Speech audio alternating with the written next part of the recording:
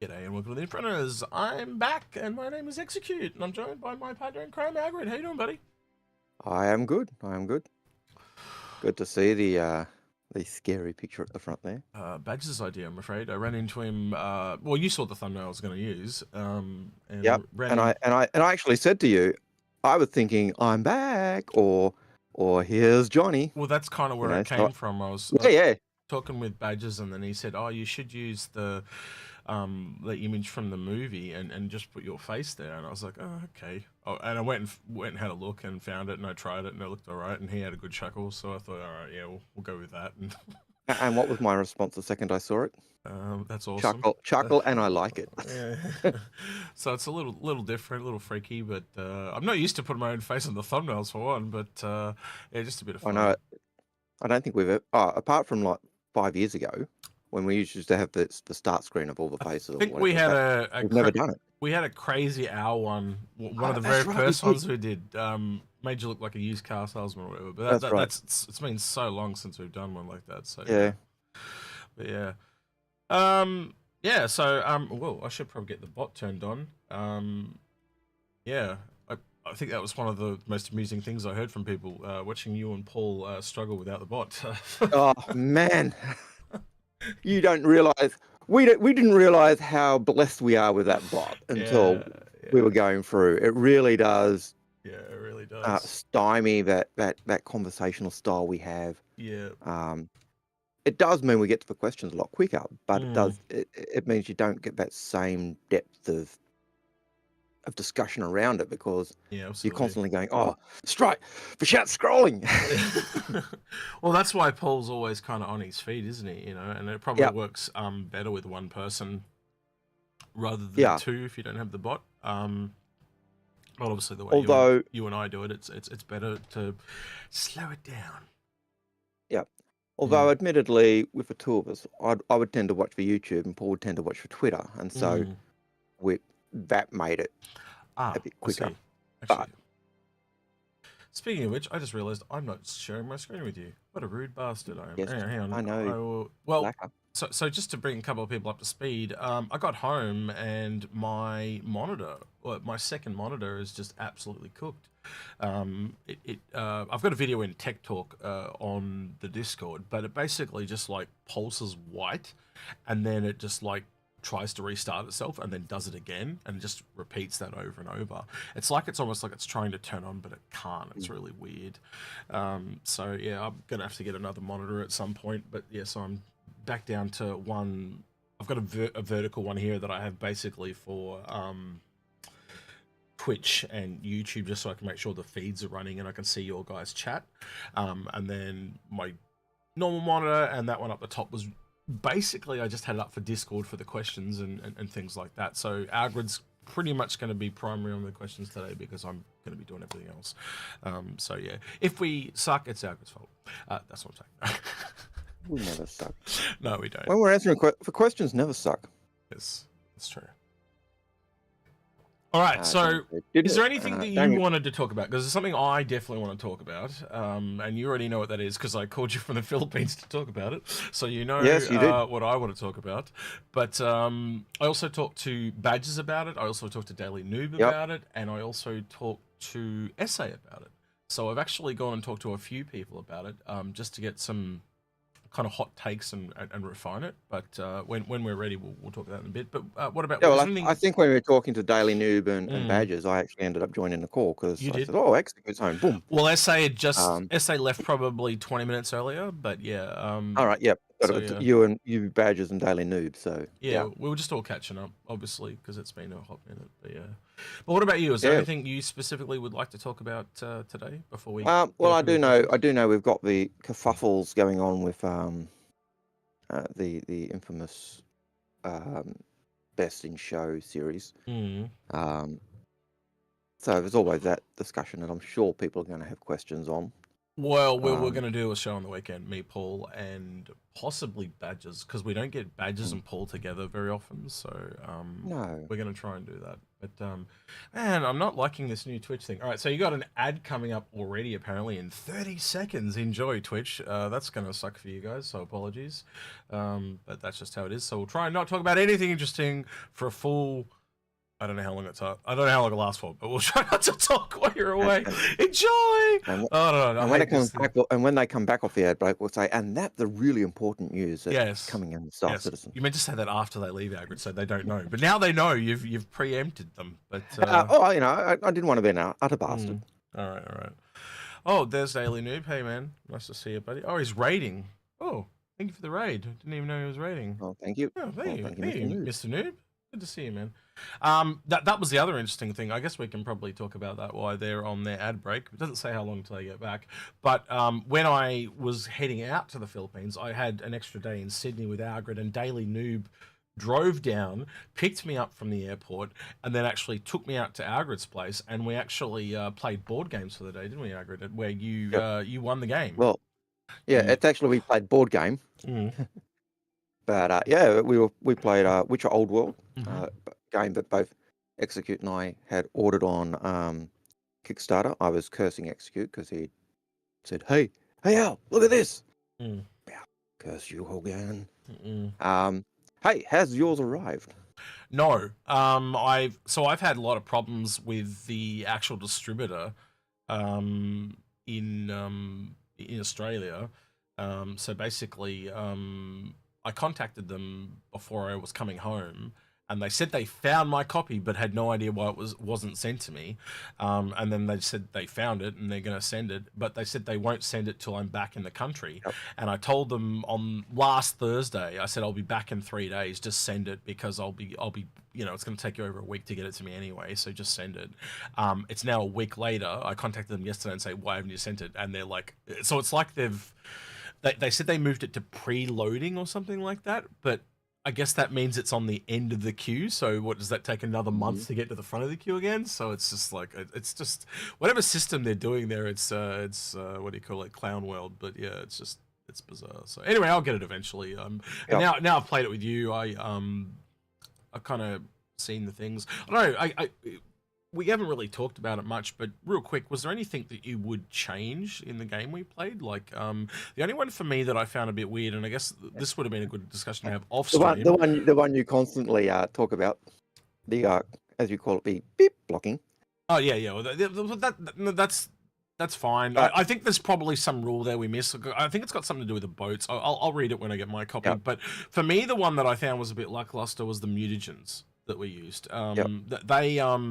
I would almost prefer the card draw. Like, did you actually ever use extra damage from any of the mutagen? I can't think of one time where I used them, and so I'd rather the card draw personally. But anyway, I didn't use the mutagens. I think there was one or two rules where, as I was looking at them afterwards, I went, "Oh, that's why that rule's working." Yeah. So the one where you destroyed a card, went into the deck. Yeah.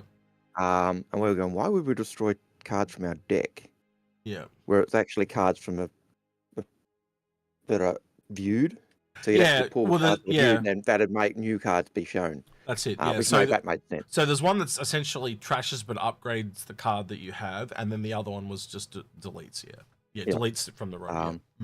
Anyway, so that's enough about talking about a game that nobody knows what we're talking about because they do not have the context. So we should probably move on. But we'll talk about it. We'll talk about it later for sure. Especially we'll get Daily Noob in and have a bit of a chat with him too. I think at some point. So yeah.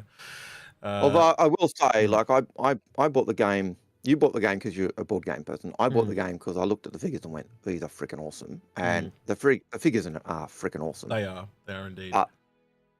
And you could play that game without the figures; they just add flavor. But the game was actually really enjoyable. So it was a really easy teach, really. Like compared to other stuff, it's pretty simple. And I think for me though it's quite thematic, especially with those quest cards. Anyway, we really should move on because nobody knows what we're talking about, and we'll probably be talking about 5 minutes. Anyway, that's okay. That's all the important stuff since the ad's over. Yes. board games, and then I went out to the Philippines. I went to Cebu City. I basically spent my entire time in Cebu City. I went to some of the other cities around there because it's the way they work, but I basically didn't really leave the area much. I kind of just traveled within the city and experienced that, and I was mainly there to meet people and the culture and stuff and the food and stuff like that. And I'm going to be honest with you, it took me about 2 weeks just to get used to the food, like, because it was just going straight through me. Anyone that's traveled to southeastern country was probably more than aware of what I'm talking about. But it took me a couple of weeks just to get used to it. I've lost a bunch of weight. I don't know how much I've lost. I haven't weighed myself yet, but everyone tells me I've lost weight. So I'll have to jump on the scales and have a look and see how much I've lost. And just relaxed and I basically slept 12 hours a day, so I got a lot of rest. I don't know what else to say, now, but I will also say that don't forget the bot is working, so put your questions in. Make sure you have question somewhere in the question or comment to make it go to the bot. But as always, if we don't have any questions, we end the show. Yeah. So far we have 2 questions, just to let you know. So I was going to say, feel free to ask me anything you want to know about the Philippines or Witcher Old World for me and Algared. Why Daily Noob is so tall, anything like that. Any of those questions, just feel to chuck those in as well. Yep. All right. So what I actually wanted to talk about, to kick us off, and someone did mention this earlier, the other thing I should say, thank you to all the warm wishes and welcome back from everyone as well. But someone actually did bring this up before the show started, was what do we think of the 2 cutter variants? And the first thing that kind of really stood out to me before I even talked to Algared was, I kind of went to Algared and said this. I said, this is the first time I think we've ever seen 2 variants. Now, obviously, there are others that have come in, but I mean 2 that have come in at the start, as soon as the variants have been kind of released, that were in the same tree. And what I mean by that is they're both explorers. We've got a scout and an expedition, meaning the only one kind of left would be a pathfinder, but to put them on the same ship like that. And Algared kind of went out and thought about what I said, and you obviously came back and said, the Auroras have 2 as well, but they're not quite in the same vein, are they? They have a little bit less utility. But the point I was trying to get at with what I was saying to Algared is that, like, I don't think we've seen one with the kind of proper, exploration mentality. And I don't know, Algared, you tell me your initial kind of thoughts there, and then we'll kind of go on. Yeah, well, my initial thoughts was one was a straight up explorer, and the other one was kind of a support vehicle of some form. So one was more a local scanner, one was a long range scanner or search vehicle. And we kind of, I'm just wondering, if it wasn't a video, I'd bring it up over here on the left. But from the leaks, there's one where it cycles through the interiors, and there's another one where it cycles through the exteriors, right? And so me and Algared were looking at these, and I was on my phone, obviously, so it's a bit of a pain in the butt. I think at the time I was on my phone as well. So yeah. But one of the things we noticed was there is some exterior changes, right? So the first one was the engines are slightly different on every single one. So you've kind of got this big singular one on the cargo variant. Then when you go on to the other interesting thing I should say real quickly was they were named A, B, and C. They actually had named like mark variants. So the expedition is B, cargo is A, and the C is the scout. So in the kind of they came out. So if I call them A, B, or C, that's kind of what I'm talking about. But yeah, the cargo or A had this what we know now as the cutter, and then when you go to the expedition or the scout was easily the clear one because they basically got these ducts, and it looks a lot more like a long range engine that we know from other ships, where the scout, that was the scout, my bad, sorry. The expedition, though, has extra fins all over the ship, but what it seemed to do was, so the cargo has this big one and then like a tiny one, where it looks like the expedition's just got 3 of the tiny ones. And with the extra fins, it looks like it's more made from maneuverability, where the scout seems to be a lot more for range. And then the cargo one's somewhere in the middle. I don't know if that was kind of what I was saying. I don't know if you agreed with that, Algared, but that's kind of the No, well, takeaway. when you look at the Carter's engines, you've got almost three parts. You've got the front section, then you've got a mid section, and you've got the nozzle at the back. And it was that mid section that seemed to change. The cargo there, the current one we've got now, was quite large. Then the Scouts was kind of slimmer, and then or what we're calling a Scout was slimmer. The one that looks like it's got a sensor dish on the top, and the third one was looking that mid-engine cowling just looked so much smaller. So that was the first thing we noticed, and the other thing, and I know you're going to come to it in a sec, was the interior changes. That there was some the sections of the ship where the bulkheads are changed. So it won't let the current version stays the same. Won't let me open them it won't let me open them in the browser, because if I could do it in the browser, it would just be a really quick swap over. Otherwise, I'm gonna have to stuff around, but it won't let me open it in the browser, so I'll have to. That is annoying. Maybe we'll put a link to the to a file in the chat or whatever. Just trying to think of another way to do the interior bulkheads are also shifted in those ships as well. So one of the interesting points you first pointed out to me, and because I hadn't really looked, was the one that we don't expect to be a long-range explorer has a spacesuit locker in it, and that was kind of but it also has a smaller cargo space, and then so lots of different little things, and then there was one, and then it also had there was another one with a table, so lots of little changes that make you go, okay, what's been removed, what's been added, because we're only seeing half a ship, or a cutaway of a ship. It's a bit hard to see, and again, it is only a flash type. All right, so I'm trying to hack this, obviously. So we're going down and dirty. All right, so while you're doing that, I'll go to the first question. No, because by the time you go to the first question, I'm going to be totally ready. So just give me 2 seconds. All right, so this is the one we were talking about. Okay. And of course now it's not working. I don't know why. Why is it not working? Okay. So the first question, by the way, was where is the lawman? The lawman is probably coming home from work. And then getting ready for his office hours. So Paul was graciously controlling the world while X was gallivanting over the Philippines. And so which meant we've still got a couple of fix my fleets, I think, in the vault. Well, when you guys get bored of us doing regular live content. Hey, there we go. Got it working. Cool. All right. So this is the one I was talking about where it kind of flicks between. And so this is what, wait, I've got to pause it here, right? So these are so this made it really easy to see what changes exterior wise. So you can see these extra fins that appear. Wait, you guys can see my, can you? Yeah, you can. You can see my pointer. So you can see these extra, the fins, and you can see the engine. So this is the fat engine here, but then it's got this small one here on the side. And now if I play, the fat engine disappears off the Expedition, but you can still see like a little exterior here. So we're assuming symmetry here. So there's probably 3 small ones here. And then if you keep playing again and it goes to the Scout, you can see it retains that, loses it up here, but then gains this extra bit as well. So that middle section becomes chunkier. Yeah. So going back to the Expedition, the other noticeable thing is there's some form of a turret here on top, and I think Algared, you and I kind of agree that these are tractor beams because of their square nature. Tractor beams seem to be very square if you've seen them in game.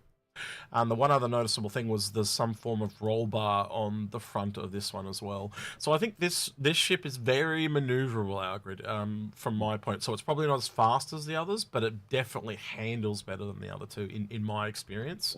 And then the Scout itself is probably designed a lot more for long range, which would make sense. I think it's essentially a poor man's Terrapin, but I think it's probably...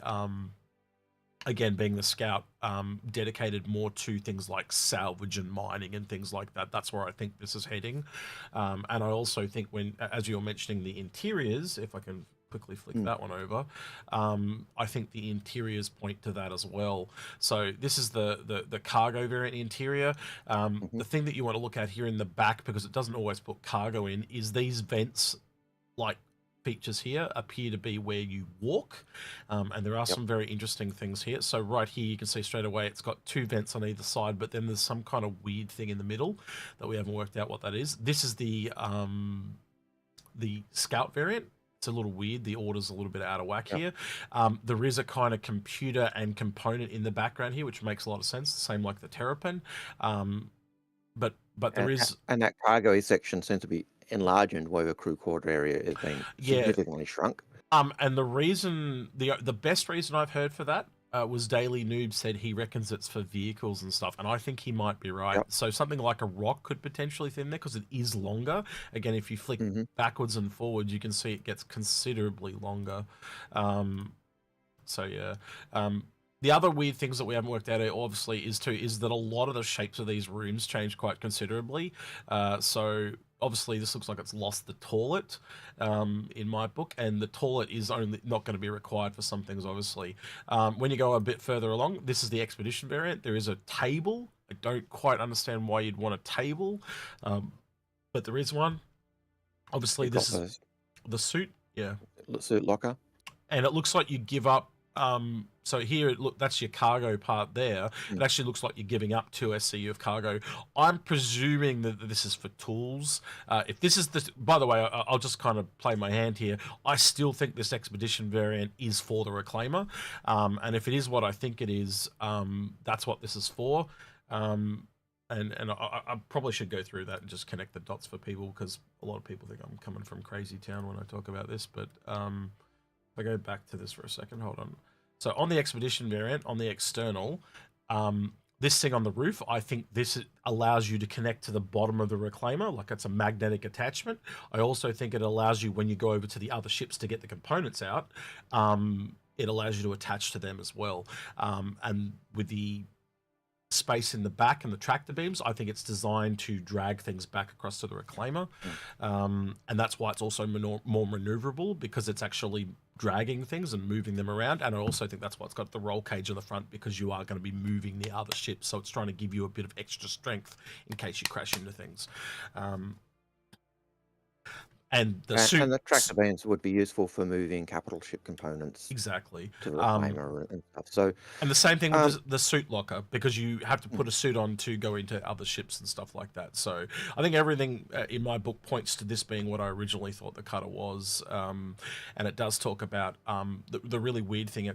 If you actually read that concept of the Reclaimer, it actually talks about exploring other ships as a part of salvage. It's an explorer. What else do you want me to say? So yeah, it does seem to be a ship that really does pick up that exploring other people's ships from the inside. Yeah, which people often said about the Corsair, but this seems to have that in spades. Other people's destroyed ships type stuff. So it does seem to fit that. My only concern is that ship, when it comes out, because the Reclaimer is said to come with a cutter, that we might get a really, really cut down version of that if it just gets added onto the Reclaimer for no extra, or the Reclaimer's cost is going to go through the roof. And I've been saying, I think that, well, again, say it's $50, I think the Reclaimer will just go up by $50, you know. And to be honest, I don't think, well, I think we'll probably see like one go up by $10 and one go up by $5 type of thing. But I think in most people's cases, if you actually kind of look at it, the cargo variant is the all-rounder. This is losing cargo to gain the exploration type stuff, but I don't think it's, you know what I mean? Like for most people, the Explorer is going to be the Scout, so to speak. This is more of a... utility. Well, again, if this is the expedition, this is like the Carrack, right? It's go where no man's gone before, where the Scout is more in line with the Terrapin. There are different versions of exploration as well. So it's like the Odyssey. You and I have talked about the Odyssey as well. The Odyssey is technically a Scout as well, you know. So, and then you've got your Pathfinder, and the Pathfinder seems to be more like the wormhole navigation stuff. So, and again, I think the next Pathfinder we'll probably see is that variant of the Pisces you and I have talked about. Which makes the most sense to me. And if you don't, just real quick, so you know what me and Algared are talking about, is we've long theorized that the Pisces has to be the one that goes through the wormholes, because the Carrack itself, if it finds a small wormhole, how does it go through it? It can't. So yeah. You have a small ship that can do it and then track it and come back, and so that was it to a T. All right. I think we can move on from that, Algared, unless you've got anything you want to add. No. And people are scared that we're going to have a very short show because we've now had a pile of questions coming. Right. That's how we motivation. Right. All right, Algared, you kick it off with a question, man. Sorry. All right. So we've already done the first question, which is, where is the lawman? Yep. He's probably working, probably at school now, coming home. The next question is to you, because I certainly didn't do this. Did you manage to get photos of sunrise and sunset on the beach in the Philippines? No, I didn't actually go to a beach. I didn't go to a single beach. I did not go there to go to beaches, and people were probably absolutely mortified by that. I have plenty of beaches here in Tasmania where I live, and I don't like beaches. I'm not a fan of sand. I'm a bit weird like that. So yeah. Although and that question was from Nova 42, and I do think that one of the things you had said you would probably do if people wanted was, get a picture of, or people were asking you to get a picture of a sunrise and sunset type thing on the beach. So I can understand that question. I did no, see he a didn't. few. He's a black hat, but hey, suck it up. I did see a few, but I didn't take. I've probably got a photo somewhere of one somewhere. I'd have to go back through all the photos and have a look. But yeah. Yep. It's one of those things, though, isn't it? Like you go somewhere and you think, oh yeah, I could do this, and then when you're there, like, what did we say? Oh yeah, we'll on that day you were going to come. Oh yeah, we'll do a live show, or we'll do a show of us playing the game. Yeah, but it was we just didn't have the things to do. Yeah. It just didn't happen. It wasn't that we weren't even. We didn't even think of it at the time. I think it really more became about us just relaxing. To be honest with you. Yeah, it was just a nice day of just enjoying each other's company and playing a game. It was great. Yeah, and I think we kind of freaked out Daily Noob. He said, "What have I done? I'm hanging out with these two old guys." Yeah, but these guys are nuts. Yeah. Yep.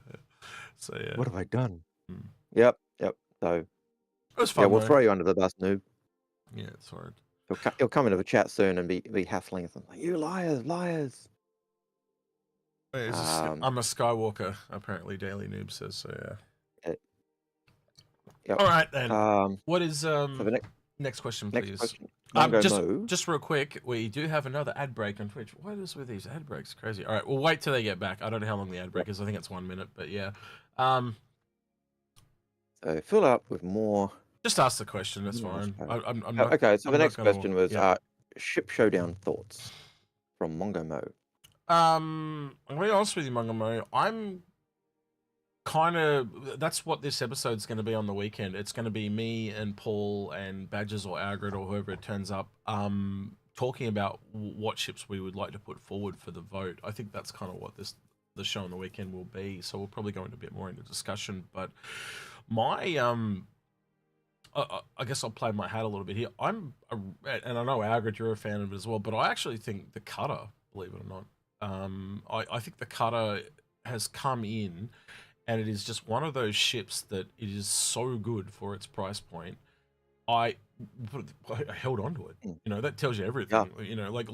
We don't keep ships under that price point, but it's just so much fun. We don't encourage people to keep ships under that price point. But I've had I'm insane, but yeah. Yeah, but you know what I mean though. Like I don't keep a hold of them. I got rid of mine for years. I haven't had the smallest ship I've had for the longest time was the MSR. That's how big, how high up I was, right? And I've, the C8R, I think will be up there as well. And in fact, I'm going to be honest with you, I think the C8R is going to take it. Because if you look at it from, a lot of people look at the game from a in the now perspective. And I think from the in now of the last 12 months, it's just invaluable for bunker runs. And that's what a lot of people have been doing. Even if we look at our friend John, he's gone from mining to bunker running. So a lot of people have that ship for bunker running. Will it be that ship 12 months from now? I don't know. But I think of the last 12 months, I think for a lot of people it's going to take it. Yeah, and the Cutter is a great ship. Like my old account only has a Cutter. It used to have an Aurora. I ditched the Aurora, even though I love the Aurora. I love the Auroras. I love the way they're clunky, and they've got that horrible feeling of a cheap and nasty and yet reliable. But in terms of a starter ship, it doesn't show the advantages of the game like the cutter does. The cutter gives you that advantage to get up, walk around the ship, and do all of those things that make Star Citizen unique. Yeah, and for me, that makes it the perfect starter ship. It's kind of what I was getting at. Like it's like the C8R is great right now, but when you get more stuff into the game, it'll move away from that niche. Like it's good right now, but like as soon as you've got to go across a really like a system, or you're actually not just wanting it for bunker runs, once you're outside that very particular niche, it changes greatly. Once like it's like once we have proper medical in. Like right now, for example, we don't even have the, we don't have the multi-tool medical in. We don't have any other, the drugs are really limited, all that type of thing. So once all that stuff kind of moves around a bit, I think that ship will move around a bit too. But for now, or as in the last 12 months, that ship has been way up there. Yep. But will it be the variant of the Pisces? I'm telling you that Pathfinder is going to be where it's at for me, because especially with the way the character's going, we'll see. But yeah. But in terms of all round, the Carter does just starter ships. It is just the absolute bee's knees. It enables you to log out. Yeah, I think that's for you and me, Algared, because we don't stream like a lot of other content creators. Well, we're streaming now, but you know what I mean. Like we don't sit and play the game all the time. We're not so caught up in the now, and not to say all of them are, because I can think of several that do play all the time, but they've got the very great foresight to plan for the release of the game as well. And I think that's the big difference. Like if you're caught in the now, you'd vote C8R. If you're caught in the full breadth of the release and stuff like that, the cutter comes around for me as well. The beauty of the C8R is its size too. Yeah, it's very small, and you can fit into a lot of things. And that's probably where the cutter comes a little undone. It's a little bit bigger. Actually, I haven't tried. Have you actually tried to put a cutter in a C2, Algared? Is that a thing? No. I haven't tried, mainly because when I'm on Just a Turn, I'm just... Pisspoor Pete might have. He's a bit crazy. Pisspoor Pete, have you tried to put a cutter in a C2? Just curious. Let me know. I'll keep an eye on chat for you. If anyone's got a C2, I'm quite happy to pull out Just a Turn and fly my cutter into their ship and blow us both up. Real quickly, while we're on the cutter stuff, are you going to keep your cargo variant, or do you reckon you'll upgrade into one of these new Explorers? Just a Turn will keep the cargo variant. Ah, interesting. So because it's a starter ship. Yeah, I think it is the more better all-rounder too. So yeah. So it's a base starter ship, so I'll keep that. On the other hand, stupid question. Yeah, you'll have everything. I'll have everything. And some of the ships I've got, I probably wouldn't have if I was buying them individually, but they're in packs, so they just stay there. And I know people say, "Oh, why don't you update it, or why don't you CCU it to something else?" Because CCUing it to something else means a bigger expense in the long run. Yeah. So, and ending up with credits that can't be used. So it's Pisspoor Pete says he managed to get a folded hull A into a C2. He hasn't tried a cutter. So yeah, that's interesting though. But I'd say a hull A is very long. I'm not sure about. I have to think about that. I still think the cutter might be a bit wider. But anyway, a bit like being able to get an Aurora into a Carrack comfortably, but not being able to get, say, 100i because of the height difference in those ships. Yeah. I'm not sure whether 100i has been changed anything to make it fit. I haven't tried since 318, I think. Yeah. But yeah. Death Factor on YouTube said, "I'm pretty sure I've had a cutter in my C2 at some point." So yeah, I mean, I might have to go test it myself. But when I think about it, I think it should fit. But we'll see. All right, we're going back to a couple of questions for you. Yeah, go for it. The first question is, how was the holiday? From Rum Runner. Relaxing, and I think that's kind of what I needed. Especially, like, I remember talking to Space Tomato before I left and stuff like that. That was one of the things he said, and Paul, they both said you need a break, and a recharge. We were all saying that to you. Yes, it was kind of life changing for me though, because like it changed the way I thought about certain things, and my life and things like that. So I had a bit of like finding myself and type of moment there, and the people I met, and the place was not what I expected it was. Like I had there was a lot of misconceptions that people had put in me, like the way that people were going to be, and like how poor they were, and it wasn't like that at all. I would honestly go as far as to say in certain areas it's just as modern, probably not as modern as Australia, but definitely as modern as America, and it's very the thing is just what a hodgepodge the place is of different cultures.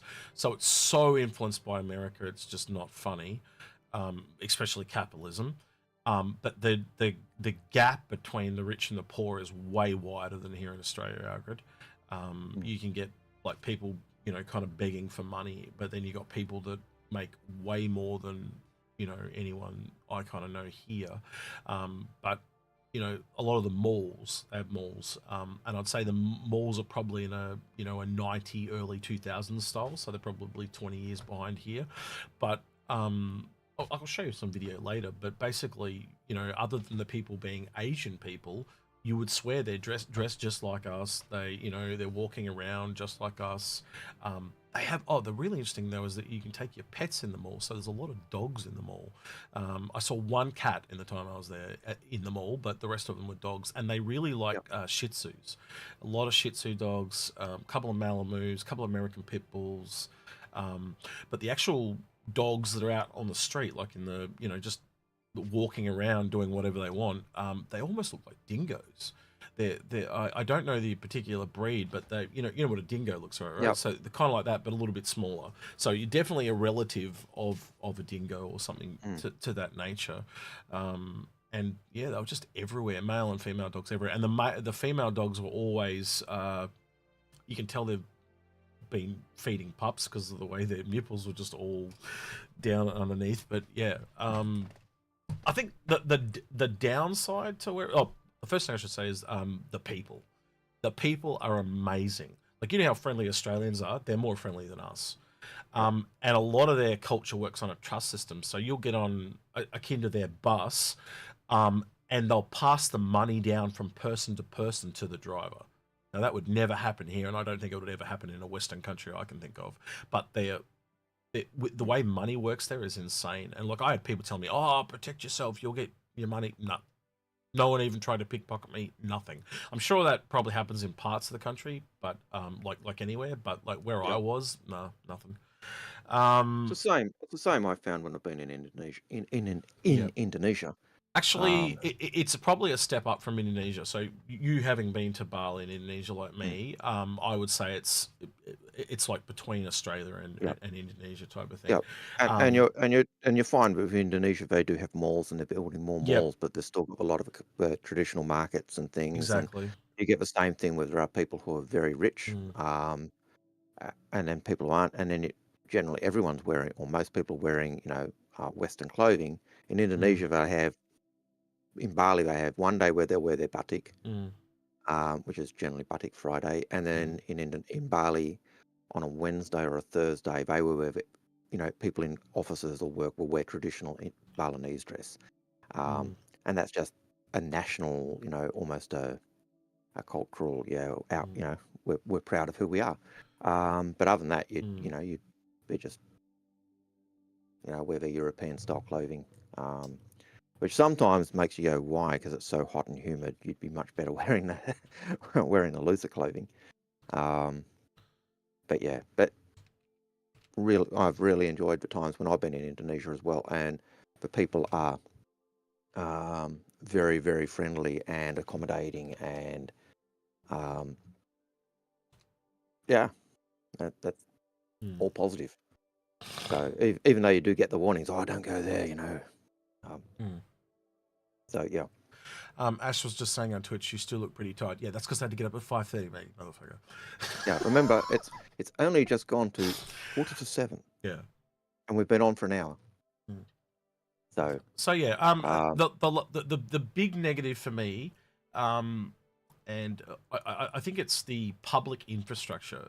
The way the government works there is a little weird, and the people kept telling me corrupt. To give an example, the mayor of Cebu, his cousin runs the garbage or trash disposal, which would never fly in a Western country. So it's a little bit, you help me, I help you type of thing on the back end of the political, which is a bit corrupt. But the infrastructure, all the public infrastructure was just in shambles. So you go into a private area that had been built by a private company, and the power lines were underground. It had proper sewerage and stuff like that.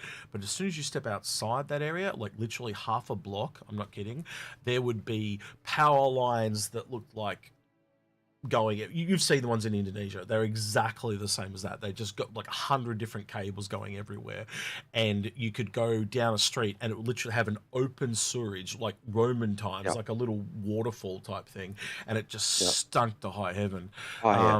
You would smell the smell of shit like 5-6 times a day, and there was places I got so used to walking past, I would walk on the other side of the road because I knew it smelled that bad. So things like that. There were places when I was in Bali, if you went to the gangs or the suburbs, when you're walking along the path, the sewerage is just almost a trench, which has got blocks over it, and sometimes the blocks are gone. And when you're walking along those, I would always grab a frangipani.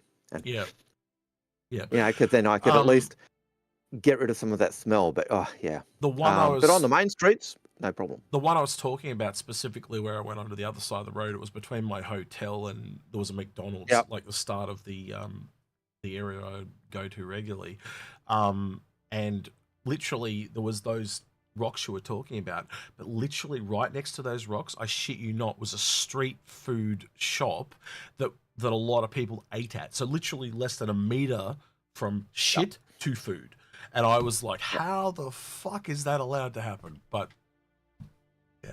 crazy times. So it and things are changing. It's a bit like I imagine that Philippines.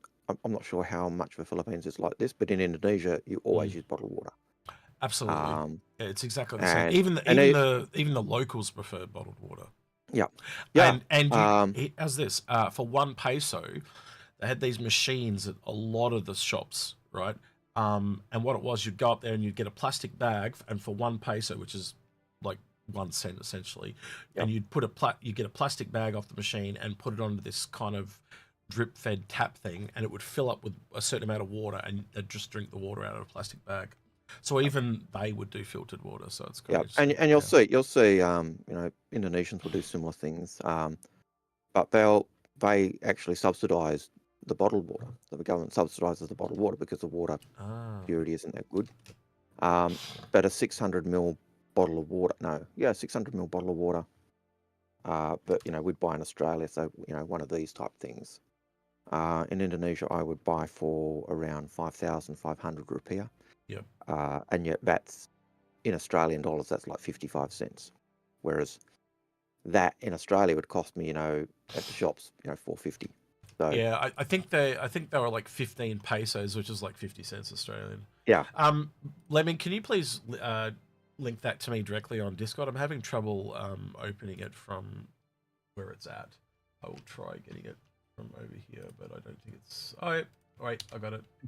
We might be fine. Hold on. So apparently something important dropped according to Lemming.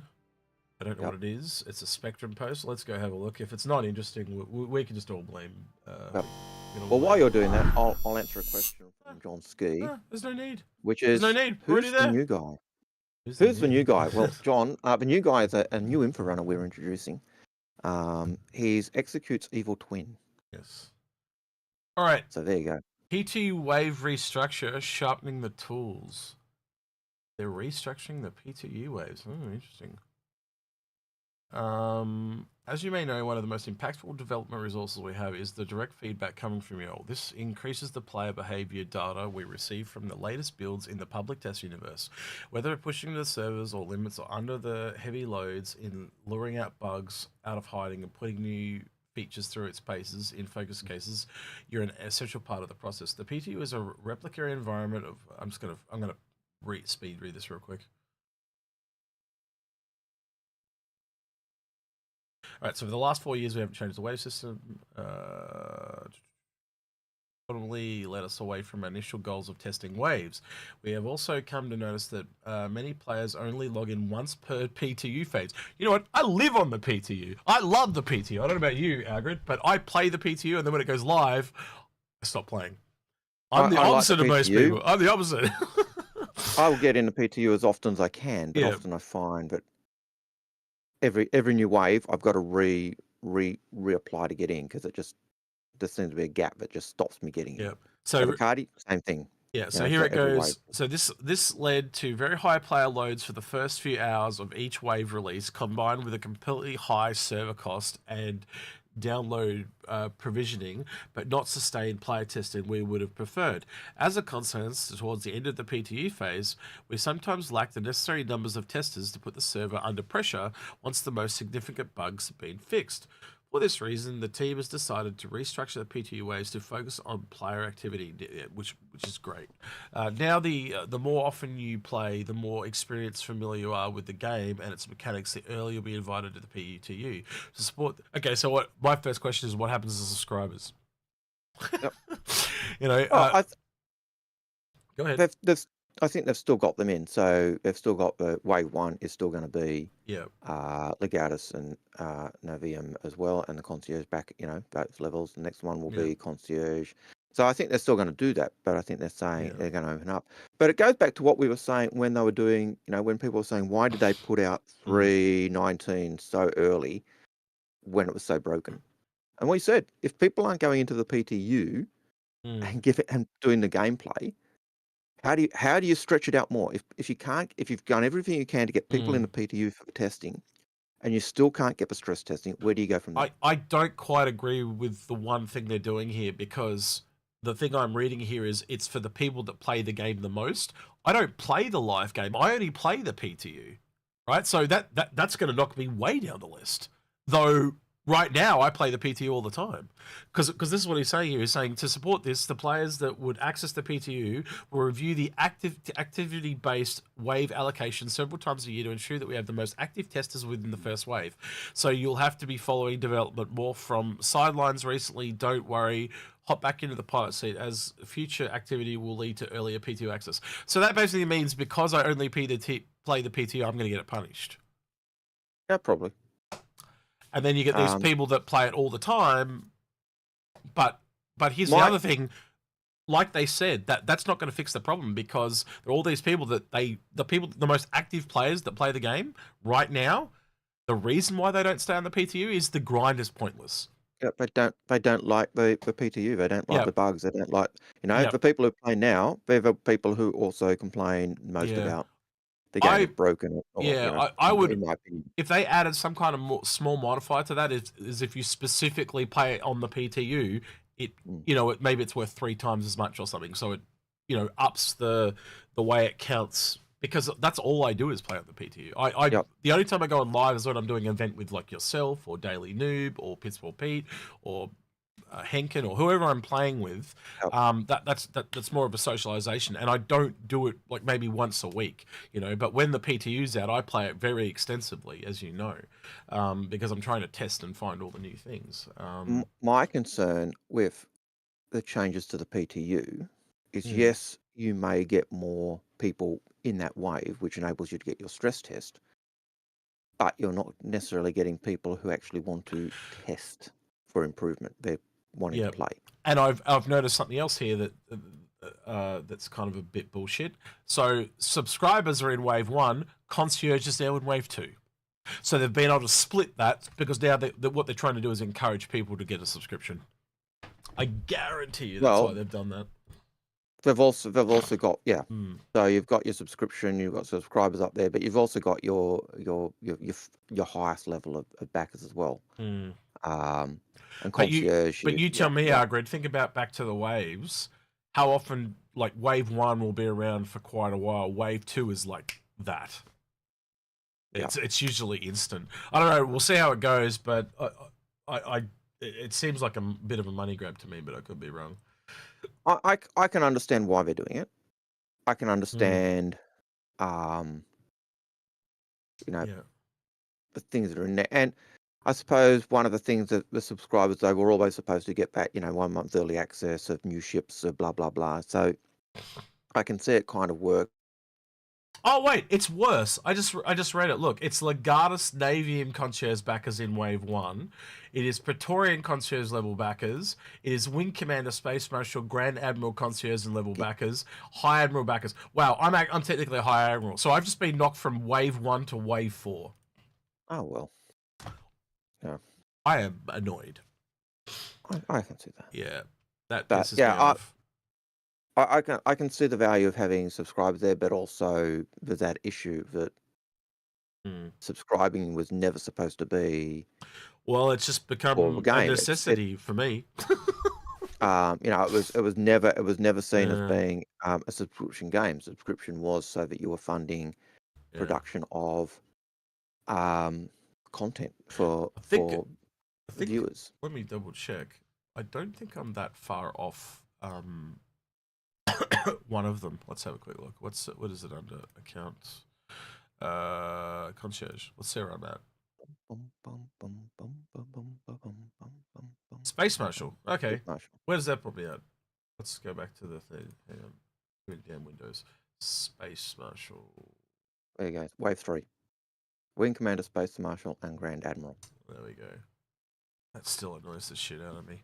So I basically have been Wave 1 since the very beginning of this, and now I've been knocked to Wave 3. That still shits me.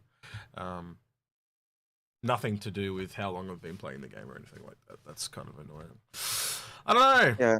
I don't know how I think about that. I feel like they're forcing me to pay money to test their game. That's what it feels like now.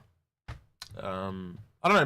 Maybe content creators might get a different thing, Algared, because that might be. I do think they did tend to make it that content creators could get in earlier. It seemed. Yeah. I can't say I noticed because I was Evercardi and I'd often go in Evercardi, and then my frustration is I'd get in, they'd do a patch, and then it wouldn't let me in again. I'd have to actually reapply the character just because the game just wouldn't acknowledge the account, so I'd have to go back and do it again, and then every wave I'd have to do that, or every patch I'd have to definitely see the advantage from a point of view of wanting things tested, because every time they need a boost on testers, they just go the next wave down. But it just feels, oh man, it feels money grabby. The fact that you can pay money and just go straight to the top of the list kind of is a bit weird. Well, if that's the only way you can get people to come into the game, if go into the testing universe, hey, you pay money and that's your perk for paying money, then, and it gets people in doing that, giving you that mass people on the platform where you're trying to stress test, then I can see it. But just reading in chat what Dark Silva says, and he goes, "The new marketing sure is interesting." It does feel like marketing for sure. But like I go back to 3.19 when it came out. And people were saying, why did they put out such a buggy patch? And it was because they'd been saying, people are not coming into the PTU. Yeah. They're not playing on the PTU and testing. They're just playing in the live. So I think test as much as you can in that area, and everything's working. So you go, okay, we've tested as much as we can. The only thing we can do now is go. Let me put this back to you, Algared, with what I was saying before. Do you think people that play on the PTU more should get more access, or do you think the people that just play more should get more access? And I think exactly from what you've said, people that are because you tell me, are you playing or you are testing on the PTU? And I think you're doing far more testing on the on the PTU than you are on the live. But that's just hell yeah. If I'm in PTU, I will play. But I'll often do things a dozen times because I'm okay. What happens when I do this? What happens when I don't care. Oh, I blew up. Okay, let's try it again. But in game, I'm playing for but what I'm doing is totally different. The style I'm doing is totally different. So Pete, I agree. Both of them need to be counted, but I think the PTU should be counted at a higher rate than the PU, because as me and I just kind of said, that when you're on the PT, you are actively testing. I think most people that are just in the PU are just playing, and everything Algared just mentioned, like everything from the rep grind to the money I have to the ships I've got unlocked, and it persists now. Where on the PTU they wipe it all the time, right? So so they're doing this in hopes that more people will come along. I see their thinking, right? but it's just not going to work out the way they think. I think in essence, because it's now segregated, there's going to be less people there to play with, so you've just pushed more people to the PU. It's going to have the opposite effect of what they... It'll allow them for testing, because they can just unlock waves and then a burst of people will come in. But other than that, I think less people are going to play on the PTU. I think overall more people will play on the PU now. I think the hard thing is, and it picks up what you just said, people playing on the PTU. I think there'll be less people testing or wanting to test and trying things out and seeing, how is the flight model working for these ships? Do I just use... So I would never even consider, even if Justitoon was an Avocati or a tester, I would never take Justitoon into PTU because they've only got one ship. But when I go in, I'll pull out different ships and I'll try the different ships and I'll see the flight model on the different ships because I can. And and that's a big thing. And I can't even remember whether in PTU they give you access to the other ships, just because it's never been something I've had to worry about. Yeah. But I will go in deliberately trying the different ships. They don't give you access to the new ships, Algared. They do to some of the streamers and stuff now, but for the longest time, remember, I had to come and jump on your ship to try it out. That's right. Yeah. So the other thing Lemming was just saying, he was saying, long story short, to paraphrase what he was saying there, the difference between wave 1 and wave 4 is 2 weeks, essentially. Yep. So that basically means 2.5 days. Yep. Or 3 days average between everything, or 3.5 but that's days between each. But we also know that there have been times when wave 1 has been like weeks and weeks, and then we go to the next one, and if it's a really difficult patch, the next wave might be again a longer period. So it's not always that 1 or 2 days, just because in an ideal world that's the case. But sometimes it goes, patch 00ZZZ ABC. They've gone through the alphabet so many times. It's like, geez, that's a really good question. Jamie Page says, "Can you find your personal playtime at all?" That would be interesting. Because if it was considered total playtime, 10 years, woohoo! No, catch you if you can. But no, I reckon it would be recent playtime, Jamie. So unfortunately, but yeah, I get where you're coming from. I wonder if that would be under telemetry or something like that. It'd be interesting to get that stat. Yeah, does play in the CCU game count? Does 520 plus videos on YouTube count? No, I don't know. But yeah, I can see where they're going. I can see why they're doing it. I'm not sure whether it will give them the information. It'll give them what they want, and give them the bursts and stuff. But I think overall the PT is not going to be played as much because there's going to be less people there, and there's not that permanence. Yeah.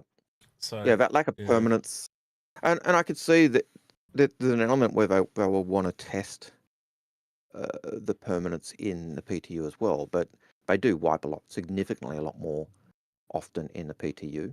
Yeah. But it's a test. It's supposed to be the testing environment. Now, I've said before, PU is still a testing environment. It's not necessarily live like in a game on Steam. It's still that early access thing where things are constantly changing. What it actually states here, it actually says the top active players rated by hours in the previous 2 match player cycles. Yeah, I don't play on live, so that I'm done. I'm kicked out of the whole thing. So yeah, but whatever.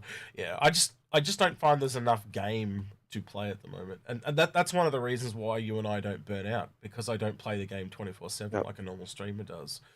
So so many streamers that play for hours like strike. I almost wonder now, Algared, if the show this week has changed to about this, because this is very... I think this is going to... put it this way, Salty Mike video coming this week. Salt right there. I can see that straight away. That's mineable rock salt. Yeah, that's 100%. All right, so... All right, next question. Next question is from Run Runner. You've more or less answered it. Is how was the holiday? North End Trooper says welcome back, and then asks... what was the culture shock during your vacation? The food? And I think you've kind of answered it, but Yeah, the if there's food, anything food, else you food a think little of. bit. The one thing I'll tell you, the one thing you would notice, Algared, right, between Indonesia and the Philippines is just all the religious stuff in Indonesia, like all the little shrines and all that. Yep. Poof, gone.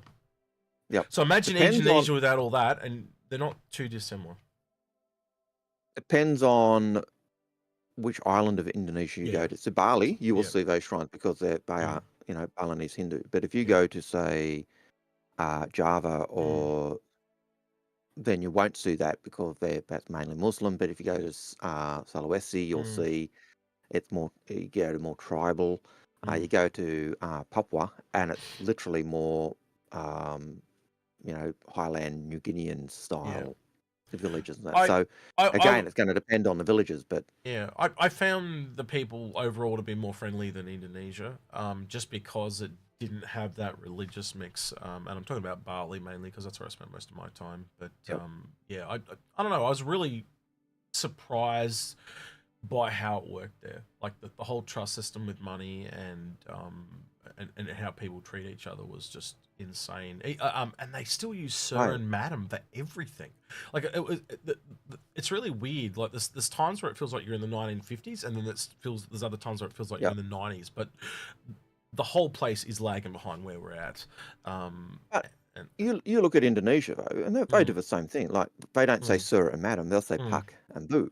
Yeah, which is that it's got that same essence of that level of respect and stuff. So what you're saying, what I'm trying to say is, I know I said we're lagging behind, but in other ways they've retained things that we've lost. So there's a negative to what's happened to us, but there's a positive. Sometimes we've thrown out the baby with the bathwater. That's it. But I'm surprised you find that I find Indonesians like really, really, really friendly. Like so to think that the Filipinos are even friendly, that blows my mind. Yeah, they so Indonesians are, but I just like as a whole, like put it this way, there was not a single Filipino that I didn't ask for help that didn't help me. In fact, the people that didn't help me didn't understand what I was saying, or they were actually another tourist and I just didn't know that they weren't Filipino, like they were Chinese or Japanese. So when they talk, I went, oh, you're from, I knew where they were from somewhere else. So Anyway, Nova 42 has a question. This was a 614 question, by the way, so we are lagging behind. Has a question which is, why is Daily Noob so tall? And well, Nova, it really comes to when a mummy and a daddy love each other greatly. He's actually surprisingly very tall. He was taller than I am. I'm 6 foot, and man, he had a couple inches on me at least. So I don't know. He'll probably tell you in Twitch how tall he is, but he was he was a tall boy. I was surprised. Head and shoulders. So And long curly hair, and did the whole Pantene Pro V thing with his hair, and it won't happen overnight, but it will happen. That's right. And his car, I was surprised by his car. He had a very done up car. I was very kind of impressed. My brother would be impressed, actually. My brother's the car guy in the family, so all right. Monster AV has a question. With the delayed release of the Kata variants, thoughts on the MCV coming, announced at CitizenCon, being the pioneer similar ship at the Bar Citizen? That's a tough one. Because I think manufacturing is an easy profession for them to do, because it's essentially just entity spawning or item spawning, and there's not much to it, because it's basically like, well, it could be just like a cupboard, you close the cupboard, it 3D prints it on the inside, you do some kind of light effect or whatever, and then it opens. But some of the thought processes I've had on some of the ways I would do things in this game is drastically different to how they appear to be doing them. And one experience I'll give you, Algared, and I know this is a bit of a long way to put it, but you know how you and I talked about how salvage is the opposite of repair, and we talked about, like, how you 3D print the wing or whatever. That salvage would probably be the opposite of that. But what they showed off on one of the ISCs while I was away was it just turned into lots of little pieces. And I was like, well, that's not what I thought it was going to be. That's completely different.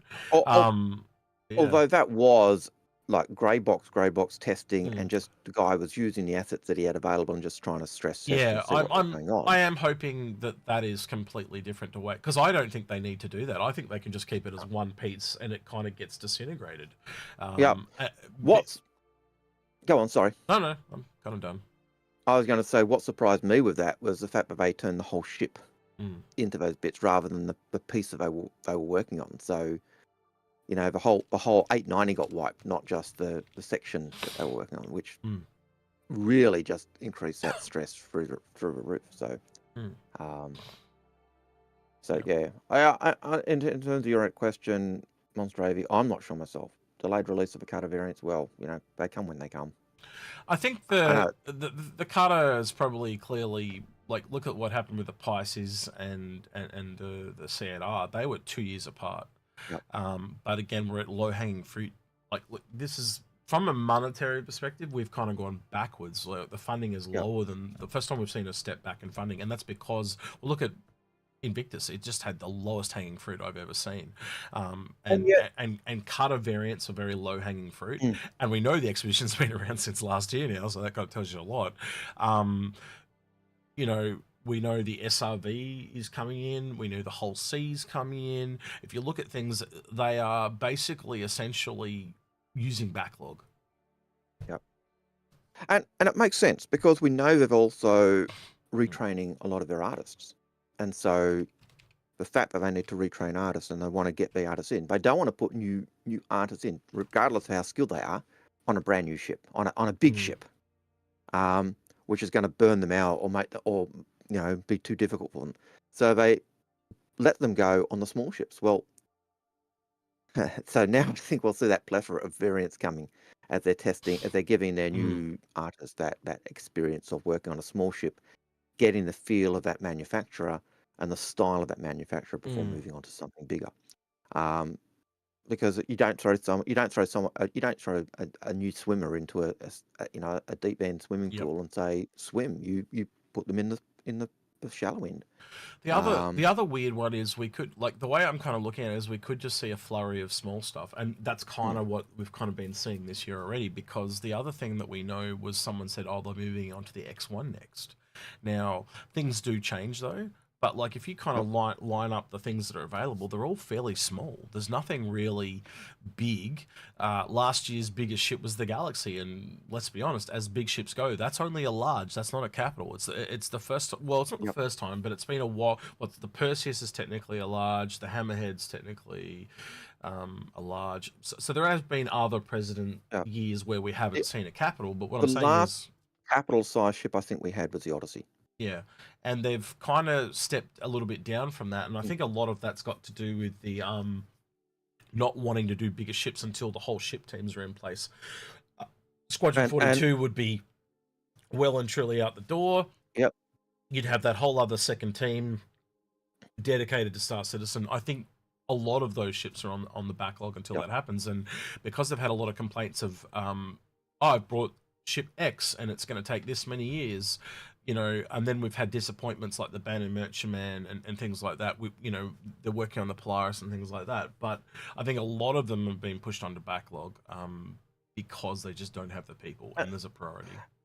And I get it that people get frustrated that you know, that if they've got one or two ships and they've only got the big ships and they're going, I bought this ship in 2014 and it's still not here.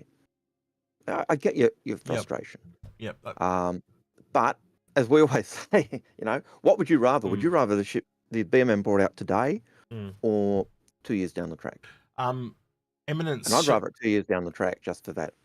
Eminence in Shadow just remind me of one I completely forgotten about, because that's how much I care about it, is the Razor LX. There's another one, another low-hanging fruit.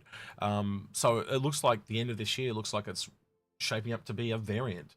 Because if you actually do the math, right, generally each sale has, like, the big sales, so Invictus and then the Alien Week or the Citizen Con. So the Citizen Con and Alien Week are like that hanger-on event, right, is how I say it. They have a single ship, so there's usually roughly 4 ships across those 2 6-month periods, right? So you've got the LX, you've got the X1, and then you've got 2 variants. There's your 4. But the more than likely in there somewhere there is one that is a concept or straight to well, they're all straight deployable. But you get where I'm coming from, right? Yeah. Like we've got everything we need now. There's no surprise there. Yeah, but I'm sure there will be. So we'll see. There are very few ships or professions that we don't have anything for, or at least something. There's occasionally there are some ships that have been hinted at year in year out at Invictus, such as the the Aegis capital ship type big ship that keeps being mooted. We expect it. We keep hearing noise of it. Whether it's something that's just going to end up being a player ship, an NPC ship, or something, we don't know. But we keep hearing it. If Invictus is anything to go by, Algared, I think this is going to be one of the quietest years we've ever seen. Since I got back, the content creators I've talked to, right now is the quietest that anyone's ever seen it. Oh yeah. You only have to go on Twitch or YouTube and look at the viewership numbers, and they are quite down. I was looking at other, people, and their numbers are all down. It is just that time. This is why I took my holiday at this time, because I knew, it's a traditional downturn. So we'll see. But at that point, I do have to cut in and say, and don't forget, like, subscribe, and hit the bell. It does help us on YouTube. The algorithm is a nasty beast, and so like, subscribe, hit that bell, get the content, and give us a warm fuzzy by reminding us that you care. Anyway, sorry. There you go. No, that's fine. But yeah, I agree. I think it is going to be a low production year in terms of those bigger ships and the things that everyone wants. And I think part of that problem is an internal issue where they're training up new staff, so you want to give them that training. But it also enables you to get rid of that backlog of smaller ships. So you've got two things. Well, it's a lot of variance, but I think the other part of it is that too, we've already seen them starting to save content. Well, you correct me if you think I'm wrong, but last week's ISC was not the best, right? No. And it was basically essentially an update from CitizenCon on the raster tool, which is great to hear, but that should have been that and something else for an episode, not that strung out to 12 minutes. It was very long for what it was, and there was not a lot in it, next to nothing in it, But again, it's hitting early. Like normally we get the quiet downturn around September, straight after Ship Showdown, but we're getting the quiet downturn before, so it tells me how dry this year is. If they're already trying to save content for CitizenCon. The biggest thing I got from that episode when they were talking, I could have swore they said, it hinted at the idea that the raster tool would be something that players would get their hands on for base build. And it was that type of thing. So they wanted a slim down or a version that players could use, and that was probably the biggest thing. But it does make their system and the way they build their bases quite cool, and it gives them the ability to change those and give more variation to the bases rather than just the cardboard cutouts we've currently got. Yeah. But it was nice. It was a nice thing to see, but it would have been nice to see a little bit more. So yeah. There was some more interesting things though I heard too. They were they're working on a ray tracing prototype and things like that. So a lot of those things are in line with what I expect them to be doing for Squadron 42, and they will eventually roll over into the PU. Man, I am so more convinced than ever with a lot of the stuff that I read out is once Squadron 42 is out the door, there's just going to be so many improvements for the actual Star Citizen. So it's interesting. I didn't pick up Baldur's Gate 3. Algared, did you pick up Baldur's Gate 3? No. I did play Baldur's Gate, I think the original Baldur's Gate. And occasionally I will say, go for the eyes, boo, go for the eyes. I do. So I do want to do an episode at some point, but I know if we put it on the channel, it'll be one of those episodes that you and I personally enjoy, but it'll view terribly. And that's something along the lines of games to play while you're not playing Star Citizen, and also games that teach you things that are relevant to Star Citizen. This is something you and I have done a few times, where we go out and play a game, and even Badges does it. So there's a game we're looking at playing, and we'll probably, I don't know when it'll be. It'll probably be next month or in the next couple of months, especially while there's some quiet time, put it that way. But Badges and I are both big fans of a game called Eco, It's on Steam. And it was originally designed for education, but it's probably the game that's closest to Star Citizen gameplay-wise than anything else we've seen. Because of the amount of professions. Professions, and also the fact that you need to work with other people to get things done. Exactly.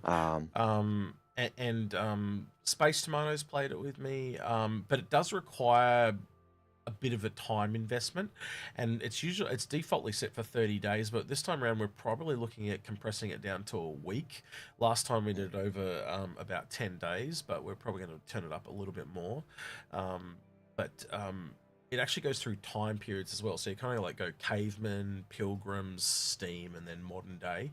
But you know, for example, like you take one profession, they might start building out horse and cart, and then the next one they build is like a steam truck, and then an actual modern day truck as time goes forward. So it has this time thing that Star Citizen won't have. But and you need to push your development because you're trying to save the planet. That's it, yeah. So it's really interesting. It's got some other it was originally designed for education, so it's got all this environmental stuff in it, but you can kind of just ignore that if you really want to. But it's got, you know, farming and a whole bunch of other professions in it as well. It's just really interesting how it all works together, and it's got this really cool, interesting social thing too, because everyone starts out really greedy and wanting to make money, but because the asteroid's coming, by the time it turns around to like working together, everyone's just giving shit away for free. So it does this huge backflip, which is really interesting to see. Like, if that's where humanity might be going, oh boy, that'd be great, you know. And we are on that it's AI. Scary when you think of it. We're on that cusp of AI thing, so we're probably not too far from going to something like that. It's interesting, but when you think initially people are, you know, me, I got to get money, but at the end it's turned into that Star Trek. There's no economy. It's just you know, we give what's needed for the for the problem, and just there's no poor people. Everyone's got food. There's no so it's yeah, quite strange in that sense as it goes. And hello, Christopher Stewart. I'll give you a wave since you gave me a wave. There you go. Okay, Sebastian has a question. Yep. He clearly thinks you're a Star Citizen character. I'm going to call you Jax from now on, because he says, "Did you enjoy your vacation on Pyro?" So, hello, Jax. What was Pyro like? Hot. Yes, hot. There you go, hot. Just like the Philippines.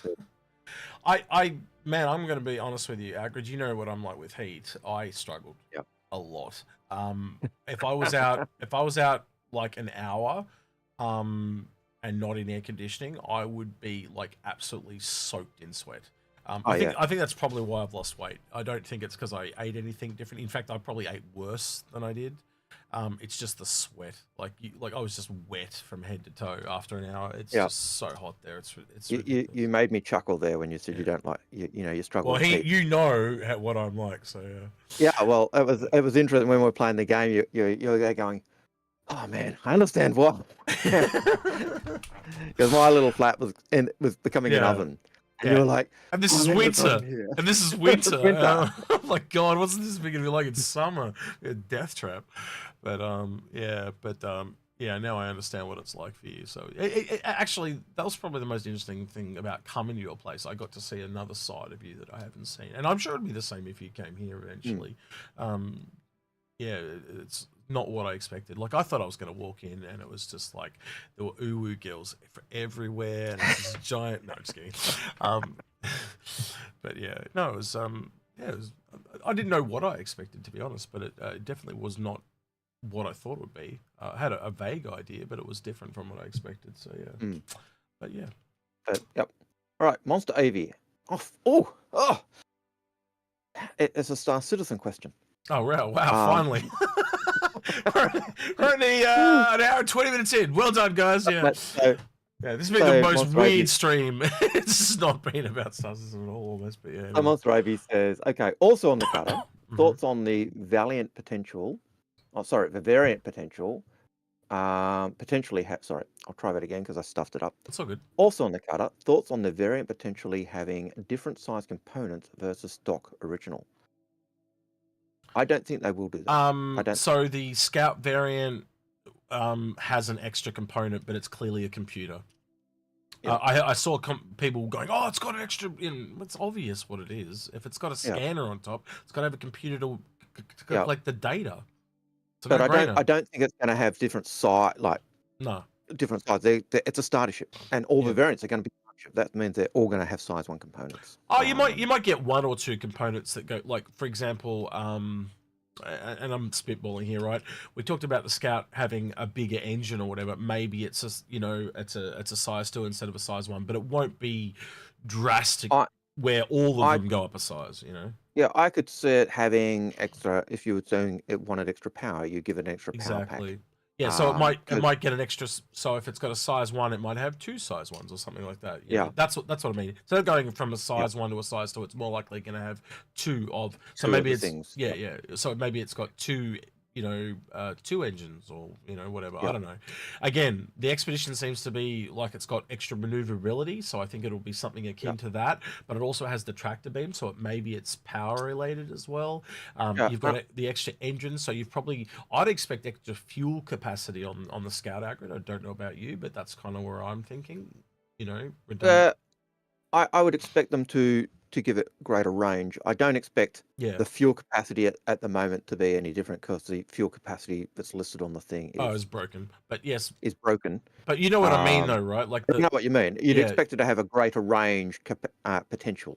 Yeah, and then and the cargo, obviously, its main benefit is it's a bit of the all-rounder. So obviously, you're losing the toilet on the other 2 variants. So basically, you're not getting that convenience. But I think with the Expedition, it doesn't really matter, because you'll have all the conveniences of the Reclaimer. If this is not the ship for the Reclaimer, I will never speak about this again, because I'm so utterly convinced now that that's what that is.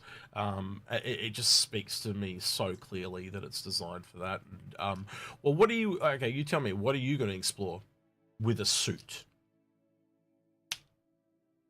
There has never been another. The only other expedition.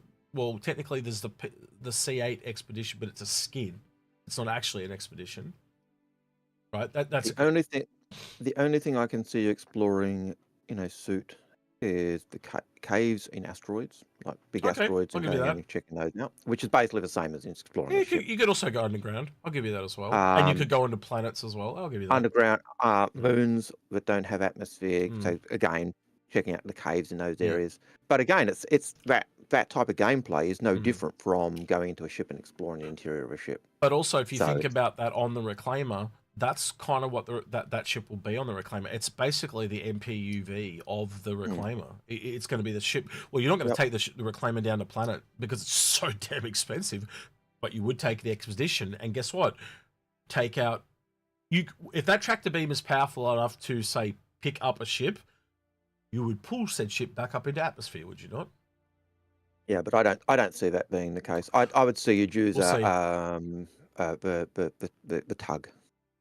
That's to do that job. Yeah. But that said, though, it does have 2 tractor beams on it, so I don't know how that's going to work out. Like, do 2 size 1s equal a size 2? Yeah, I don't know. So again, we're going into uncharted territory here of just not quite knowing how these things work yet. But if it has the ability to bring something back, and I'm not talking like it can't pick up a constellation, but like it could possibly pick up, say, a small ship, is what I'm saying. The SRV will probably be more likely a medium to large.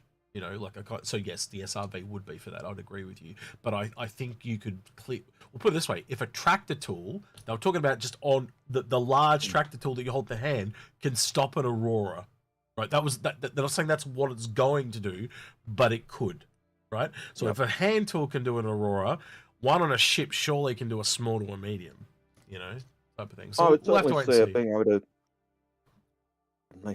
I could certainly see it doing being able to bring out large components or capital components from a ship. Maybe not being able to lift the ship, but bring the components up.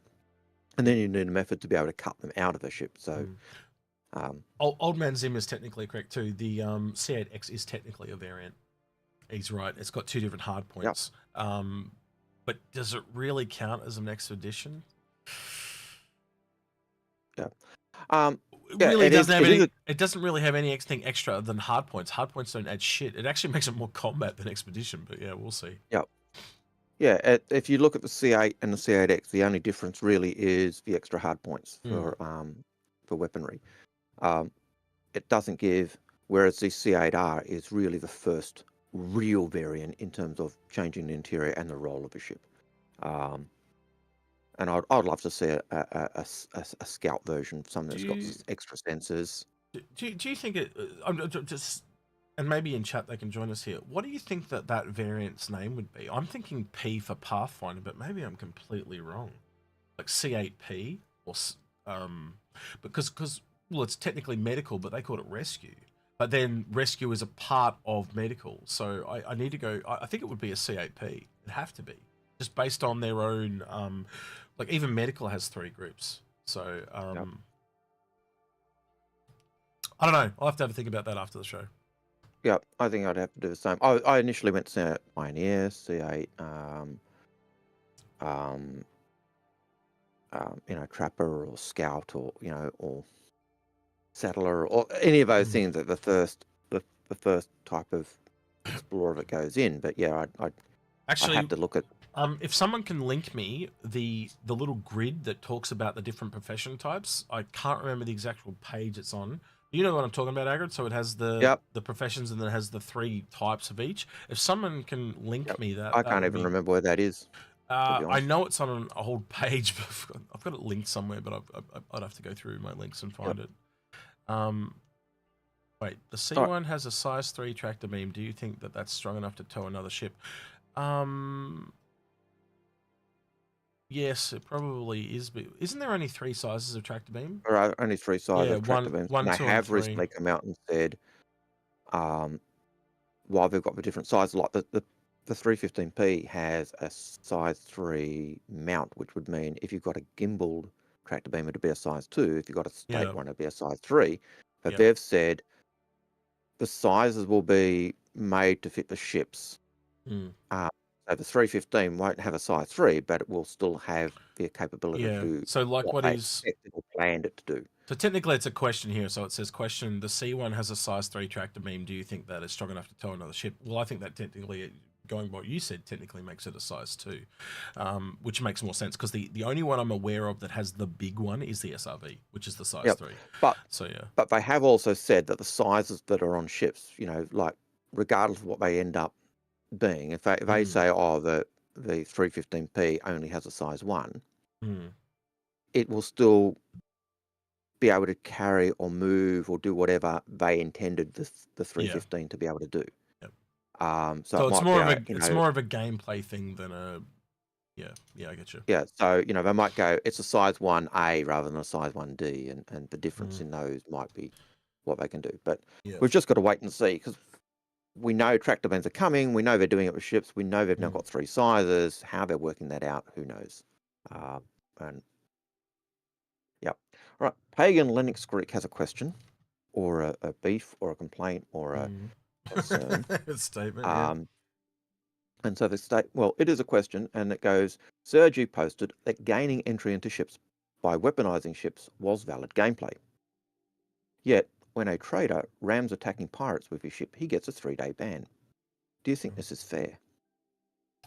I missed the question because Monster Avery actually linked me this grid. I wanted to go back to it real quick. Sorry, we'll come back to your question. I do apologize. But this is interesting. Scout is not listed. There is space for a 4th, so maybe that's the 4th one. And obviously medical is not listed either. Oh, support, medical, refueling, repair, support, reporting. In other words, that was a catch-all. That was the catch-all one for things we haven't yet worked out. So this was posted on the October 17th, 2017. So it's probably a little bit out of date now. But yeah, it's interesting. Yeah, and competition was just racing. But there's a whole plethora of things in terms of racing. So even in the law at that point, in terms of racing, there was the Cargo Olympics, which was loading and offloading and seeing who could do it the best. That's racing, and yet it's a totally different form of racing than just going fast. So the other really interesting one here is, if you go back and look at it, that really kind of juts out to me that we've barely even touched, and I've brought this up with you before, is agriculture. We've got one ship, and it's the Endeavour. And it's only for specialized, and that's more specialized agriculture rather than mass agriculture.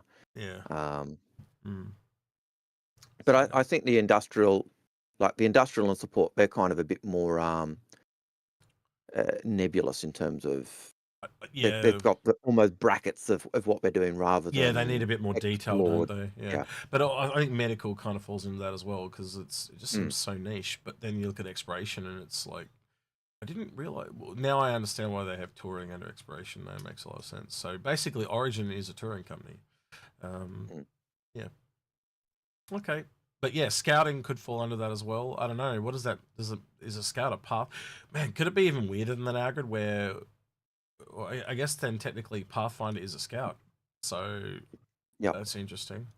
Well, you look. I think you look at things like the actually, what does the Terrapin come up as in terms of its role? It is a Pathfinder. Then that is scouting. Yeah, Pathfinder. I'm pretty sure it is. I don't quote me on that, but I'm pretty sure it does actually do that. Just bear with me, please, ladies and germs.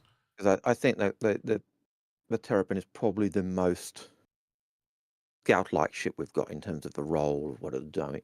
You know, it's going forward, it's going blank, and going dark, and that type of stuff. So if it's a Pathfinder, that would be how I would see. That's how they're seeing that scouts are Pathfinders. Yeah. So I think Pathfinder is /scout. Yeah, I think you're right on the money there, mate. So yeah, so we're getting a Pathfinder and an expedition in. As I said, it really hit me when I was like, what, 2 exploration variants in one ship is kind of, we've never quite seen that before. Like I know you said the Aurora has it, but like, so the Aurora doesn't even, like, to give you an example, it doesn't even have like a little radar dish on the top. It doesn't have a suit that you can change into or anything like that. It doesn't have anything really tight. Let's be honest, Algared, those Aurora variants were really like, one's got a leather seat, one doesn't, and that changes the entire variant. You know, it's not quite the same.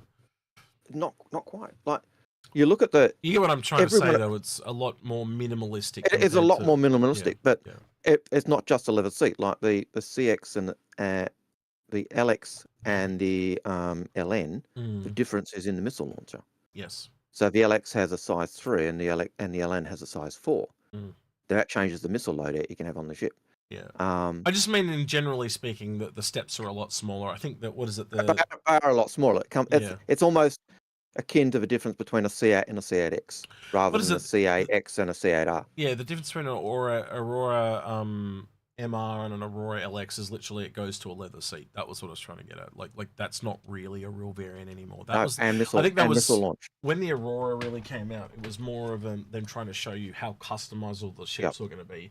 And quite honestly, I think if we were in agreement, I think we would be. They kind of need to go back and probably trim some of the variants of the Aurora just a little bit. Yeah.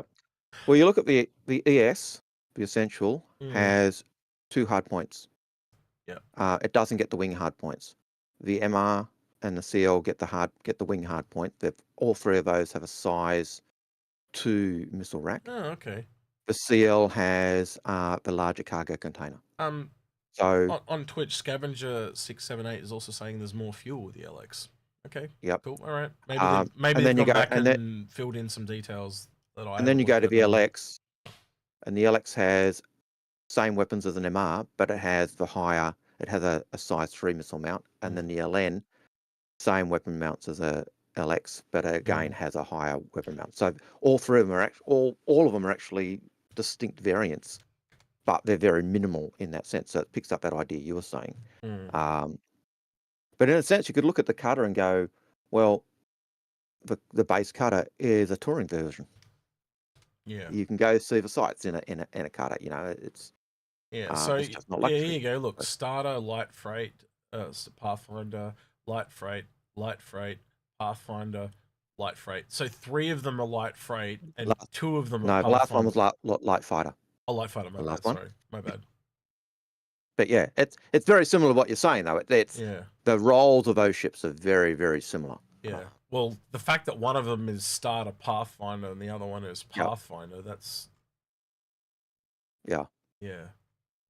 What's the rarest one? It's the LX, isn't it? I'm trying to remember which one. The LX. CL? The LX would be the rare one. No, the LX was the one that you got 2 of. So in the old No. What I mean is like the one that least people have. I think it's the CL. One of them is super rare because they never put it up for sale anymore. I'm trying to remember which one it was. It's probably the seal then. When you used to get the completion pack, it was the LX. Right. No, it was the LN that was the one you had two of, I think. The LN is the most common one. It's the fully upgraded one, which I think is a sign of what they like over time. They're like, oh, they're so similar. Here, just add the upgraded one. Yeah. I do hope they go back and tidy these things up. I know there's like legality problems, but if they just turned around and went, all right, you all get an LN, I don't think anyone would really complain too much. So. Well, I don't think there's anyone or very few people who have an ES. The only people who have an ES would be people who've got the 6 packs like the Completionist, the Praetorian, the Legatus, or that, or the complete RSI pack. No one tends to go out and buy an ES. I don't even think in game people buy an ES. It's the cheapest shipping game. Yeah, I remember it was 1 year for Christmas they did it for $25, which is nuts because that's the price of a Merlin. Just to answer your question really quickly, someone asked, Luna Maria says, is there an IC today? We're hoping so, but it hasn't come out yet. And the way things are going, it looks like it's going to be a little late at the very least. Yep, late. So going back to the question from Pagan. Real quick, Algared, before I go back over to the other screen, you'll have to tell me that thing that Paul did to fix your stuttery stuff on Ninja, or maybe I'll ask Paul. So you're not. We went into Ninja, and we went down a scale. So it was on my end. I'd go into Ninja and set my settings to. Oh, so you've done it. You've done it. That's probably why you haven't been dropping out. Then that's awesome. No, well, we actually one of the reasons I think Windows decided to do an update is we actually were playing around, and why I couldn't get you the details you asked for straight away yesterday is we've been actually playing around with the settings of the internet up on my end as well. So there's a couple of things. So awesome. If we haven't been stuttering, I think it's been going really well. Until then, your camera cut out for like a second. Yep. 7:30. That's the thing. So yeah, it's right around when it starts to shit the bed. So yeah. So it seems that we may possibly have cracked the issue. So it's taken numerous troubleshooting and trying to solve what's going on and all the other issues and yeah. So hopefully we've cracked it. Anyway, Pagan Linux Greek had a question about the IGF said, hey, weaponizing ships to get gaining entry into ships by weaponizing ships was valid gameplay. I'm not sure what he means by that. Quick look. But then a trader that rams a ship then gets a 3-day ban, which kind of falls into that whole argument about griefing. And so the question is, do you think this is fair? Maybe now, but I think in the future. So what he's saying is it's legitimately fair to shoot someone's ship and board and access the ship. Yep. Right. But he's saying, why is it not fair for me to turn around and use my ship to ram them to stop them? Yep. And I get it. I think it's, well, put it this way, you're losing your ship, but you're also, it's almost like a nuclear option as opposed to trying to just get away. I know I had someone, I think I was in my 890 once, and someone was trying to board me, and I, rolled the 890, so they couldn't access the port, and they blew up. I got the Crimstat. Yet they were being the aggressor on me, So, I think it's part of the game mechanics that are in at the moment. I don't think it's how they want it to be in the long run. Agreed. Yeah, I 100% agree. It's just a time and a place thing. Yep. So, in answer to your question, Pagan, probably not fair. It will get balanced out. Yeah. We are still in early access. Yep. It's that whole question. It comes into that whole question of people arguing about the fuel on the cutter. Yeah. You look at the current fuel allowance on the cutter. It's 6,000 liters of hydrogen fuel or quantum fuel or whatever it is. It dwarfs almost every other. In fact, it dwarfs every other size 1 ship or size 2 ship. Like most are around 600, leaders and the bigger ones, the ones that are really rated for long range, like the Defender, have like half that. Might even been a tie-over from when they were testing the Scout or something, like I think it's just that part of it I think is they're testing the ranges of ships and how far they can fly in line for what will happen in Pyro. But do I expect that 6,000 litres to remain on the cutter? No, because you look at the size of a cutter. Where are you going to put 6,000 litres of fuel? There's no physical place for it. You look at the cargo capacity of a cutter. Someone said, "Oh, well, that's only 6 SCU units of cargo." Yeah. That's the size of a cargo container on a cutter. I can't see it. But does that mean that the range is going to be? I think they're just playing around with range, and they'll just bring everything up and just adjust things down the track. But, I agree with you. And it's the same with. Yeah, it's exactly what you're saying. Everything's going to change before we get to that point in time. We've been saying that for how long now? I agree. Every ship's going to get rebalanced and changed and moved around and. Yeah. Well, it even ties in with the whole. I know people think it's crazy, but it ties in with the whole sell your fighters type argument because things are going to change, and the big ships. People have said, "Oh, where's it ever been said?" It's been said dozens of times by Chris that ships will exponentially increase in price, and that means your big ships are going to be more expensive down the track, in game. So we're talking the in-game price of getting the ships, and that why if you buy a big ship now, you're often saving yourself. It'll be easier for you to earn those smaller ships down the track because the cost of them in game is going to be significantly less because the cost exponentially increases. That is something Chris has said numerous times. He said it on 10th of the Met Chairman a couple of times. He said it in an interview you had with him. You'll have to dig that up.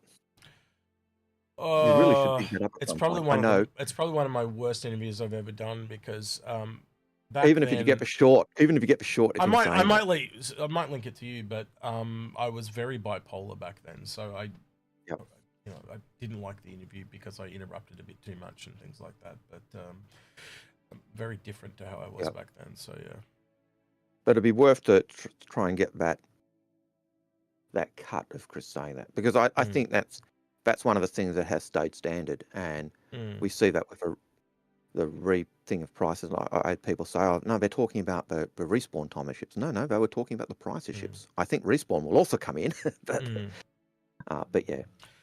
So I know that's not really answer to the question you had, Pagan, but it's the best we've got.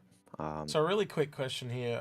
Welder Hacky says, will the whole C be viable in 320? I'm wondering since you can sell more than 10 SCU station right now. The other part of that is that someone was saying before the stream that they're putting a team together for the economy. And if that person is still around, drop what you were talking about because I haven't seen that. But if they're putting a new team together for the economy, that is saying some big changes are coming. Because right now, I think the economy up until this point has just been, someone's put it together with duct tape, as a stopgap. But once the actual simulation comes in with Quanta, everything's going to change. Yeah, I think you're right, and it'll be nice to see that. I think at the bare minimum, what we'll see missions for the whole sea. So it'll have missions where take this, take 500 units of this to this station. Take this. There's an outbreak of plague on this planet. You've got to take all this medicine, and you'll be taking bulk of that thing. And the difference will be it'll be large versions of box missions. I would normally type this, but I got a cat in my lap. Monster Avery, what team are you talking about that they're splitting? He just said on Twitch. They did mention splitting the team. So I don't know what team he's talking about though. So context would be great. But when he tells me, I'll let you guys know. You want to do another question, Ogre, please? Yep. So Eminent Shadow, and this is one you did touch on earlier. He says, "How much weight did you lose?" I do believe you said you don't know yet, but you lost weight. He said, "Don't keep us in suspense." Just from people telling me. So yeah. Yep. Don't keep us in suspense. Here we go. We write on too much other stuff around here, so you've just got to wait. All right. So Monster Avery said they have a new economy team. They said they'll see if he's seeing if you can find the actual quote. All right, cool. Thank you, Monster. Appreciate it. Which is interesting because Monster Avery has a question. Yep. His question was, I think the important part there is they claimed it was abandoned, no player. Betting for CIG, that will be the main question for if it's a temp ban or game. All right, so he's going back to the question on Pagan's question, and whether it's a ban for ramming ships or ramming in zones, and that's always been an issue. That's one of the problems they have. If you're ramming ships in security zones or on pads, then yeah, you're up the creek. If you're under attack, though, I think like actually ramming out the ship is a valid strategy, personally. Yeah. But you know, again, if you're in a cutter and you're ramming a constellation, I don't think it's going to end well. You know what I mean? But you know. It should be right. We've got a slight more collision on the forward bow. I think it's just asteroids. Yeah, something of that nature. But if you're ramming and ramming pirates on pads because they've been attacking you, then you're asking for a ban.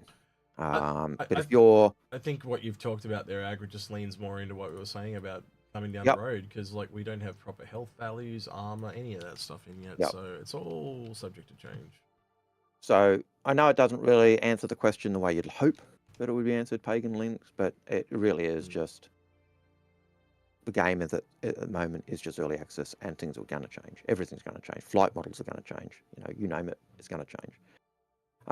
Nova 42. Do we have images of a cutter variants? Can we bring up, please? We did. Kyle Smith says there are 3 ships primed to make the ship show.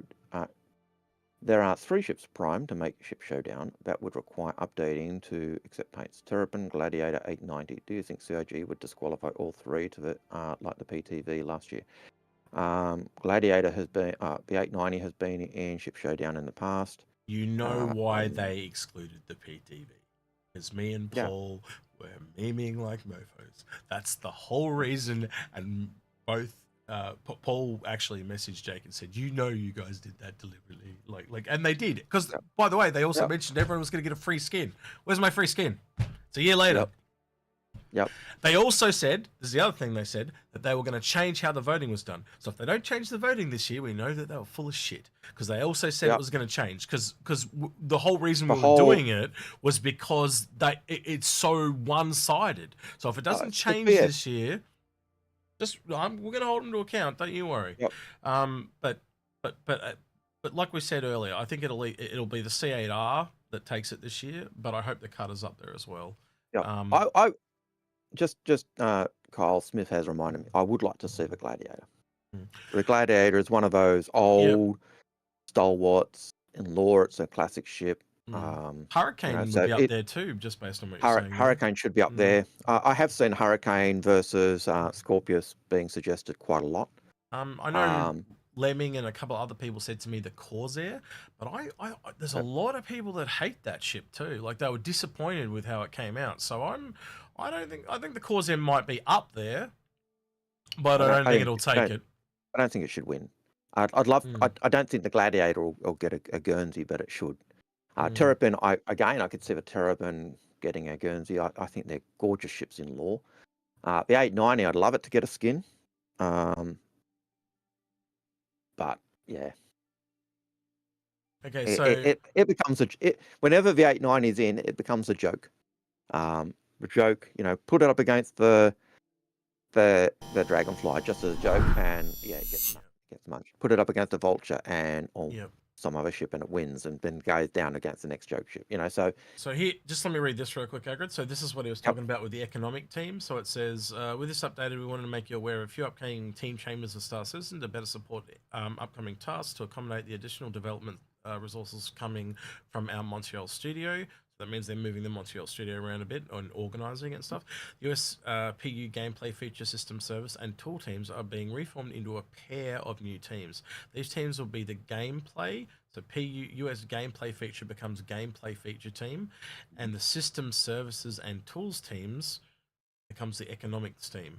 Majority of the USD and tasks, is that just renaming of old teams? Because that's what it feels like to me. It doesn't feel like they're new, it just feels like renaming. The majority of the US tasks will be given to the majority of the tasks will be given to these new teams along with the new going features. They will have more info on these teams and deliverables in the schedule in the future. So they're obviously going to show you differently on the roadmap. Yep. But for now, we're updating schedules in Q3. And the other big thing is they're actually additionally introducing another team. Yeah, this team which will is have the vehicle feature team. Focus on persistent universe and with our existing vehicle feature team. Yeah, so that ship's specifically going to Star Citizen, which is about time because that means that's also, believe it or not, Algared, another point to Squadron 42 wrap it up. Believe it or not. Yeah, another one on the list. another tick that says Squadron 42 is closer than you think. And I know people, whenever we say that, I think Paul's in the same boat. Whenever we say it, people think we're absolutely crazy. Yeah. It's all pointing though. It's all positive signs pointing to the round of the corner.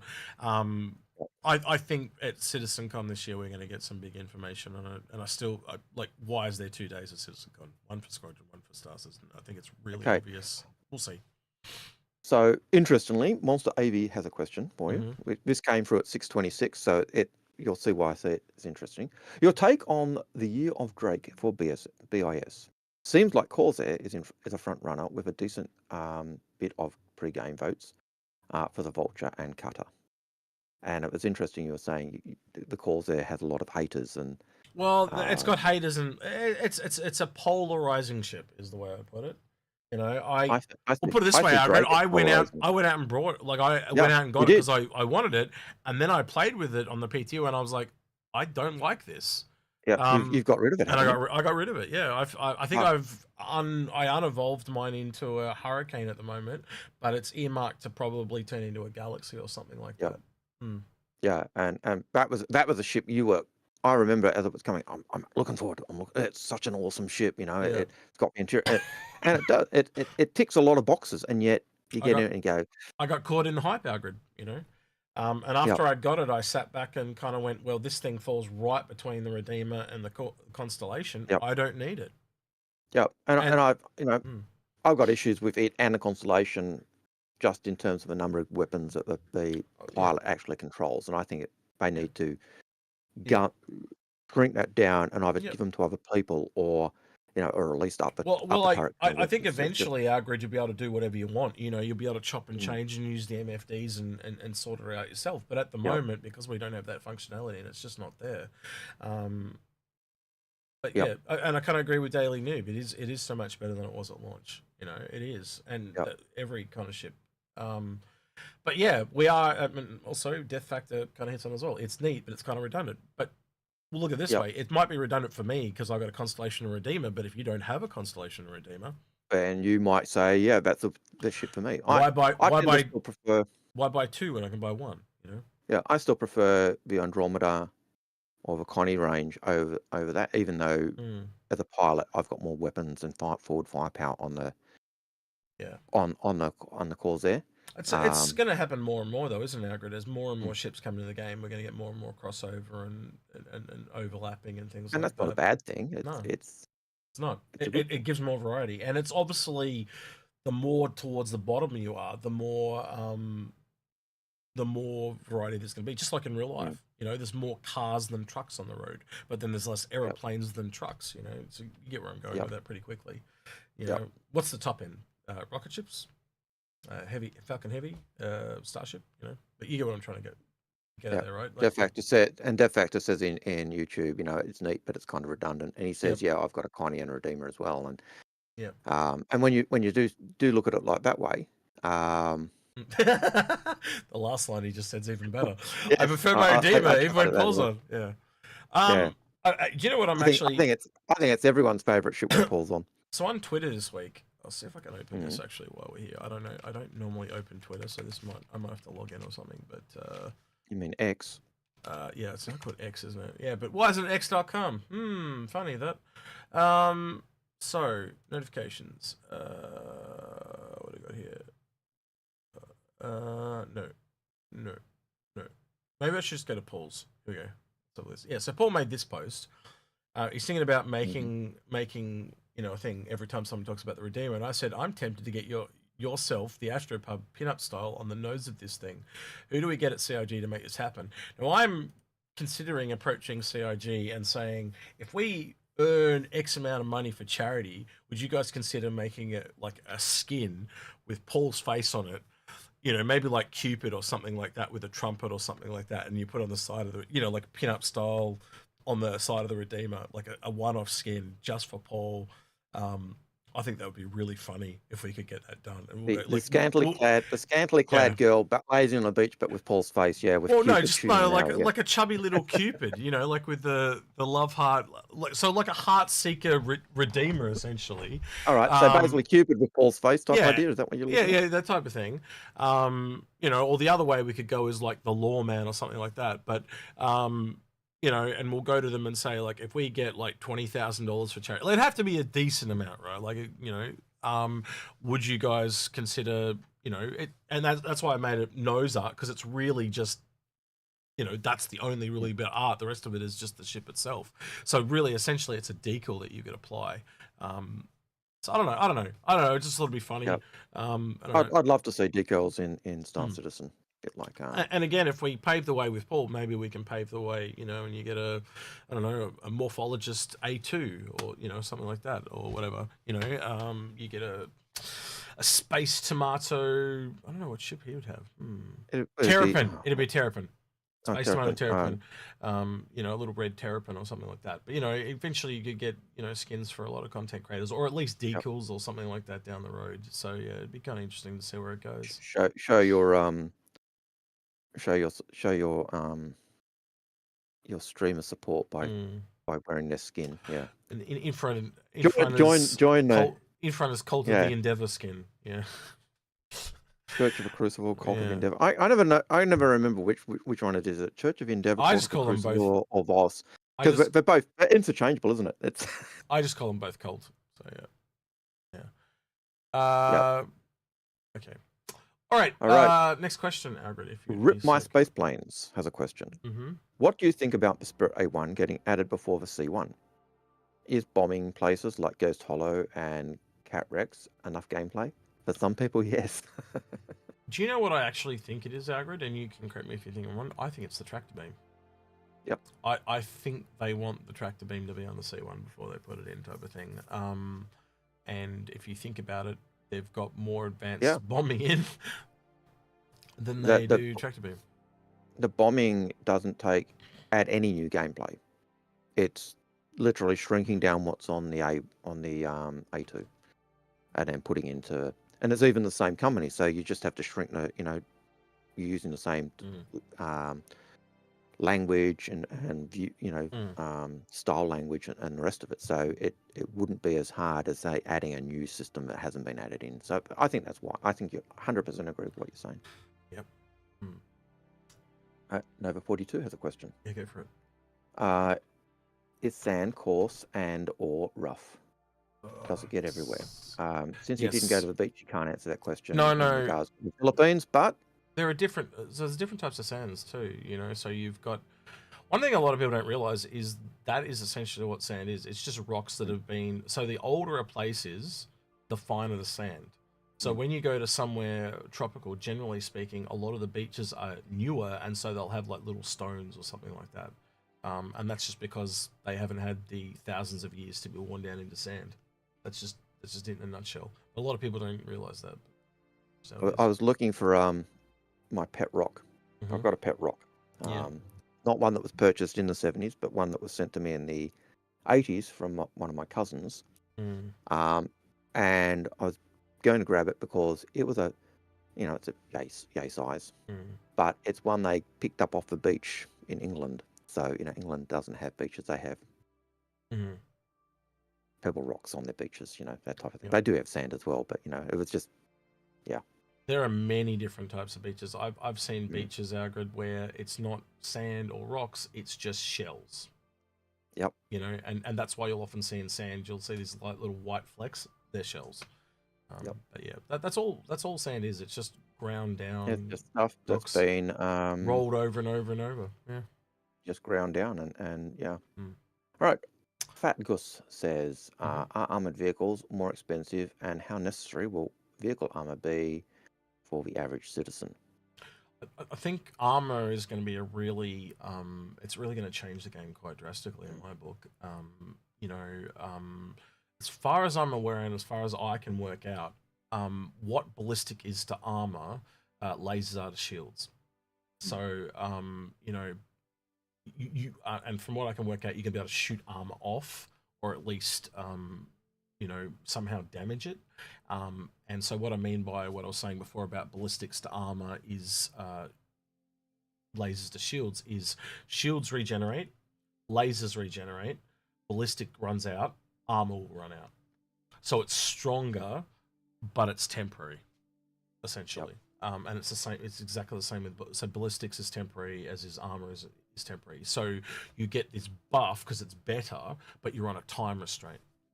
And I think it goes the other way as well. Like I think the ballistics will wear out the shields quicker. Yeah, they do. They wear out everything quicker. Whereas you know, but then energy weapons will eventually do it, but it'll take longer. And it's just that balance mechanic. And however they work it, it'll be worked out for that. No ISC yet, Luna Mario. Every time you ask, I go check it. Yeah, he does. You're not seeing it, but he is checking every time it's asked. He does check it. All right. So moving right along, Rum Runner says, "What would you two prefer to get?" ISC is out. You serious? No way. I just checked it. Now you're trolling me. I feel like I'm being trolled. I think they're trolling you. I feel like I'm being trolled. It said it's out, but I can't see it. All right, link it. If you've got it, link it, because I can't see it. Yeah, now 3 people said it's out, but I can't see it. It's not coming up on my browser, so... So, what would you two prefer to get to the top 4 in... Oh, what would we prefer to be the top 4 ships in Ship Showdown? Tune in on the weekend. Yeah, possibly. That said, Algared, I think we might end up doing one on the... those waves, because that's a pretty spicy meatable. All right, I've got a link. Thank you, Monster Avery. Yep, Life of VFX. Right. This is, I can tell you right now, this is going to be a low-hanging fruit one. I can just tell from the title, but we'll see. All right, let's. I got to flip it over. So there's that, and then I'll flip you over, Algared. It's going to take a little longer than usual. And just before you start it, I will confirm. Rum Runner. The answer to your question about what ships we want in the Ship Showdown, we'll do as an episode, either sometime this week. So this week or next week, we'll get around to it. All right, here we go, Algared. Hi, welcome to CIG Cribs. I'm Mike Snowden, and this is where the magic happens.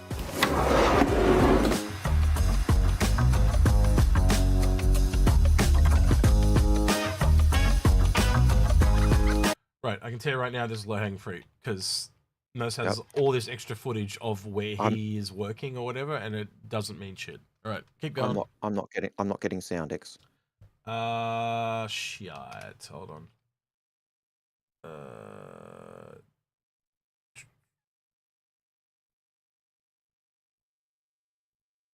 Right, tell me if that works.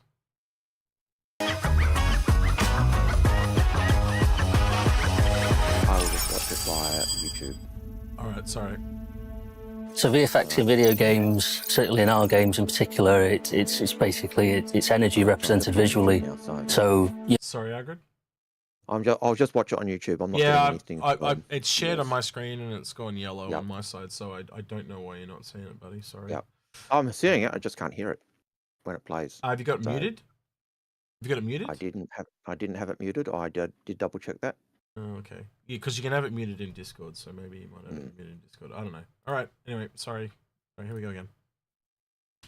More typical VFX explosions, fire, all that kind of thing. They're representing that kind of energy and the motion and the force and the violence that comes through. Even things like leaves getting blown around by the wind. It's motion in games. VFX are everywhere in Star Citizen. So there's coolant, there's steam, there's mist, there's fog. There's falling leaves, there's buzzing flies. If the player fires a weapon, they're going to expect some kind of payload for that. They're going to expect to see muzzle flashes, depending on the weapon, of course, but they're going to expect to see impact effects. Again, without them kind of VFX in a game, it's hard for the player to really read what's happening. They're not kind of getting them visual cues, and it sort of hinders their progress. I think VFX matter in Did you notice the bounty hunting module there? So that's did you see that, Algared? I know you're a couple of seconds behind. Because I'm watching it on YouTube, I'm still behind. Yeah. So it sort of hinders their progress. I think VFX matter in Star Citizen because the visuals are fantastic in our game, but without the actual VFX, everything can look very static. There's not always the most tangible thing in a frame that the player sees, but when you take away VFX, they kind of notice that they're not there. I joined CIG 9 years ago, and there was quite a small group of us actually. There was 3 or 4 of us, VFX artists. So originally the VFX were struggling for consistency. It was obvious that it was a project in its very early days, and we were looking for that identity. We were looking for that kind of consistency of visuals, that language that can be understood by the player. And that's really why you build a team, why you build a department, to allow that kind of continuity in VFX in a game. So really in the 9 years that I've been here, we've kind of built a department, a proper department full of different skill sets. Got to the bounty hunting module, so yeah. Yeah. All right, no worries. It's different disciplines. We've got a whole programming team, we've got production, we've got embedded QA, we've got concepts. We've obviously got artists as well. We now have a coherence of visuals. We have a language that is understandable and works for the player. We had a good base in the first place, but now the toolkit is really, really powerful, and it needs to be for the ambition of the VFX in the game.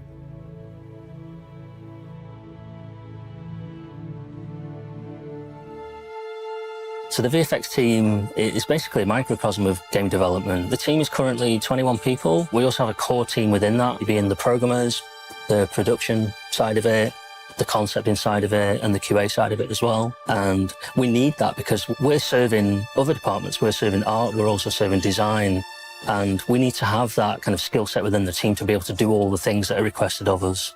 I'm Leo van Stinkesse. I'm a principal VFX programmer. I do 2 things. I manage a small team, 3-4 people of VFX programmers, and I kind of handle the different projects that we have as a team that gets done. And then the second part is I do some programming myself as well. So I intentionally kept the team pretty small so that I have some time to program myself as well. My name is Francesco. I am a VFX programmer. We had a team of 4 VFX programmers, and the one that manages me is Leo. I program specific graphics features and tools and other stuff related to VFX, specifically mainly for artists to be able to do work with and create really nice visuals from. My name is Alexander. I'm on the VFX team as a tools programmer. My job is to create sliders and UI elements to make it intuitive for the artists to work with. We have a lot of different environments and effects, and we need to take care of every single one of them. And it's my job to make sure that it's easy for an artist to work with different type of effects. I'm Callum, and my job in the VFX team is assistant producer. So generally, day to day, I do scheduling and just supporting the team in anything that they need to do, so they get to focus on the creative things whilst I deal with what they would class as the boring side of game development. If the VFX team didn't have a producer, it would be horrible. He manages a lot and talks to other teams and make sure we have all the information we need to be able to start working on a task. If we had to do that ourselves, that would be a lot of hours wasted every day. The VFX editor is basically the place where you create the effects. You give it a texture or a picture, and you change a few values, and suddenly it moves, and you see coming to life. It could be a smoke, it could be a fire, it could be lightning. There is not much you can do without the code. That would make the artist a programmer.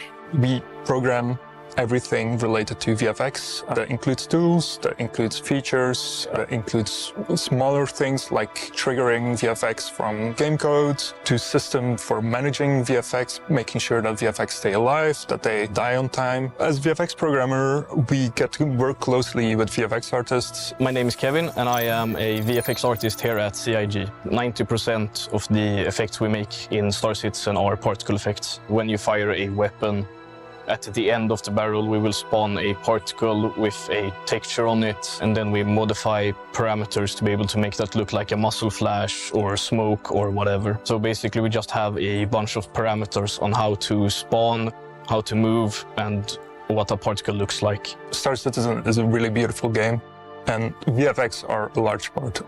Effects really need to be tailored for basically every possible situation. This gives a lot of opportunities for creating visuals and effects in ways that you would normally not see in other games. The VFX needs to be seen from every angle, from a very far distance to very close up. We have such varying scales, from just small rooms to planets to ships, and even just empty space itself.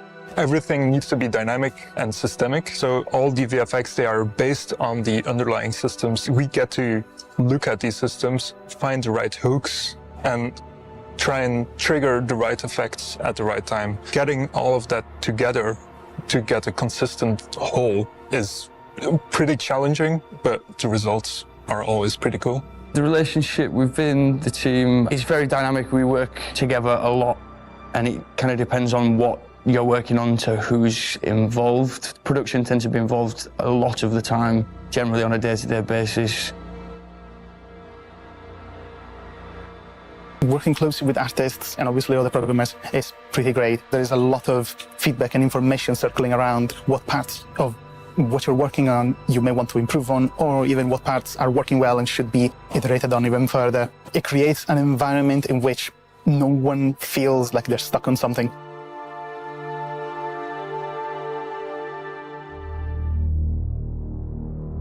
So the VFX team, we're basically a support team for everyone else. We create effects for the vehicle team. We create effects for the locations teams, including planets. Any location you can think of, we're going to be adding effects to them in some form or other. And gameplay as well. Obviously, all of these things are design-driven, so we need to create effects that help designers provide that feedback to the player. We won't always be working on the effects at the exact same time. We don't really come in towards the end, because we don't want to work on something that's going to get changed eventually. So once a ship has been approved, that's when the VFX team starts to work on it. Mostly people don't notice VFX. I think subconsciously they do. They look at a ship and they see a cool thruster, or when it dies, a cool explosion or whatever.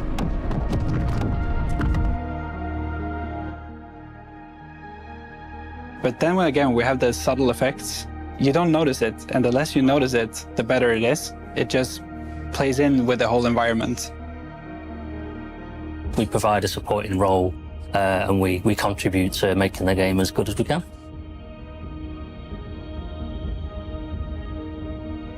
So the future of VFX at CIG is bigger and better, as cheesy as that might sound, but it's maintaining existing effects, and it's building tools within the team that make that possible. So one example of kind of tool improvements to help us maintain as well as improve effects is external referencing. Let's say you have two water effects. They look very alike, but there is a slight difference. And suddenly an artist makes an even better picture to use for these water effects. My job then was to implement a feature to just be able to change the picture of one effect and both of them change at the same time. And what that's going to do is allow us to have a small group of master effects that we can then propagate to other effects libraries throughout the game. And it means we can maintain a smaller group of effects, and we can make sure that those improvements cascade throughout all the other libraries where those type of effects will be used. Being able to have the same effect looking a bit different over two projects saves time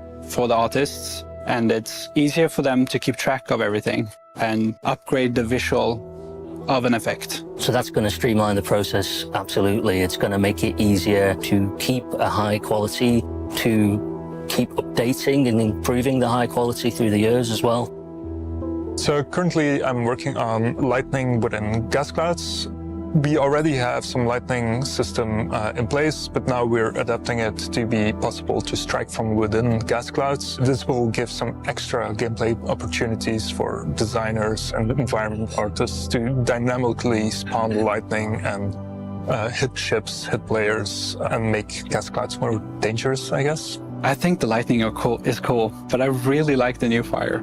So something that we're really proud of and that we've been working on for a long time is fire propagation, so fire hazards, and that's being handled by our VFX programmers. The fire hazard system has already existed for a while, but it was never fully finalized on the visual side. So I'm currently implementing all of the necessary backend features to get fire looking as good as possible. As part of the fire visuals, I am working on a more specialized way of spawning particles for fire, which creates a more interesting dynamic way in which fire propagates and the way things start to look charred after fire has been there for a while. That's been kind of a long process and it's still ongoing. It's very, very complicated and it's very ambitious, but we're getting to a point now.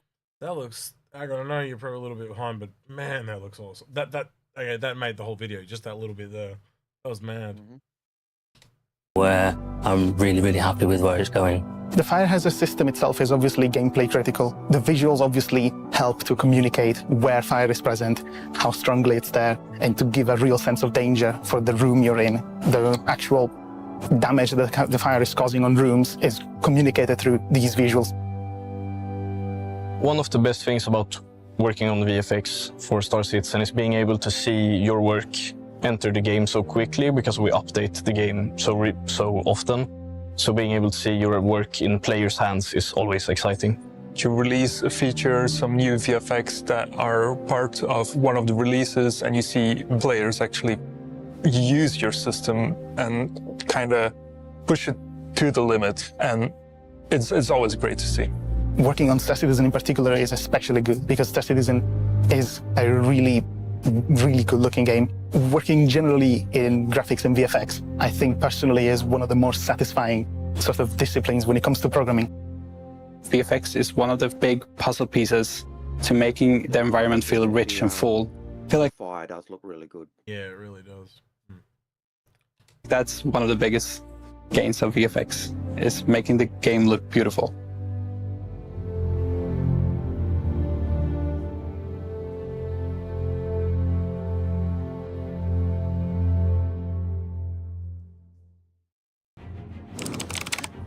So, what did we learn this week?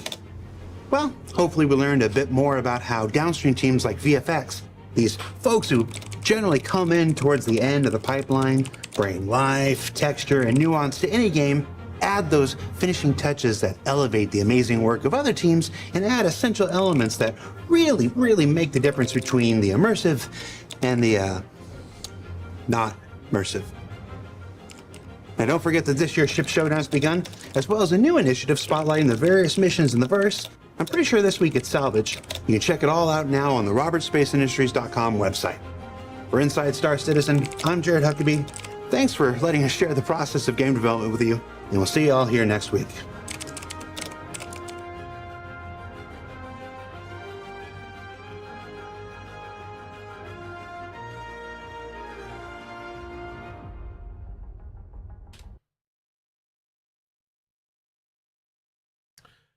Did anyone else notice this?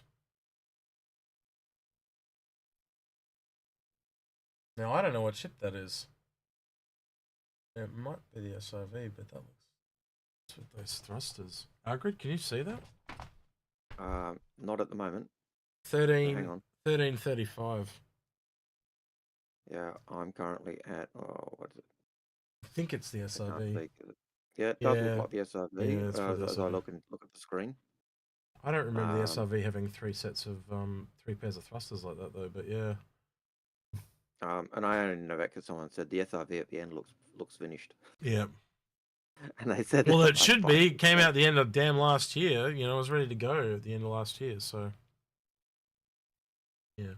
I do know though that Jared can't fake type for shit though, because he's just doing this. You could hear it. It was like just two keys over and over and over. Yeah.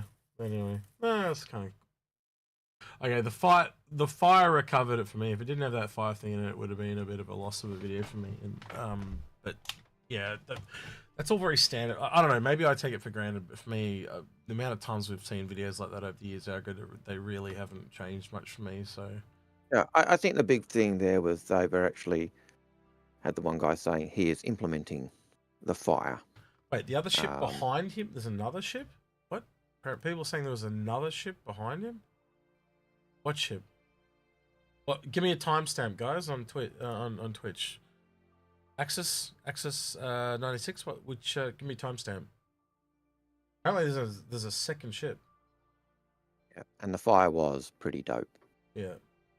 It was sick. Yeah, the SRV, but what Crusader-esque on the other terminal. Yeah, give me a timestamp on the video, mate. I have no idea what you're talking about. I need a timestamp. And then I'll go have a look because I can't see it on the screen that I'm looking at. Or is he talking about like in the background behind Jared when he was like here?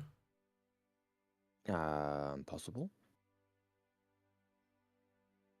Yeah, that's the Spirit. That ship. That's the Spirit. You can tell just looking at it, the shape of it. Yep. It's a Spirit.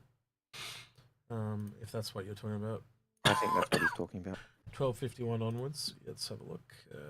1251. Yep, it's the Spirit. Yep. Yep. I'll just flick it over so you guys can. I was talking about, yep. He's talking about that little red thing in the background. Yep. If you run your cursor over it and circle it, the people will clearly see that. Yep. Sorry. Yeah, this one here. But if you zoom in, you can tell it's a Spirit. It's got the line down the back and almost looks like an Avenger if you. Yep. From distance, it looks a bit like Avenger, but when you zoom in, it's a Spirit. Right. Yeah. So nothing really new. The fire was cool though, and that has come leaps and bounds. Let's be honest, because like the first time, like the propagation was very program art when I first saw that, but now it's got those effects being left behind, and the intensity of the fire was nuts. Like, can you imagine that, Algared, and you know in the movies where they vented into space and stuff? Yep. Or you're on your ship and you're going, we've got to get through that. Yeah. We've got to get through that to actually be able to open it up to the outer space because the systems are buggered. Man, you're going to be all right. Who's going to die for the better good? Then a red shirt. Yeah. But yeah, that just looked really good. And if you go back and have a look at all the 5 episodes they've done over the years, and they've done lots of them, you can actually see every point. You go, oh, that's looking really good. Oh, that's looking really good. Oh, and I can remember when the first thing was just looking at how atmosphere would work with fire. And then they've gone the next step, and now it looks like they are really finishing that off and getting those effects really cleaned in and really, really working. So that's great. Yep. That is 100% the SRV. Someone just sent me a 3D model of the. You can see it on my screen, yeah. Yep. So that is 100% the SRV in the background there that he's got up. Yep. I didn't even count the SRV in the ships that are coming. Nope. X1, 2 Carter variants, SRV, Hull C. I'm up to 5. Is there anything else that we're kind of missing there? Yeah, that's crazy. So they've got a few things they're going to release. I think the SRV's got to be in there for tractor beams. So SRV, Hull C. Yeah, sorry. If I was going for ships that are coming because of the tractor beams, the Hull C and the SRV would be the two main ones I'd be looking at. And then you've got all the small ships that are, the Cutlass, the 315P, they're not putting on all of them, though. I think that's why the Spirit's been delayed. I think they've gone, we'll just delay this by 1 patch because it also gives them another ship for the next patch. And it also gives them a chance to work out the bugs in the system before it goes to the whole kit and caboodle. I think one other really interesting thing, people is like, oh, I'm not getting my variant. But if you have a C1 or you have an E1, they're going to give you the A1 as a loaner. Don't fret. You're going to get a chance to try a Spirit, so it'll be fine. In fact, in certain phrase, if you've got the C1, you're getting the most expensive variant to try, like that's what they'll do. So, don't fret. Don't fret. Like, and sometimes, the loaner ships you get, like some ships, you look at the value of the ship to buy. You look at I think the Endeavour. The Carrack to the Galaxy, that was a bit of a stretch in my book, but yeah. But you look at the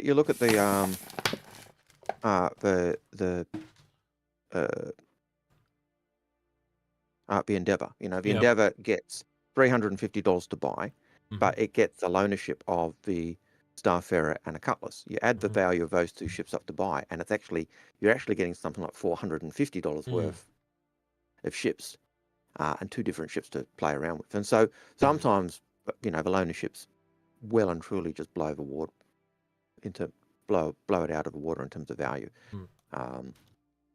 Not necessarily the gameplay that'll come, but certainly the value. So you're never really losing out. Got one more thing I want to talk about. I did actually talk to you about this very briefly, but it was also the one other piece of news that I heard while I was away, and that's that they actually found a line of code for Titan suits in the leaks. Now, it specifically mentioned a mount as well as the Titan suit itself. So I think that clearly indicates whether it's a mount on the ground or a mount that you've got to use to climb into it, or a mount on a ship. I think we're going to be on it. Obviously, there's going to be a ship designed around them at some point. But that's really interesting that they're actually even looking at that at this early stage. I'm kind of surprised. I would have thought it would have been a little bit further down the road. But that's kind of interesting to see that. Could that even be referring to a weapon mount on the Titan suit? That's true. That's true. I didn't think of that. But it does say Tiger. It was Titan mount. So I'd assume. Well, if you think about it, Algared, like it's got to have something to hold it up. Like it's just a suit at the end of the day. So I don't know. You could be right though. I'm just thinking if they've only got just thinking of what we've worked out or heard so far, that there is a Titan suit in the in Squadron 42. It's kind of like a boss mob. There's only you've hinted that. But if that has a lootable weapon mount, but having a Tiger, having a Titan like mount. Arnold's style, you pick up the huge gun off the maybe, I don't know. So maybe, but again, I'm totally and utterly speculating out my butt. It doesn't hurt to speculate, that. So, I'm just M. Walker's kind of triggered a thought process in my head. So he's replying to Monster Avery, and they're talking about the A1. And I've just started remembering the original. Do you remember back when it was the Star Bomber? And we were talking about the reason why they'd need a smaller bomber is for theaters of war. Could the A1 be coming because theaters of war? Anything's possible. Just putting that idea out there. And they have said that they are, that those types of combats are being tied in with the rework of Arena Commander. One of the interesting things I thought with that was when they said that basically things like Siege of Orison is basically a theater of war. So having that, I can easily see that being ported in as a trial thing you could do in Arena Commander. They're saying on YouTube, Titan mount, so Avenger Titan. So just you land the Titan on it, and they're just Actually, that'd be really. I'm kind of slightly disappointed if, a baby Titan. If there's not some way to put a Titan suit in an Avenger Titan. I think we call blasphemy at some point, because that's a bit of a letdown. Would a Titan suit be a baby Titan? Yeah. I know. Oh, there has to be a penguin skin for a Titan suit now. I think we have to confirm that, at some point. Black and white. Black and white, or just like a Pico, like a Pico skin for a Titan suit. That would obviously be a micro tech. Oh shit! That ended badly. Yeah, I just upended that all over myself and scared the shit out of the cat. My pants are wet. Look like I pissed myself. Right. I'll try and take care of this as best I can. All right. And I will go to a question then. And the question is from Nova42. It says, if a ship gets to the top 8, does it get a Warbond CCU, or does it have to make the top 4? I don't think that's ever confirmed. I think it really a lot of the time just comes down to what the fuck they want to do. But I think it comes down to the year and what they're doing. Yep. So I think, as Execute's just hinted, I don't think it's ever been confirmed. I think they've changed it every year. I could be wrong. X could be wrong. Take your pick of what they're doing. Whatever they think is going to work is what they'll do. I think the top 8 get a skin in last year, but I can't remember. I'd be a liar if I said I did. Should the Gladiator get a rework? I would love a Gladiator to get a rework. I'd like it to still keep its kind of feel that it's got at the moment. But I think most old ships, in fact, all old ships are going to get a rework. I think I'm pretty certain the Gladiator still needs to have room for its components put in. So, so that would be my take on that. So it will get a rework. It will get polished up. It'll get room for components. But I like the clunkiness of the old ship. Rash mortar or most ships will get bigger or slightly bigger as they get the components bases put in.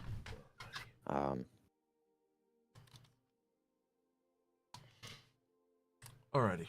Sorry, Algared. So the last question I was looking at was should the Gladiator get a rework? And I said basically it will because of the components and stuff, but I'd love it to get polished up, but I still like the clunkiness of it. Yeah, everything will.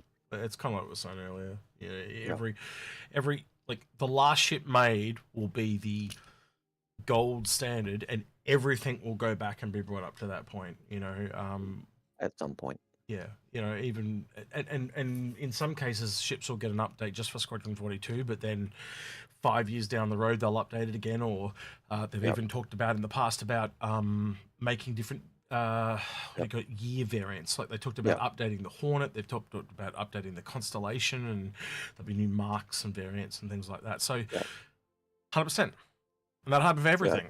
Eventually we'll get to some point where there's probably 3 variants of every ship in the game. And I shouldn't say variants, I should say updates. I don't know what to call it. Models. So yeah. Models. Even 2042 Constellation, the 2050 Constellation, the 2058. We talked about that when we were at your place, didn't we? Because we were showing Daily Noob the physical model you have. You've got the that Constellation. Yeah. Constellation Mark III. Yeah. And I think the one in game now is like the Mark 4 or 5 or whatever. But yeah. I believe it's a Mark IV. And I certainly from reading the latest law post, which was looking at the Constellation Phoenix, they certainly give the impression that it's definitely the Mark IV we're looking at. So I'm an actual big fan of the Gladiator's landing gear. Actually, I still think it's one of the more unique. The way the kind of it's got this weird bird thing it does when it lands. But yeah, I still like it. It's clunky. It's got that old school clunkiness. It definitely needs an update though, because it's only got size 2 guns in the turret, so it just feels. It's the same with a lot of those older ships. The Retaliator suffers from the same problem on the turrets, where all the turret guns are just too small. Even the Vanguard's got that problem. There's this weird thing when you're in that, like, it's got a size 5 gun and then 4 size 2 nose guns, and then you're just sitting here with 2 size 2s. He's literally got double what you've got and a size 5 gun. It's just like, what the is going on? It really goes back to that whole question that I have, or the whole problem I have with the Corsair, the Constellation, and even the Redeemer to some point, where the pilot has just so much firepower and the gunners are going. Pew, do you know how you fix that essentially is you basically rip the nose guns off that are bespoke for the Vanguard, and you basically just put a 4 quad turret on the back of it. If that had 4, make it like the Hurricane, with 4 size 3s on the Vanguard. Problem solved, because you've got this one big gun that the pilot can concentrate on, and then you've got these, raining turret thing, and that would work on all of them too, because then you could put the missile turret variant, which is on the Harbinger, the EMP variant, and all that. Depending on which variant you got, it works on all of them because you've just upgunned them and they've got more of them. So then you could even have variants, and what I mean by that is ones you build yourself, where maybe you've just got 2 lasers and then 2 missiles, like pods, So I think the Vanguard needs a real buff. I think a lot of them need buffs, and I think they'll get it in some turn of phrase or one way or another. Yeah, look, it's one of the things that I've said in terms of, and you'd say the same thing when people are complaining about my ship's been nerfed or otherwise, or the Cuddy's got too much fuel, or do we think it's got too much fuel, or is it an error? Yeah, it might be an error. I think the number is an error. I think they're just playing around. It doesn't matter. Things are going to get balanced. Yep. What you've got now is not what you're going to have at the end. It's a short and curly. They're going to get worked on and reworked and redone, and just enjoy the game. Just enjoy what you've got. Yeah. John and enjoy the changes as it goes. Mortimer kind of says that too. He's talking about the Gladiator, because way back when that was a bomber. and a torpedo bomber, and it probably will be again, you know, because if they tend to have stated it, generally one of the things we're learning is if they've stated at some point they'd like to kind of keep their promises. That's why there's a lot of ships that in a normal game would have been cut or modified, and they haven't because of legal reasons. Like the Hoplite's a good example. That thing was made to fix a problem, but then it didn't work, so they made the Valkyrie. And I bet you if they went back in time, they would delete the Hoplite because it's just a ship that doesn't need to exist anymore. And I wouldn't be surprised if the Valkyrie will fit in a Javelin hangar. And if it doesn't, then it goes back to the Hoplite. Yeah. So my whole point, the whole point I'm trying to make is I hope they actually start to trim the fat of this stuff. Like we were saying earlier about the Auroras. Does there really need to be 5 Aurora variants, or can you cut back that back to 2 or 3? You know, things like that. And the way you get past that is, yes, there might be some dickhead that's like, I really want my Aurora ES, so you have to keep it in the game. But let's be honest, most people, it does say subject to change. It does say that on the thing, right? So every ship says they can use that to change things. And I think what'll happen is, just before release, we'll see these massive sweeping changes.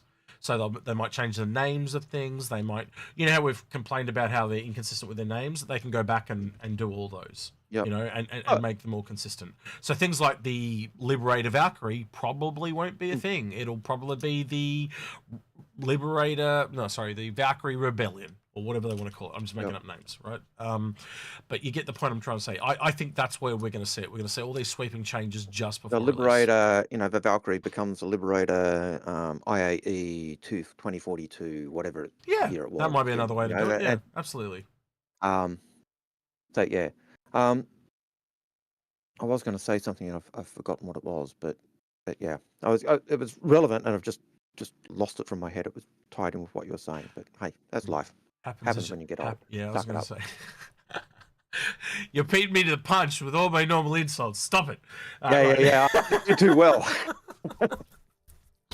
All right. So Carl Smith has a follow-up question based on that. Would you join me in pushing to reframe Ship Showdown from being repetitive popularity contest to voting for which old ships to updates so they're paint compatible?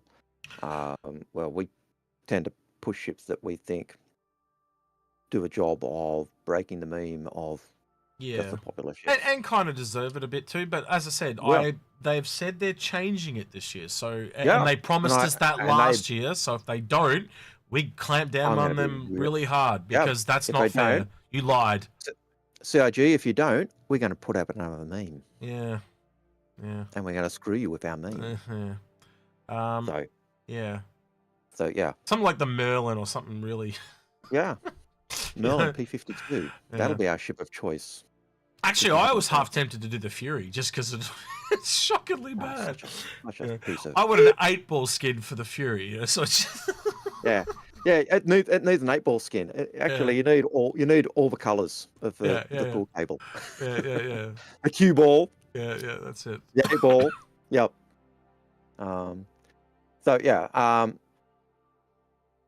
So the next question is, and thank you, Luminaria, because I don't think we're going to answer this question now. I think you've given us one to do as an episode, and that is Execute and Algared. If you could each pick 3 ships to be completely reworked, what would they be? And I think that is an episode. Thank you very much. Yeah.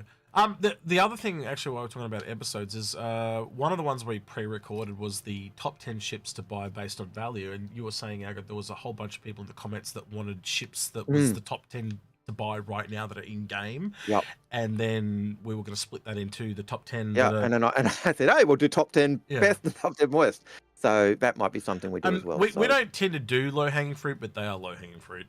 Yep. And hey, if you're going to give us low-hanging fruit that you want, we'll do them.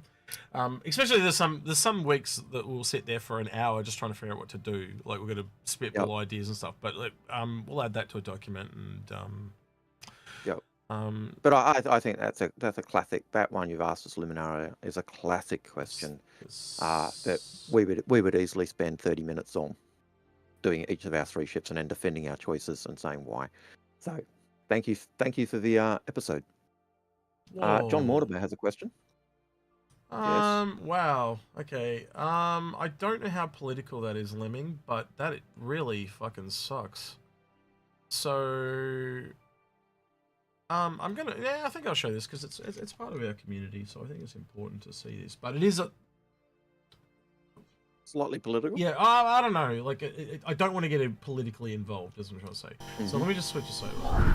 So Enterprise has posted this on Twitter, and he says, "My family and I are now officially homeless. The city of New York is going to tear down the wall of our apartment with all our belongings inside. Please watch this video to go to GoFundMe King." So why? So the skeptic in me, right? And I'm not trying to have a go at Enterprise, but why did it get to the point where they're not giving your shit back? What did you do? Because like they've locked you out somewhere. All right, I'll watch it. But the sound, I don't think the sound will come through, especially for you, Algared. It won't come through. But so apologies. But it goes for 2 minutes.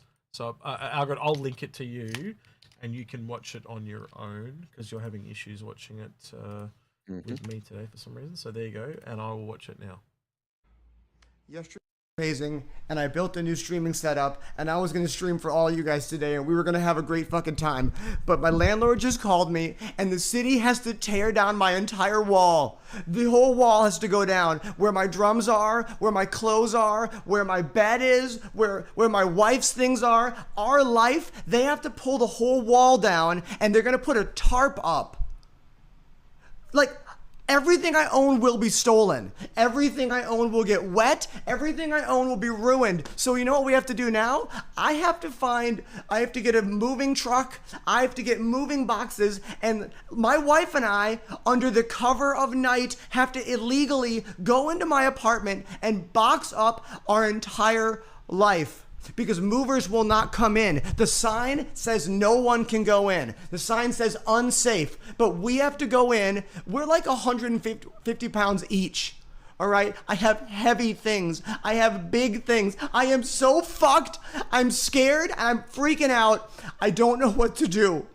I don't know what to do. So we have to figure it out. I'm going to start a GoFundMe, and hopefully I can hire some movers to sit on the corner while I bring boxes out, while I'm sweating, breaking my fucking back. I don't know what to do, and I'm sorry I made this video. This is not the video I ever wanted to make in my life. I'm almost 40 years old. I've been an artist, an entertainer my entire life. All I've ever wanted to do is make other people's lives better, entertain them, have fun, be me. And this is the reality of that life. So maybe don't follow your dreams, kids. Maybe just become a lawyer. Become something that makes you the kind of money where you'll never be in the situation I am in. I love you all. We'll figure this out, and that's it. Okay, so he's got a moving problem? Oh no. Sorry, I don't get it. I'm more confused now. Yep. So yeah, the link you sent me took me to the GoFundMe page, which explains it. So basically, the unit next to his collapsed. They have a shared wall. Because of that, the council said, hey, you've got to move into, we've got to test it for security, stability and all the rest of it. So they went, right, go into you got to move out for a bit. But they're not letting him go in and get his stuff out, so he's worried it's going to get stolen. No, I understand that now. Yeah. Well, what they've said is they've now got to rip the wall down, so that shared wall's got to come down. They're going to seal the gap with just a tarp. Yeah, but it sounds like not letting them get their stuff out's the problem. Yeah. Oh man, anyone reasonable would just let them get their shit out. So I don't know. I just go in. Well, his GoFundMe is saying, basically the stuff's going to be just protected from the elements by a tarp. Moving to the rent for the Airbnb is expensive in New York. Yeah. Getting renting a container to storage container to put stuff in. Oh, I understand the money problem, but I'm putting the money aside. My problem is trying to protect his shit, so it's trying to get it out of there. But I think anyone that has any brain would understand why he wants to get his shit out of there. So I don't. Yep. So it's either some idiot that's got red tape that just won't let him go in there, or which just seems so stupid to me, because I just go into my own place anyway. Unless, what are they going to do? Call the cops when you get you out of your own house? I don't know. I don't know how New York works, but that sounds weird.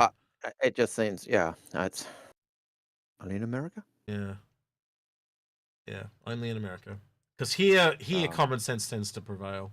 Like if you turn around and say, "I've got $300,000 worth of shit in my house," and if you don't, because you just threaten to sue someone if they don't let you get your shit out and it gets stolen, you would sue them. You'd sue the city and get your money back. Yep. So right. So they'll just turn around and let you do it. So I don't know what it's like in the States, but certainly in Australia, footpaths. You get a crooked footpath. The footpaths, the roots of the trees have made the footpath uneven. Yeah. So you can ring up the council dozens of times and say, "Hey, can you fix it?" So it's either the city or the landlord, and I'm going to go with the landlord's the idiot, because the city would see sense. The landlord's an asshole because they're money hungry. Yeah, so I'm going to say it's the landlord. So yeah. Whereas I know the second you threaten cities with legal action. How much is he asking for, Algared, on the GoFundMe? Of 15,000. That sounds about after right. 15K. Yeah. So yeah, but I know. How long is he out of his department for? Does it say? He doesn't say. It looks like he's talking 1 to 2 months. So hopefully we could be back in our apartment in about 1 to 2 months. Yeah. I don't know what the rent is in New York, but I know it's not cheap. So I don't know. Yeah, but plus you've also got the moving costs that he's talking about as well. Yep. And the storage costs that you talked about as well. So yeah. So the help he's saying is after he says, "I'm asking for help. Our Airbnb is much more expensive than our former home. A large New York storage space, big enough for a 2-story bedroom, 2-story apartment with, will be very expensive. Renting a truck and movers, and not being able to use my studio for music lessons and my signature 13-camera music, blah blah blah. No, it's will put a huge hole in personal cash flow. So it's not a derailing lemming. He's a member of our community. It's always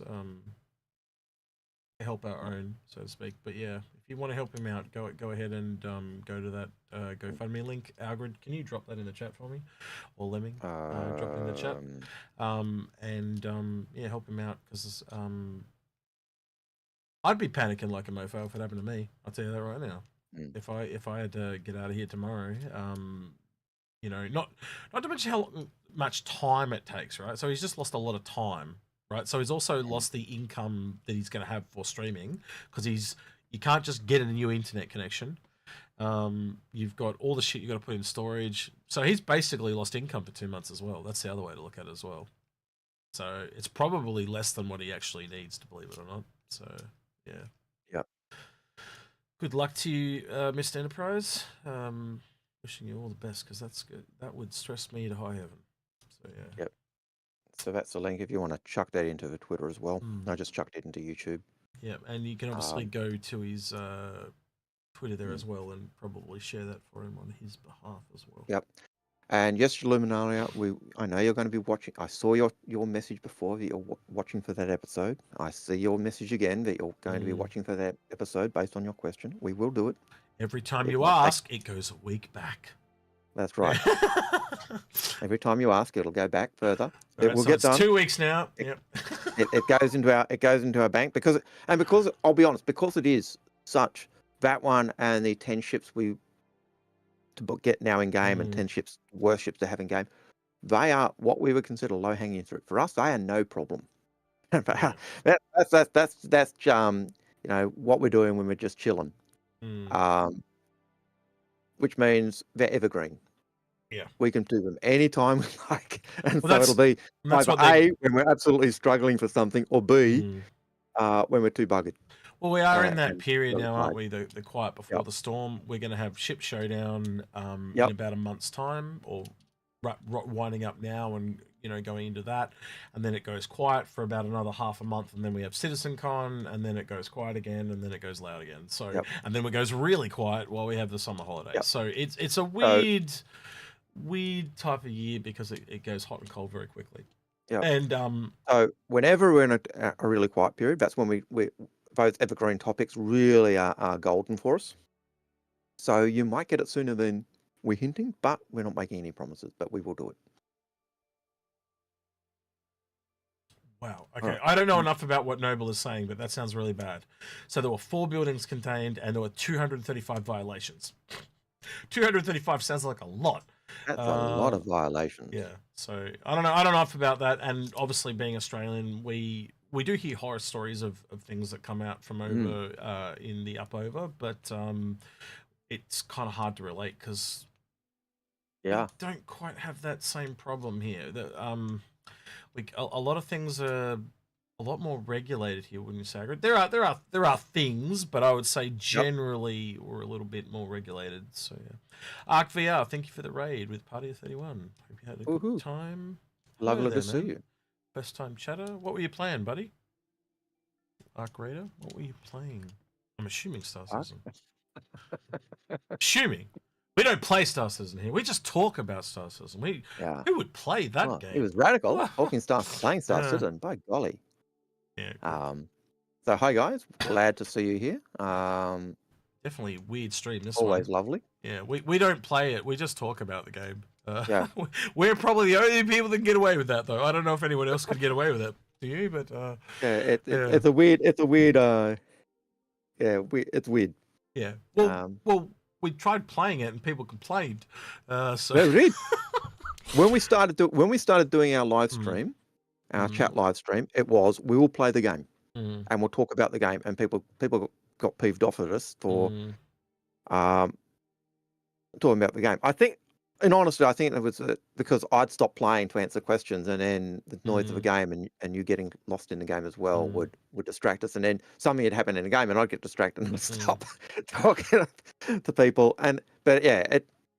So our audience actually didn't like us playing the game while we were streaming, so we stopped streaming. I might try and at some point, I don't know when, but at some point I'll probably start doing like one stream a week just to see how the game is and stuff like that. So maybe once a week, you know. But you got to get your play hours up now. Yeah, well, I fuck you, Algared. Just to kind of, I'd be doing it probably a bit more analytical. So I'd be going in. I don't know if I'd be testing stuff, but like I also would want to try stuff with people. So okay, they've just brought out the Reclaimer and I want to try out Salvage, and so I want to go in and get a couple of people together and test some things that I can't test on my own. So it'd be just like confirming things and things like that. I don't know. I don't know. Again, if I can't get in, I like the interaction stuff. Like when I stream on my own, if people are not interacting with me, I go stir crazy because that's what I get out of it. If I'm just sitting there and I'm like a pretty pony, I don't get anything out of it. I'm not in it for that.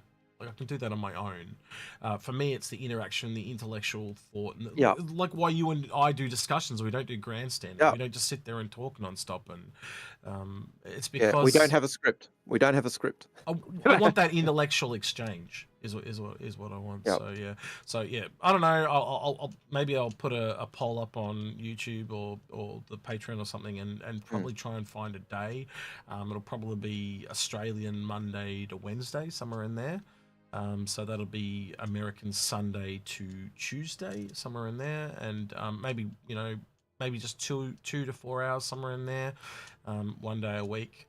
And then there's that other show idea that you and I have been talking about, Algared, that we'll get back to, but I think that's probably the one that'll come first. We'll see. Yeah, right. I'd love to do something like a game playing with the Patreons, doing a session where we just played with the Patreons. But the second we said, put it in a Patreon thing, as this is what we're doing as a Patreon reward, then we've got to do it every week. And I know I can't always guarantee I can do it. And it's the same thing. That's the hardest thing about this job, is trying to actually, like I always say to you, the hardest thing is getting everyone together. It's the content is nothing, and that's one of the reasons why we kind of do it. We don't do editing and stuff like that because it just makes it easier.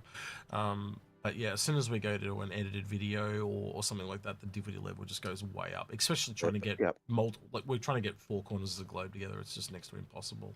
Yeah, and the second you start editing, well, you look at Paul's stuff. Paul will edit, and it'll take it'll be a week. Yep. In between when he's filmed it and puts it out, and I think Well, Tomato. Morph takes the whole day to do his videos. As an example, when I've talked with him, and Space Tomato, he will write scripts weeks in advance, 2 to 3 weeks in advance, and it will take him days to get them done. And he's got his wife working with him as well, so it's and I know Paul does scripts at times as well for his episodes, and that's we don't script. That's and I think that's, in a sense, it's one of the appeals that we have in it. Our shows are literally conversational. It's frustrating at times for you guys as the audience, because it does mean at times we also talk over each other as well. So, but it also takes a little longer to get stuff out as well, because it's not condensed into a 5-minute little snippet, and a lot of people do like that. But yeah, I don't know. But for those of you who like the radio show content and listening to us during work and everything else, we meet that niche. Because you never know what we're going to say. Anyway, another question. John has a question. With CIG hopefully currently working on modularity for the Retaliator, how do you think the modules for the Carrack, the Javelin, will compare to modules on the Endeavour? Good question. Certainly the modules on the Javelin, I think, will be closer to be able to compare with the Endeavour, because they're going to be big rooms, because it's a Javelin and it's a big ship. So I'd expect them to be rooms. I think you could almost expect the Javelin rooms to be close to, like a single room, like the single room on the Galaxy, that type of size. The rooms on the Carrack, I know when they brought out, they talked modular room for, say, an extra, crew quarter, so executive officer rooms instead of just the captain having the room. Sick bay, additional sick bay facilities. I think that was the only one they talked about, maybe an armory, but I can't remember anything else. And the latest one they talked about, John Crew was saying, if they combined all of those together, they could make it big enough to hold a ballista. He was saying we could. He wasn't saying they would. And that's about it. I think he's talking more from a technical standpoint. You really got just different sizes, though, at the end of the day. And the way I kind of think about it is, do they cheat and make it so there's a variant of every version of every component layout? And so basically just, because, obviously you can have all cargo, or you can have cargo in slot 1, 3, and 4, but not in 2. And so it spawns that variant. Now, they can do it both ways, but I think from a memory process, it's probably better that you can just spawn each room as an entity, and it goes in a certain slot. And I think that's how they'll end up doing it, because it just makes it a bit more efficient and less work. Because it sounds easy the very first time you lay it out, but every time you have to come back and change everything, it becomes a fucking nightmare. And if you think about it, technically, every time you change the interior of a ship, you've got a new ship. So the second you put that room in, you've effectively got a new ship. The other thing that I think of when I look at the Javelin/Endeavour, the Endeavour effectively has 6 slots, but they work in 2s. The Javelin has 6 rooms, which are almost you look at them and they're opposite, room 1 and room 2 are opposite room 4. So you could almost see them doing almost the same arrangement of rooms, possibly. So you have to have 2 cargo rooms, you have to have 2 crew rooms, you have to have 2 whatever form that room is, and so I could see them doing a very similar thing. Could I see them doing similar rooms that the Endeavour has? Possibly. Would they do more? Probably not. But yeah, it's a lot of options and a lot of variations and things. So yeah. Any more to add on that? No, it's, again, I think there is a little wait and see component there as well. But like, realistically speaking, it's just a different, like, it's an entity spawning thing, and the object containers and the rooms and stuff like that. It's a little complex, but if they can, I think that's why they're starting small, because when they start small, there's less complexity. But then as you go up, if you can spawn an entire room, obviously the bigger it is, the more complicated it becomes. But that's why I think the very first one they ever talked about doing was the M50 engine. So, next step up from that is obviously something like the Retaliator, because it's still got 2 smaller rooms. So yeah, but then it's going to affect everything. So take that on to, say, the Apollo. And once you've got that, all it is just, okay, here's my shell of a room. What do I now put into that that get spawned, and it's just a spawning hierarchy with parents and children. If you know anything about what I'm talking about, do you know what I'm talking about with parents and children when I use that terminology? Oh, there you go. We've finally had our first dropout. Yeah. Do you understand what I mean by parents and children? They use that in a lot of the way to explain the hierarchy of things when it comes to 3D modeling. So a parent is like at the top, and a child is kind of a subgroup is connected to that parent. So if I move the parent, the child will move with the parent. But then if I move the child, the parent won't move.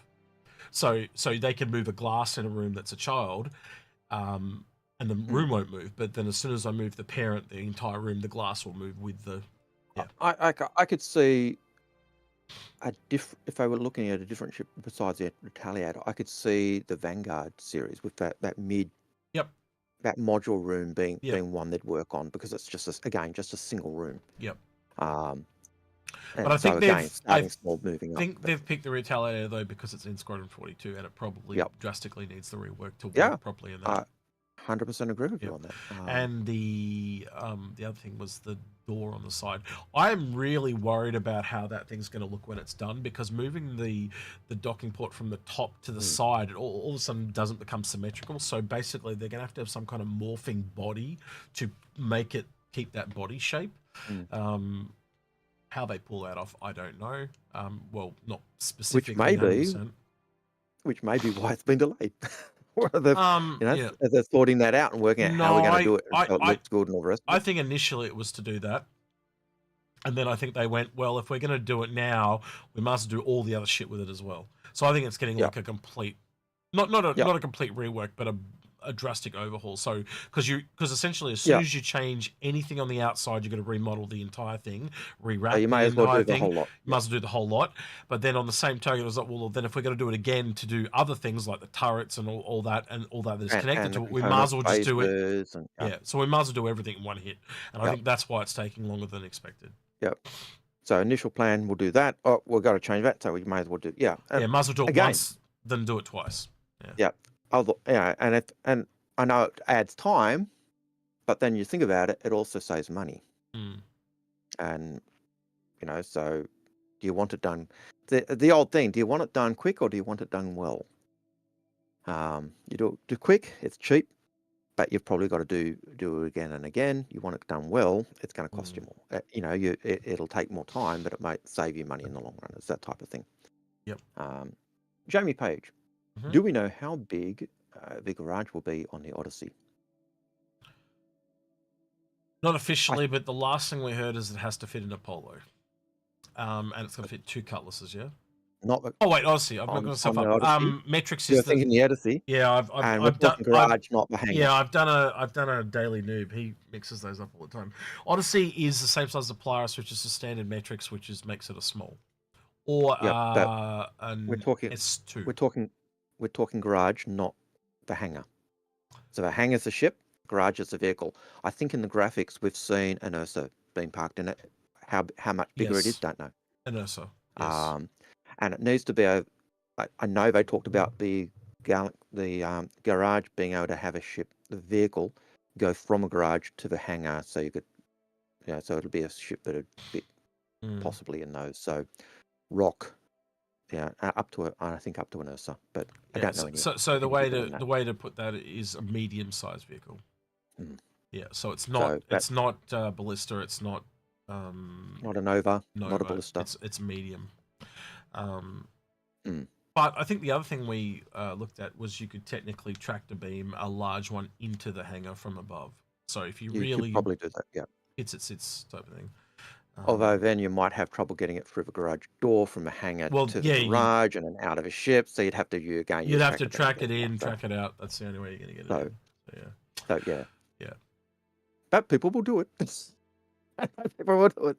Yeah. Okay. Darab Mode says, has a question. Any particular variant types you guys would be interested in seeing, like a medical Mustang or more combat variants for starters? I'm sick and tired of seeing combat variants for starters, to be honest. It's ironic, like I don't want more fighters, but I think I'm going to put this out there, and you can feel free to tell me anyone, but I want to see more gunships. Why is there only the Redeemer? And I think the other one that falls in the gunship is the Connie Andromeda. They called it that as well. But like, maybe it'll come. They'll come more down in the future. I don't know, but like it just seems to be a bit of a weak spot. But maybe I'm wrong. As for variants, the actual Sentinel is the only e-warfare ship we've got, so maybe another e-warfare. I think you and I have talked about that in the past. And I think all the others will come. So things like we talked about that today, agriculture, more science. But we're missing the the medium and large science we're missing. But the question is also specifically asking for starter ships. So do you want to see, Paul did see a repair starter, didn't he? Paul's very keen for a repair starter, and I think that would be tailored at vehicles. I don't see any problem with that. I have this singing with me as well, and I've said it to you before, the taxi from Fifth Element, a Drake taxi, or I've also brought it up before. I said a cutter fits that to a T. It just needs you need to rework it, but remember the language of that fits it, doesn't it? I don't know if you remember the episode I did with Moist Noodle and Agent Letty. The variant that they popped out was a boarding craft. So take that thing off the expedition and then just put seats in the back like the steel, but in the back of a cutter, and you could gut the thing right through because it won't need a bed. It won't need. Well, maybe you could leave the toilet there for people, but basically just gut it right through with seats. A really cheap and dirty boarding craft, but also just one of the skins is a taxi skin. And just a taxi. You could see that in certain zones, like so Hurston, maybe it's cutters going around, something a bit more upmarket, like say Horizon, maybe it's Origin taxis going around, or limousines, and anyone thinks that, man, I said this to you during the week, didn't I, Algared? Anyone think that you're going to be putting a Ballista or a Nova into a 600i, you've got rocks in your head. That clearly says that they're making some form of limousine down the line, and that's what will be going in there. Some kind of larger luxury vehicle. But will you be able to do it? Yeah. Would it be the ship they design it for? No. But yeah. But yeah, we're going to get vehicles of every taste and flavor, everything that we've heard about, like the taco trucks and things like that. I think they will be, so a shop vehicle, essentially. I think we'll be getting those, I think you look at it and you look at what variation do we have in ships so far. And, when you think of it, really, there are a large variation of ships and options. And I think we'll have a similar plethora of vehicles to choose from as well. Yeah. All right, North End Trooper.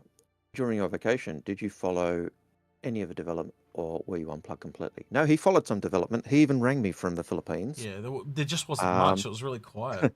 As I said, cutter variants and a line of code for Titan Suit. That's in a month. That's all I got out of it. So yeah. Lemming's saying, considering the Spirit specs, I think he's talking about Crusader starter ship. We actually did mention that, didn't we? A while ago. We did. Crusader and Argo, I think, were the two we came back to that could use a potential other starter. And I think you could argue Argo already has the MPUV, so maybe just Crusader one. But they're going to do what they need to do or want to do. And although, and as much as I say the Argo MPUV is a starter, it could be classified as a starter. You really want your starter to be a ship a new player could buy and just use straight off a GUP, and that means any ship that doesn't have a quantum drive really good. That would be a good little repair one, wouldn't it? A good little starter repair ship by Argo. I could see that. Oh well, I'd love to see that original Argo, one for claws and the craw, and the welding tool as a starter ship. Just really small. Give it a very small quantum drive. And I know in that ship episode they were talking about, just add a quantum drive to the Fury and do a thing. And they talked about the pros and cons and the difficulties and all the rest of it. And I know for some ships you just can't do it when you start looking at space. But yeah. Actually, but I'd love to see it. You've reminded me again, what does the Fury connect to? That might be something we're seeing at the end of the year. I know you're talking about the Anvil ship that's been... Look, I'm at that point now with that Anvil ship. It's been going on for so long. I'm just going to go, it doesn't exist. My gut is that it's either a ship, but it's just going to be an NPC ship. Yep. I don't think it's going to be. Or it got mothballed, or shelved, as they've called it. So it's probably shelved until such a time that the team gets big enough that they can actually make it. It's gone. Yep. Or it's a ship that's been shelved internally because they just need a team that can work on it, or in game it's been shelved because it's run over budget. It's been cut back because it was, too expensive, and they're saving money. So yeah.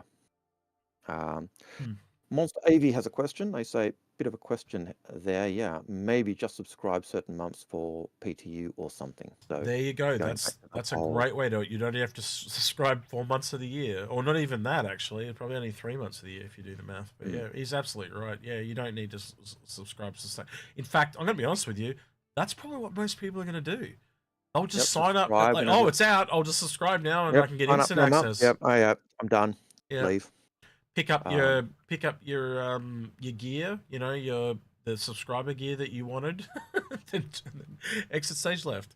So, and O'Holton has also made me recall another ship that is coming, which is a racing variant of the Fury. So that's 6 or 7 that we've got. No, that was I said the LX before. That's all good. All right, sorry, I was thinking you were talking Razor LX, not the. I was thinking, that out, but no. No. Fury LX. It's all good. Sorry. Yeah. You may have been thinking the Fury, but I was thinking. You may have even said Fury LX, but I didn't. I just said LX. So you are correct. I should have put it in context. Apologies for that. But I was thinking, oh yeah, LX. Okay, I don't know what they're doing with it, but yeah, okay. But it just didn't register. So that was me, not necessarily you as well, or both ways. I don't even have to go look this up because I haven't looked it up, but apparently there are, so a question here from Eminence and Shadow, thoughts on the upcoming buff to Ares in 3.2? Things are going to get buffed and nerfed all the way along. Yep. So it's the same thing we might sound like a broken record, but that's because that's how it is. It's now 3 weeks, Luminaria. Yeah. I saw that. I know you said I'm watching, but I know what you say you're watching for. 3 weeks now. Evil. You're evil. Yeah, okay. So yeah. Look at that. Don't know what the difference it'll be. Certainly be. Yeah, can't tell you. I'm just gonna wait and see. Quick, have a quick look on. He's linked it to me. Just give me a sec. I'll bring it up here real quick, Algared, and you can have a look too. Let's switch it over. Let's all have a look. Why not? Yeah, why not? Ask the weapon balance peeps for PU to pull forward one of the changes for the Ares weaponry. A tiny amount of aim assist will be added to both Ion and Inferno weapons. Yep, cool. Size 4 to size 7 spread changes from 0.5 to 1 degrees. This means that the minimum spread is reduced by 40%, max spread by 60. You need to double these values to get the actual spread angle. They should be coming to 300. So basically, it's just they've made some accuracy changes. Yeah, well, that's totally fine. Tweaking it to get it try and get it the way they want it to work. I think you would agree with me. Eventually, Algared, the Ion will be some kind of charge shot where you hold down the trigger and it charge. Like the rocket launchers and stuff. That's how I eventually see that Ion being. Like you charge it up and you kind of see it on the side of the vehicle, and then boom. Yeah. That's how that needs to be. As for the Ares, it's clearly a close range variant, and that ship's not going to come into its own until Armor's along. That thing's designed to rip armor off capital ships. And even what Yogi seems to be saying there, it's like a pendulum. You go this way, and then you go that way, and then you try everything, and you get the balance that you're after, and you think, and that's what we're doing with the Ares models at the moment. Absolutely. As we keep saying, things are going to change, and until we're actually full on published live and no longer in that early access testing PU mode, things are going to change. And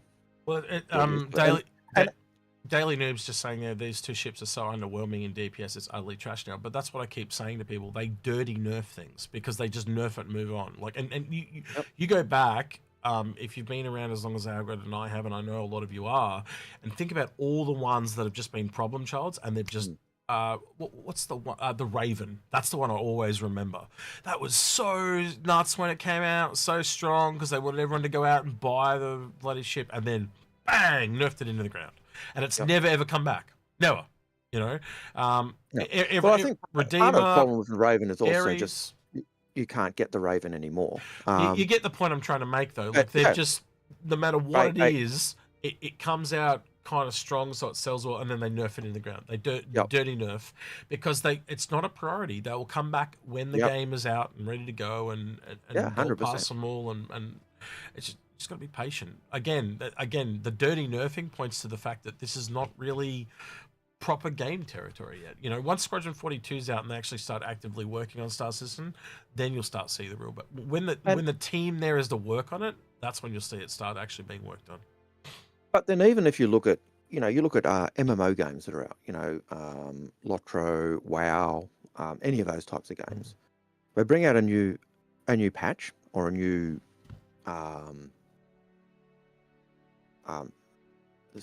scenario or branch or update or whatever, and 9 times out of 10 you have to go and rework your character because your character has been had some changes. They've had either, they've changed stats, so the loadout you've got or the configuration you've got no longer works. You need to go to the other one if you're trying to min-max, or there's a new class, so you need to adjust things for that. Things get balanced constantly in games. The number of times I had to redo my Lawmaster in Lotro.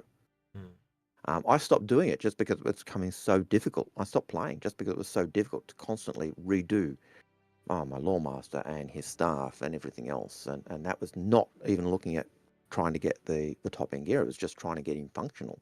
And almost felt like every patch it had to change.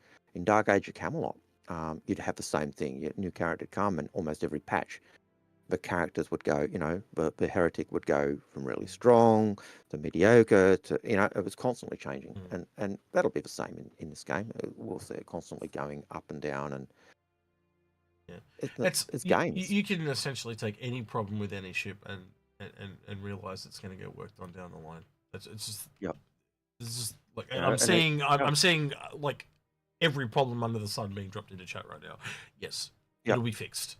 It's just you just got to give it time, and you got to realize like what 10, pick a number, but roughly what 10% of people were actually working on Star Citizen. The rest are on Squadron 42. And again, with the whole crunch and trying to get Squadron 42 out the door, because you can tell they're definitely, that's why it's so low hanging fruit on ships at the moment, because all the ships people, they've only got less people working on the ship team, so they can be working on Squadron 42. That's why me and Algared keep telling you, it's all pointing to signs that this thing's coming sooner rather than later, because it's all hands on deck to get it polished, and that polish and shit like that. So mark my words, it's closer. It's getting closer and closer. I think I think at CitizenCon we're a year away at most. Put it that way. Yeah. I'll be honest. I'm thinking seriously that we'll see something big next year. So much so that I've tentatively put in the long service leave next year. Yeah. So that's how close I am. That's how confident Algared is. Yeah. Yeah, so confident that we'll see something bigger next year. I'm expecting that that next CitizenCon will be fairly big.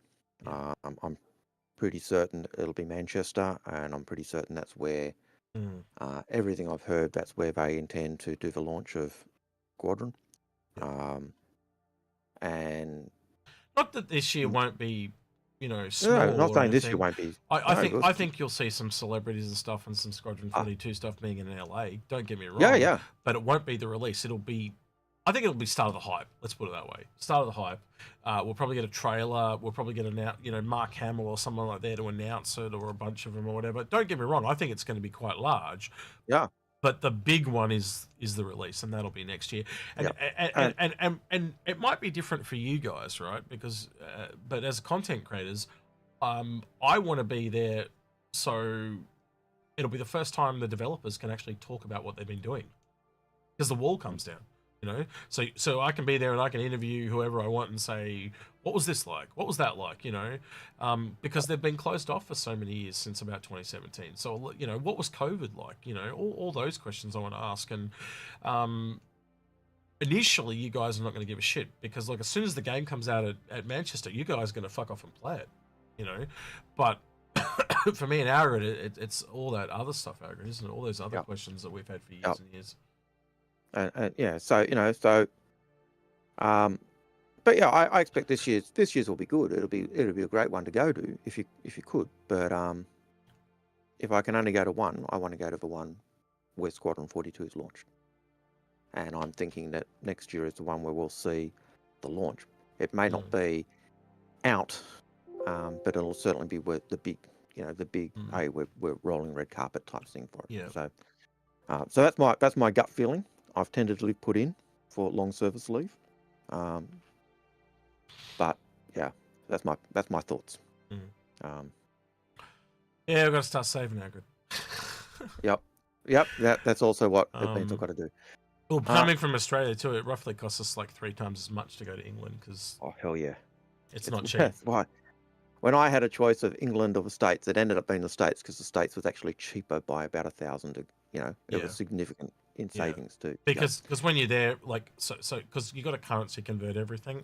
So just give an example. If I buy a sandwich and it costs $20 in Australia, as soon as you go to the States, it's twice as much and it becomes $40. So that's a really expensive sandwich. But then when you go to England, it becomes a $60 sandwich. So it's freaking insane. So everything costs way more than it should.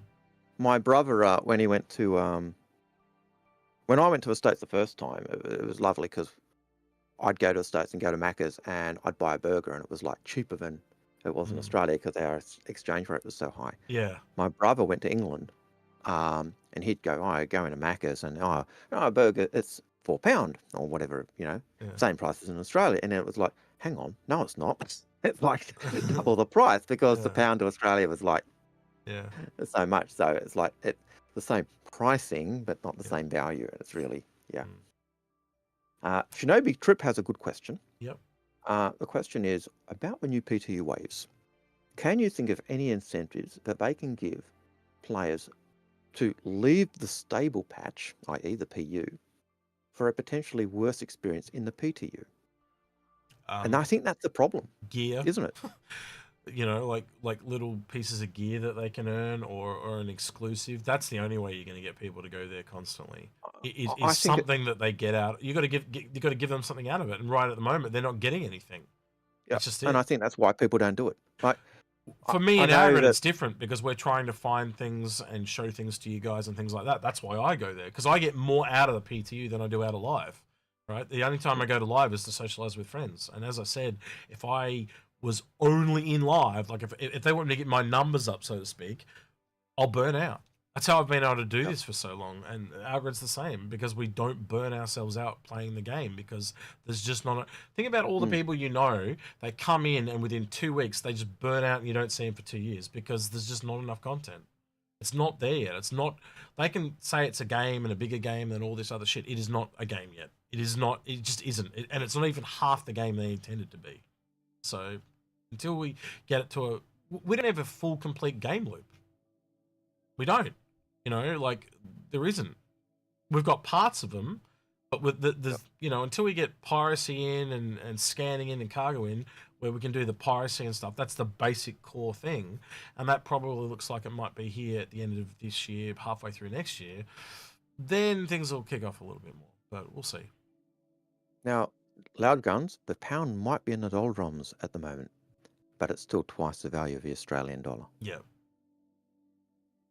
So the Australian dollar is still only worth like 50 cents to the pound. So the pound might be in the doldrums. So what he's saying is, Algared, when we come up there, we can stay on his couch. Thanks, Loud Guns. We'll do. I thought you can stay on the couch. You can stay on the couch. I'll sleep in your bed. Badges has already offered the couch. Yeah, Badges has offered, and John's offered. A few people have offered us some place to stay, Algared. So I think we'll be good when we go up there.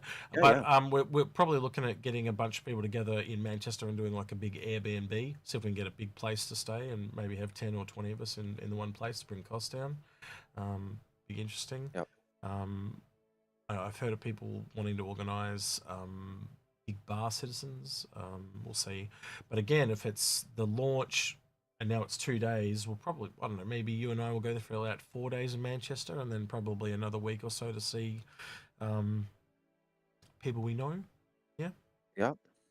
Yeah, well, that's right. Knowing you'll probably go over to Europe somewhere and plant a flag and Alamein or I don't know. Oh man, well, yeah, we'll do something. Alamein is Africa, but yeah, you know what I mean. But yeah, I'd love to do the history tour of almost everywhere. You pick a city, and but I've also got dozens of family in England, so I would most likely have to spend significant amounts of time visiting aunts and uncles and cousins and etc. So yeah. Anyway, I don't have any relatives over there. Mine are too far removed because I came over in the Third Fleet, unlike you that came over, I don't know, in the last 50 1967. years. There you go. That's the No, year 1969. Sorry, say 1967 is where we moved from pounds and shillings to dollars. Yes, so we were 1969 when we came out. 67 is when I was born. So, which is why I speak with such a good Australian accent.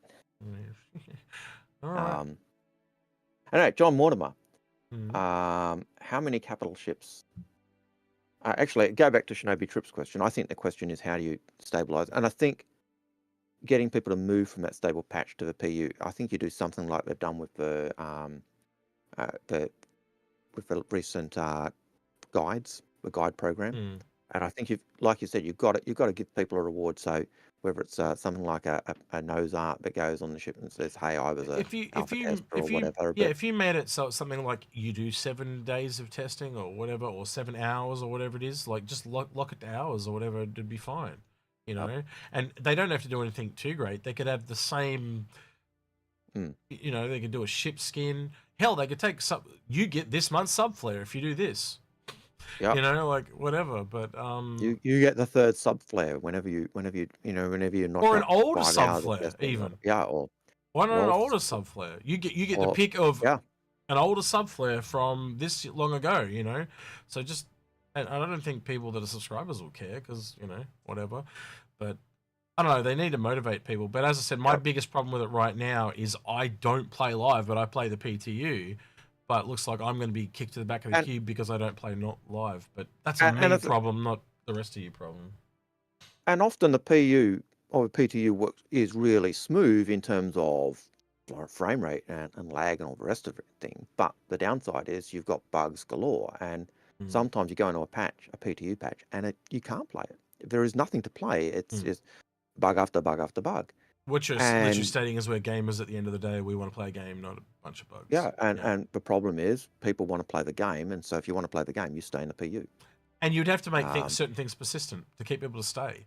Like if you could just stay there and like if your rep transferred it over to live, if your money transferred over to live, see what I mean? Yeah. As soon as you do that, people are like, well, I could just stay here and play here. I might as well stay here and play here. And then the problem is also, you know, the fact that it's the second you're doing that, you're testing things, and so you don't want all of those things to go over because there's bugs and everything else there. So, it's not an easy issue, and yet the problem is, you've got to try. You want to try and get people to go from that stable patch to the PTU, and I don't think there's an easy answer. And so Prisoner's saying that they would use a macro to log in time to the PU just to get free items. They'd have other things that you would have to do though, Prisoner. Like they'd make it so you've got to, you know, be active, and there'd be ways they could test that you're active, and you'd have to be testing what they want you to test. So it couldn't just be, oh, I was logged in for 7 hours. It would be, I was logged in for 7 hours and I did this, and this. And I did the testing of the thing that you were testing, and I put in a bug report, or I reported on a bug, or I did what you asked me to do, basically. Yeah. You know? So, but yeah, I think the problem is how do you get people to go from that stable patch and be able to play the game, and go to the PTU. And I'd love to see the other side of this data too, because they're saying, oh, we noticed that most people go in and then they piss off, so they only play once. The other part of it I want to know is how many people are still using the issue council? Because I bet you that's low as shit too. I still go in. I don't go in. But I mean overall. Yeah. I don't mean just you and me. I mean like I think you would find that most people are just playing and don't give a shit about the bugs. That's why they play the PTU once and move on. And getting people to pay for the first wave of PTU now, I think there's going to be a lot of people are really annoyed by the fact that you've got to be subscribing now to be in Wave 1, because most people were in Wave 1, and now, like myself, I thought I was in Wave 4, but I'm actually in Wave 3, but I've been knocked back just because they've decided to change it after all these years. Yeah. It's a conundrum. I won't say anything other than that. It really does. there are problems with it, and I think that they're trying to deal with problems they've encountered and looking at, okay, let's try this and see if that solves it. Yes, Osgood Black, stable. The PU is stable. And if you don't think it's stable, go into the PU and compare Go it into to the PU. Evocati. Yeah, and see that. Yeah. Yeah. So, that is a, and I think that's the difference. The people who are the long-term people who constantly go into the PU or the PTU, they are the people who are putting in the bug reports and using the issue council and the rest of it. And the people who go in and then leave, they're the people who aren't doing that, and that's a problem. And it's I know when people were complaining about why they launched such a buggy system to the PU with 3.19, and I said, if you've got the PU and you've opened it up to everyone and you still don't have the people, what do? You end up going, okay, we need more testing. We're not getting it here. Let's just put it live and make everyone test it. And damned if we do and damned if we don't. And people lost their shit. And I think you've got to pull your heads in if you were losing your shit over that, because I think I'm starting to think of other ways they can motivate people, Algared, right? Yep. So one of the things I've said for ages is it used to be really cool back in the day when the new ship was going in, that you could, even if you didn't own it, you could go in there and try it. Yeah, and try it. Bring that back.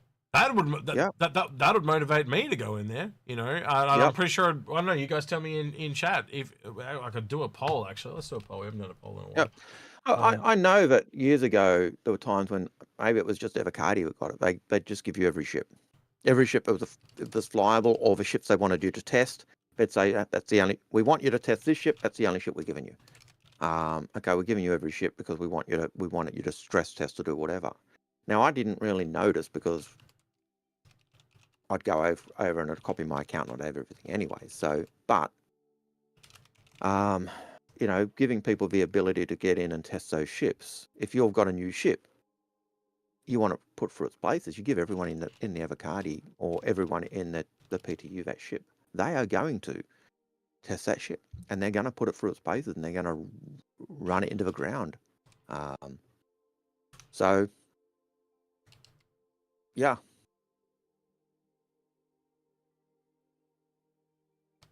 Sorry, just doing the poll, Algared. Yep. I'm just looking at the poll just up on. Yeah, just on Twitch. It cuts it shorter on Twitch, but it's meant to say motivate you to play it more than once. Yeah. So yeah, I'll just start. So yeah, 86%. Damn. Yeah, There's your way to do it, CIG. Just give people access to the new fluffy ship. Because and I've always wondered why they don't do that, because it's a try to before you buy thing.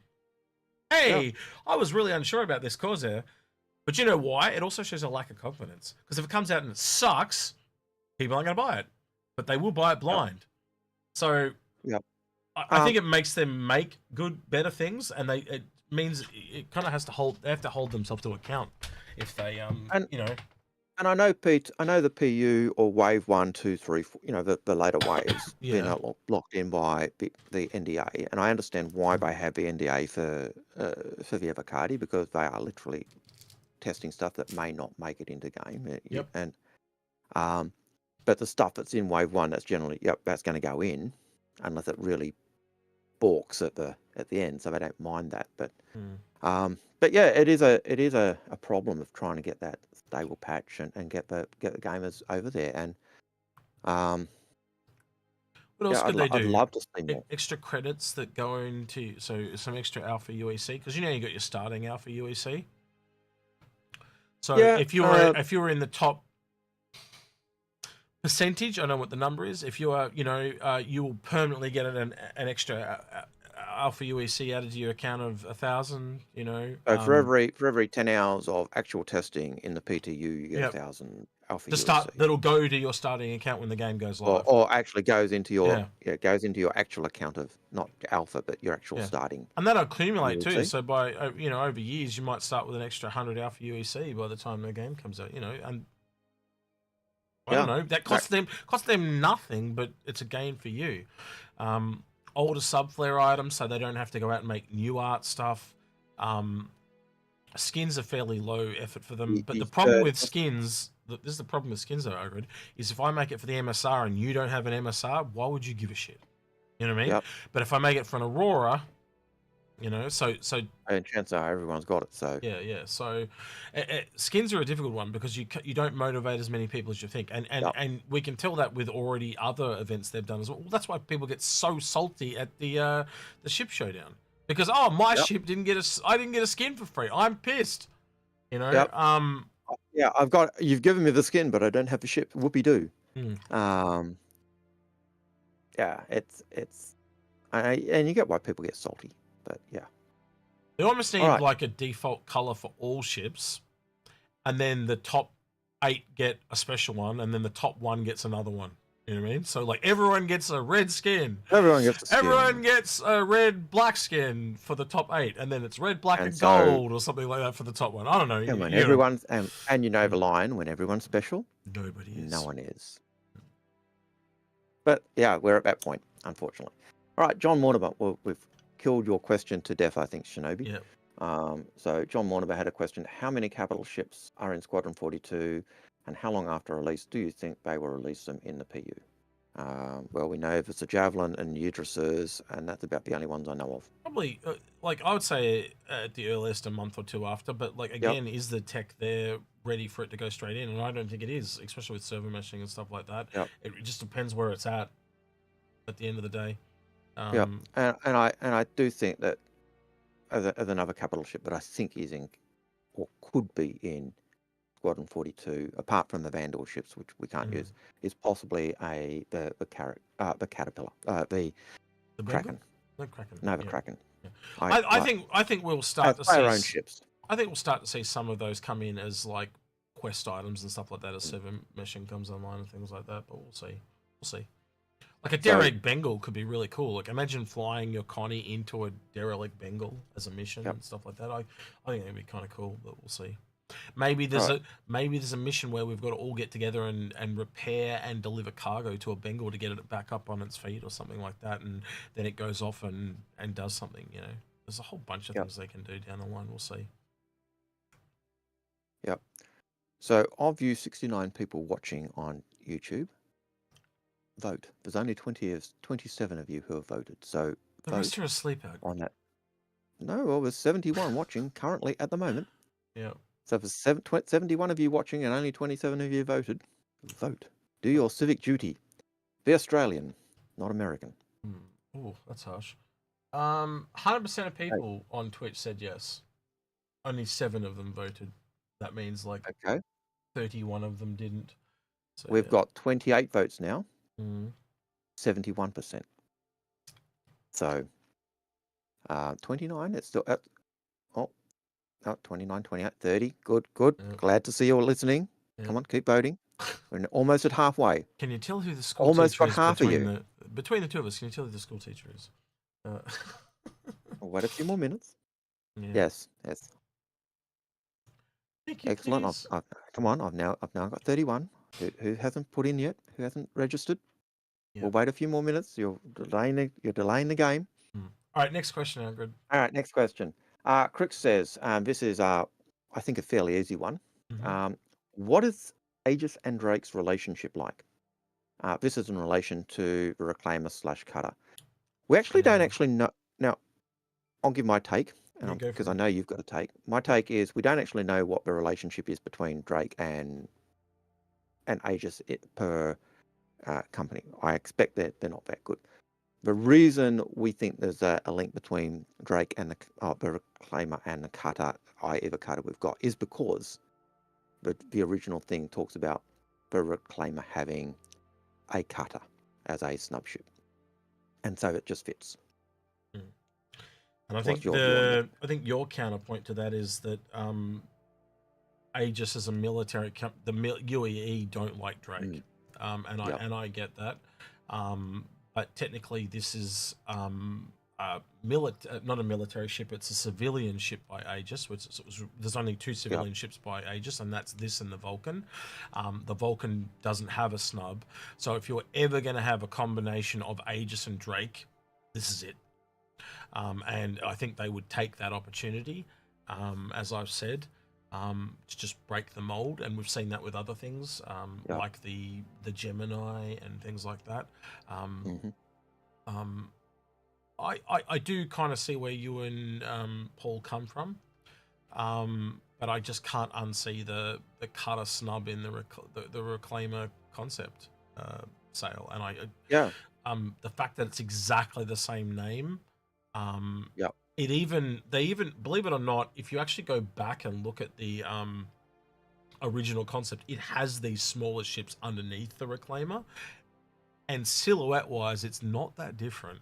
It's similar, not exactly the same, but it's similar, showing that the thought process has probably been there for quite a while. And I wouldn't be surprised when the reclaimer was concepted if this wasn't roughly concepted as well, knowing that it was going to be the snub that attaches to it. But it'll come out in time, like down the road when the game's released or whatever. If I, like, for example, when I was talking about us interviewing people, I would go to John Crew and said, when the fuck was this cutter a thing? When did it come out? When was it done? Why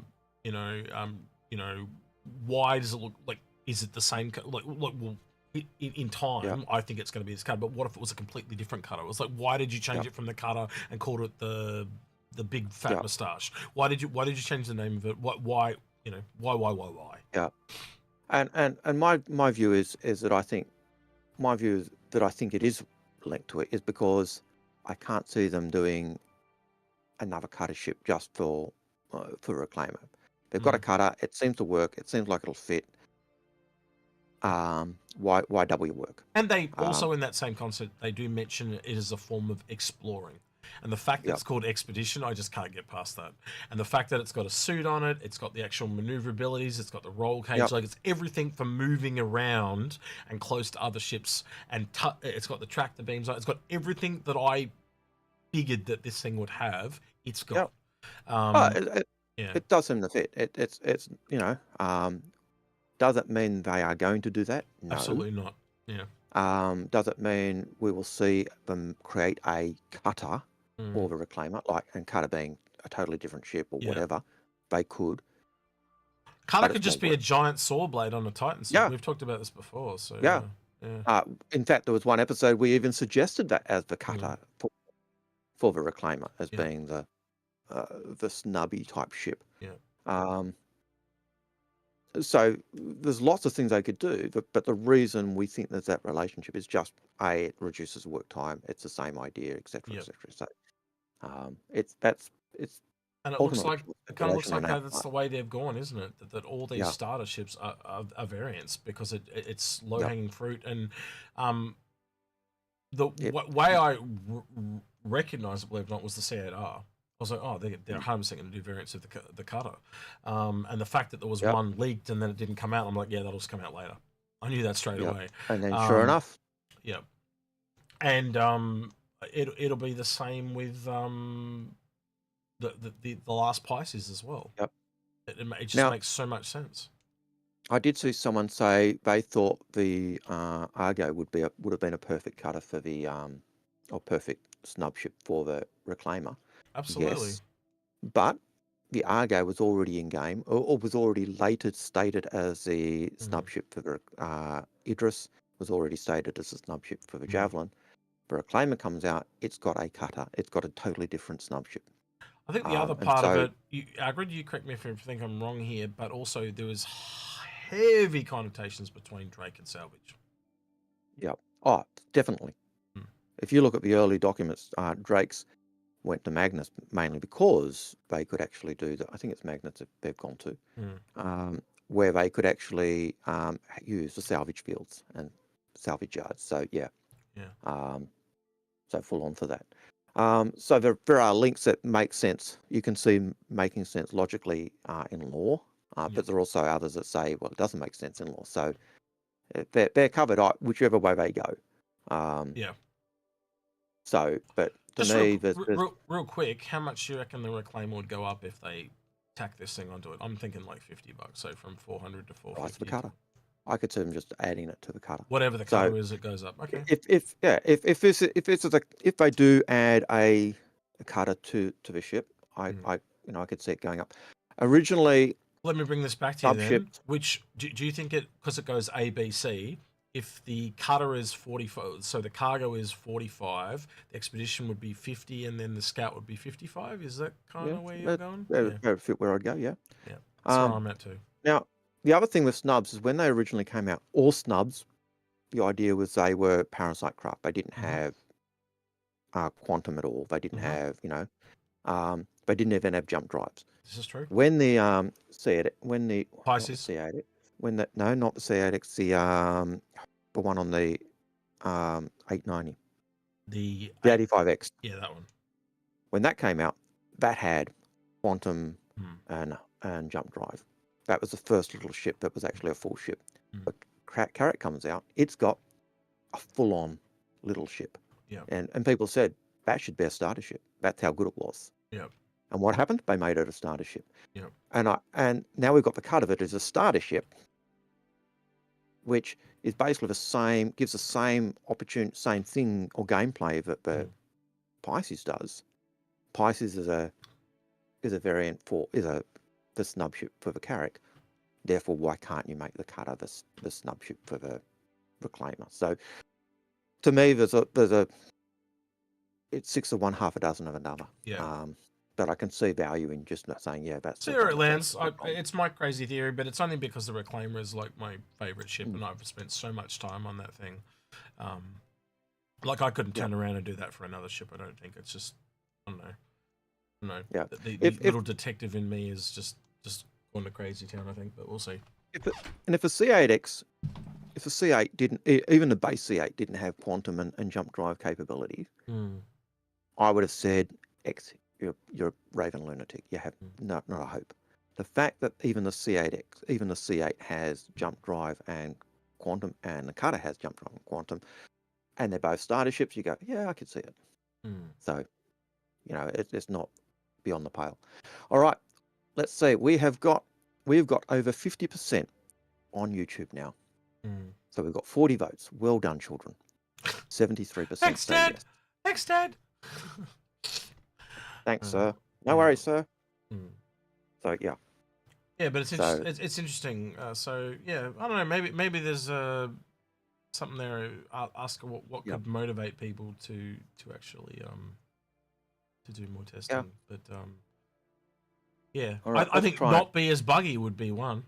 But yeah, which is hard when it's in a testing environment and you're actually doing it for testing to actually help find the bugs. All right, let's try and race through some of these so we get, because we're still at 7:22. Yep. 2 hours behind schedule now. Woohoo! Yep. All right, so I've only got 15 minutes left anyway. All right. Oh well, you better close the bot then. All right, I'll close the bot and we'll try and power through these last ones. All right, so M Walker 300 says the C1 has a size 3 tractor beam. Do you think that is strong enough to tow another ship? Yes, but I think those. Yeah, it will. But it's designed primarily for cargo. But yeah, we'll see. And the key thing there, they've said they'll work the tractor beams to be the size and the strength that they need them to be for what they're supposed to be. And I think at the end of the day, I think it will tow a ship. It's just really what size it'll be that it tows. I think that kind of sums it up. You'd agree with that, yeah? Yep. Jar Jar Obroni says, "Hey, Algared and Execute. What do you guys think the chances are of getting a MISC Mirai competitor to the Connie? 400i. I think fuel refining explorer vessel would be a perfect MISC. Totally possible. There is no. Now I think about it, that's kind of what that Mirai is, isn't it? It's the alien hybrid, and if you think like it kind of moves away from the industrial fact, and yeah, it's totally possible. Yep, I could see that. Man, I would be keen for that now. The more I think about it, the cooler that becomes very quickly. Well, could I see a MISC Mirai competitor of a Connie 400? Well, in a sense, the saying gunship. Yeah, well, I think the alien hybrid gunship, Algared, I'd be all about that. Yes, take my money, Sergi. Take my money. Yeah, there you go. Execute's getting Pokemon syndrome. But I think like I could see that. You look at the Fury. The Fury is effectively a P-52. Yep. So having a mothership for the P-52. But kind of does Connie 400-ish type stuff. Yep. I could see that. Will it have real quick, other aspects? I know. Sereno Verdikuki, I cannot pronounce that Italian name to save my life. I'm going to say Pasta Person. Execute. I have a question. What guns do you put on your Redeemer that you love so much? I put on the laser repeaters. Not repeaters, laser cannons. Laser cannons. So like the the ones that have M number A. So like M7A, M6A, M4A, whatever, for their all appropriate size. They tend to be better for PvE, but they do still fire fairly fast. But it's the thing that makes them suck is they don't travel very quickly. So they're really good for the bounty hunting missions. But as soon as you PvSP, I'd put different weapons on. My preferred weapons are the Hurston. Attritions? What are they called? The attritions. Just because it makes him think of all the people he likes to starve, as Old Man Hurston. That's right. I attrit them. But just the idea of them, the more you fire them, the hotter they get, the more damage they do. It reminds me of a heretic in Dark Age of Camelot. Right, Jedi Drifter. What size tractor does the Taurus man turrets have, do you think? They are 2 size 2s. Very handy for the cargo. Yeah. But again, same thing we've said 3 times, at least multiple times already. They will adjust the tractor beams and the sizes to do what the ship's supposed to do. So, yeah. I'm assuming they're 2. I'd have to double check that. I'm assuming 2 size 2s, by the way, just because the scanners on the Aquila are 2 size 2s, and the guns are always size 2s as well. So, but that'll change. North End Trooper. Wouldn't the Pioneer fall under agriculture since players will use Restar for building farms? No, it's under manufacturing. No. Yep. It's moved from base building to manufacturing. Walker 300 says, why do you think the 315P has a tractor beam? What would a Pathfinder use it for? Pick up cargo in space and put in your cargo hold. It's actually got more cargo hold than the other ships of its size. I believe it's bigger than the Titan. I forgot the exact number. Is it something like 6 I think it's 12. 12, yeah. I think it's 12. Quite large. So it's double the size of the Titan. So almost. I think Titan's 6, isn't it? 6, yeah. So it is double. So I thought it was 8, but maybe I'm wrong. So you're saying it's 12, but whatever. It doesn't matter. The point we're trying to get at is that it is a more dedicated luxury cargo ship. Yep. If you are leaning more towards cargo than combat, then pay the extra $5 or whatever it is. You might be right. Yeah. You might be right. I'd have to go double check. But man, there's so many numbers now. I'm old. I'm not going to argue with people about what is right and wrong, as long as we get there in the end. That's where I'm at the moment. Like I'm not going to. It's got more cargo than the others. That's if someone in chat told me I was wrong, I would be like, cool, yep, awesome, let's move on. Because I just don't. Especially when they're probably sitting there going, "What's the cargo?" Yeah, they're wrong. It doesn't matter at this point. There's too much to remember now. We've got to all help each other get to the facts. That's just how it is. All right, next question, please, bud. And then please turn off the sound filter for ISC, will you? Oh, shit. Sorry. Oops. Sorry. You didn't miss anything visually. It was just a fire. Yeah. John Ski, and so that tells you where we're at. We're at 738. John Ski, what happened to the 600 IWX? They're still happening. Still happening. It just takes time because it's not essential. You know, it'll probably go into maybe sometimes next year. I don't know when they get people free to work on it. The longer it takes, the better it'll end up being. Exactly. John Frick, question: do you have or have you heard anything about the specialist FPS armor, like Medic that has built med tool or scanner, etc.? They almost sound like exosuits, aka Titan suits. 100% think you'll get different Titan suits for different professions. We've talked about this at length, but you'll probably get also different armors exactly that do what you said. So, you know, a medical one, a repair one, just like how you get different size vehicles, you'll probably get different size armors that do that. So, much like there could be a heavy medic, and they probably carry like a big shield and a big needle arm, but you might get a light one as well. Like it'll be all over the place, and I think it's just time, because again, they're working on Squadron 42. They need that other team to work on Star Citizen, so you're just not going to see any of that until Squadron 42's out the door. They've got the money to get the more people in, and it takes time. As Algared was saying, they have to train people up and shit like that, don't they, Algared? Yep. And since you just said everything I'd have said, I'm just going to leave that. Sorry. That's okay. No, no problem with that at all. We're trying to whisk through these. Luminaria has a question. Oh, you broke up there, Algared, when you come back. Just say it again for me, bud. Yeah, 10 o'clock in the morning. That's why. Everyone's just gone to work and turned on their PC. All right, go, Algared. Go again, Algared. Go right. ahead. So, Luminaria has a question. If CIG contracted either of you and said, we're making your dream ship, tell us what you want. What are some ideas you have for your dream ship and what it would be named?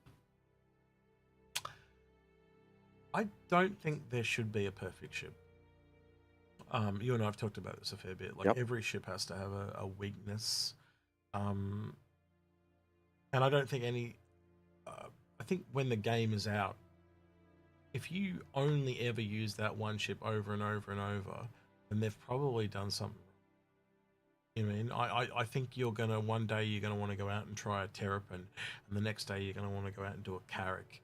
You want to, and even if you're just in the exploration field, you know, you're going to want to change what ships you take and who you go out with. And I think this game is pushing drastically for people to work together in big groups, or, you know, and when I say big group, I mean 4+. You know, you'll start the game out playing on your own, learn the fundamentals, and move as you go along. So Luminaria is coming back. Not the perfect ship, your dream ship. The whole game's not there, though. You know, how do you pick what you want when you've only seen? I suppose the it's really tip of the saying iceberg? what gameplay loop you'd be looking forward to most. I suppose How much gameplay is not in the game yet? You know what I mean? Like the down the road, how long? 10 years how long from is a now, piece of string? yeah, 10 years from now, how much new gameplay is going to come in? Once the game is kind of released, what other new gameplays are they going to add in? You know, what other professions? You know, I might like the idea of salvage, but then they bring out another game with another mini game, and it might be all of a sudden it's refining that I really like. You just don't know until you see that final gameplay. There's something SA always says, doesn't he? He always goes and says, the only thing we've got to do right now is speculate. And he's 100% accurate. There's not enough in this game to say, that's what I want to do, right? And that's why you get a lot of people go, oh, right now, because you can see the right now, but you can't see what the future's going to be. And that makes it really difficult for me to say, what is my dream ship? Well, this is my dream game, but unless you're different, I can't put that down yet. I remember when I started, for me, what made me really go full on into the game was the fact that we had on the Matrix the Hull C. That's not a pew pew ship. We had the what was it called at the time? The salvager, you know, the salvage ship. I can't remember what they call the reclaimer back then. But it was, you know, it was a salvage ship. It's not a pew pew ship. Yeah, they just called it salvage and the mining. We had the Crucible that was not a pew pew ship. We had the Orion that was not a pew pew ship. They said to me, this is not going to be your standard just bang bang you're dead game. And they really hooked me in. It's more the sum of its parts, isn't it, Algared? Is that what you're trying to say? Yeah, it is. But, no, I'd agree with that. that. But I think if I was looking at a dream ship, on the ships that are currently there, and what we've got, the Endeavour really does tick most of the boxes because it's so versatile. True. True. So, and then I look Kraken's up there for me too, if I start to think about it. And then I look at other ships, and so I think I'd love to see an RSI version of a Kraken type ship, because a bit like the old Pegasus. I'd love to see that. Yeah, it was my dream to get a Kraken though, so I guess I could say my dream ship was the Kraken. I guess I could say that in a term. Yeah, and I love the idea of an 890 jump style fancy private hospital. You know, that was one of the things when it first came out, was I would really love this to be a sciencey, you know. I've always said Mythmate would make, just because of their actually, you know, Origin, just because of their pristine and sterile look, would be ideal science and medical. So combining a couple of things, you were talking about a sciencey medical ship, and they were talking about the Star Trek Enterprise. A kind of sciencey RSI ship could be pretty cool actually if they pulled that off in the Star Trek style. That'd be kind of interesting. Yep, and that kind of ties in an industry, and I always thought that would be ideal for Origin because of their sterile look. So yeah. Don't think you're going to see it, unfortunately, being from Origin. I think you're far more likely to get it from RSI. I think the only thing we're seeing, and I've said this to you before, is extra shops. Yep, and I've kind of said yep, but I hope you're right. Dream ship, that would be it. I hope you're right. I really do, because they need more gameplay. They're very bare bones right now. What tools, if any, this is Nalingrel, what tools, if any, do you all use for Fix My Fleet? I'm working on a pretty dope Google sheet for playing the Hangar game, as I call it. We just use the fleet viewers, really. Just the fleet viewers. Photoshop, that's about it. Nothing really too fancy. So people we'll get people to give us their ships in a fleet. They always come with an Excel sheet, don't they? And we're like, an image. An image. And an Excel sheet is, you can get more information on page and you can often see it, but it's also difficult to visualize it. And you can absorb it quicker from an image. You can just absorb it in like 5 seconds. So and I know we've now got some people who've said they're visual, but they struggle with getting how to do the CCU chain. So we've now got them doing using Fleet Viewer. Put the ship you're starting from in that side, put the ship you're going to in that side, and put all your CCU links in the middle of the pictures, and then you can see them. So yeah, generally that. Right, Algared, we've hit time, so smash out the next ones for me, please. All right, so Jar Jar Brony, Squadron 42 closer than we think. How much of their team does COG have on Star Citizen, and how much on Squadron 42? You've heard about 80% working on Squadron. Yeah, that sounds about right. Yeah, we don't know the actual number, but yeah. Jedi Drifter has a question. Do you think the new skill buff system that COG intends to implement will be detrimental to new and casual players compared to everyday players that can accumulate enough to be OP? I don't think it's ever going to be to that point. No, and I also think that, let's be honest, this game's always going to have a kind of learning curve because it's so big, but it's how good those tutorials are and how they gradually, again, just look at the way a starter ship goes onto a medium ship onto a large. It's gradually teaching you new shit and gradually teaching you to work together with other people. And most of the starter ships start out fairly generic and then they move off into niches. It's how those tutorials work, all that type of stuff. And we need to have all those things in place before they do that shit. So yeah, just give them time. Give them time. So Sangraber comes in with a question. He says, with Algared's failure to recommend an Endeavour in an FMF, has Algared been replaced by a Karthak body double? Yes. And while we always do recommend and do think the Endeavour and Crucible are ideal ships for most people to have in their fleet, we also try and tailor the ships to what the people want. And sometimes, even though I think it was the last one we were doing, and both of us were saying, well, we think this, but he wants a fighter, a combat fleet. These don't really fit into what we'd normally say as a combat fleet. And so we left them out. I went on vacation and I have no idea what episode that was that he's talking about. Yeah, I know it was the last one, but man, we did like 6 of them in a row. I can't even remember my name at this point, but yeah. Nate the Greats, I think it was. Oh, that's right. Shinobi Trip has a question. Do you think the upcoming buffs to the Ares ships will bring them out of the why bother flying basket? Possibly, but I don't own one. I hope it makes it better for people that do have one, but at the end of the day, as long as it don't want to ruin other people's fun, got to make it fun for everyone. So yeah, I've got to admit, I haven't taken them out since I first tried them because I don't like the feel. Yep. And that was even before they nerfed them. So I've become less of a fan of my favorite manufacturer, or one of my favorite manufacturers. John Ski, does the Cutlass Steel need a rework? Yes, it shouldn't exist. No, it does not need any more miniguns. No, it doesn't need any more seats. Stop being a dick. Sorry. I should just lower the price on it. That was John Ski. Yeah. So no, John, you're being deliberately disruptive in class. I'll see you after. Sit in the corner.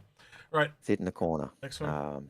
Luminaria, Algared, I'll be watching for the episode based on my question. Yes, we've already done 4 that. weeks now. No, because I'd already picked her for that. All right. But we're watching chat.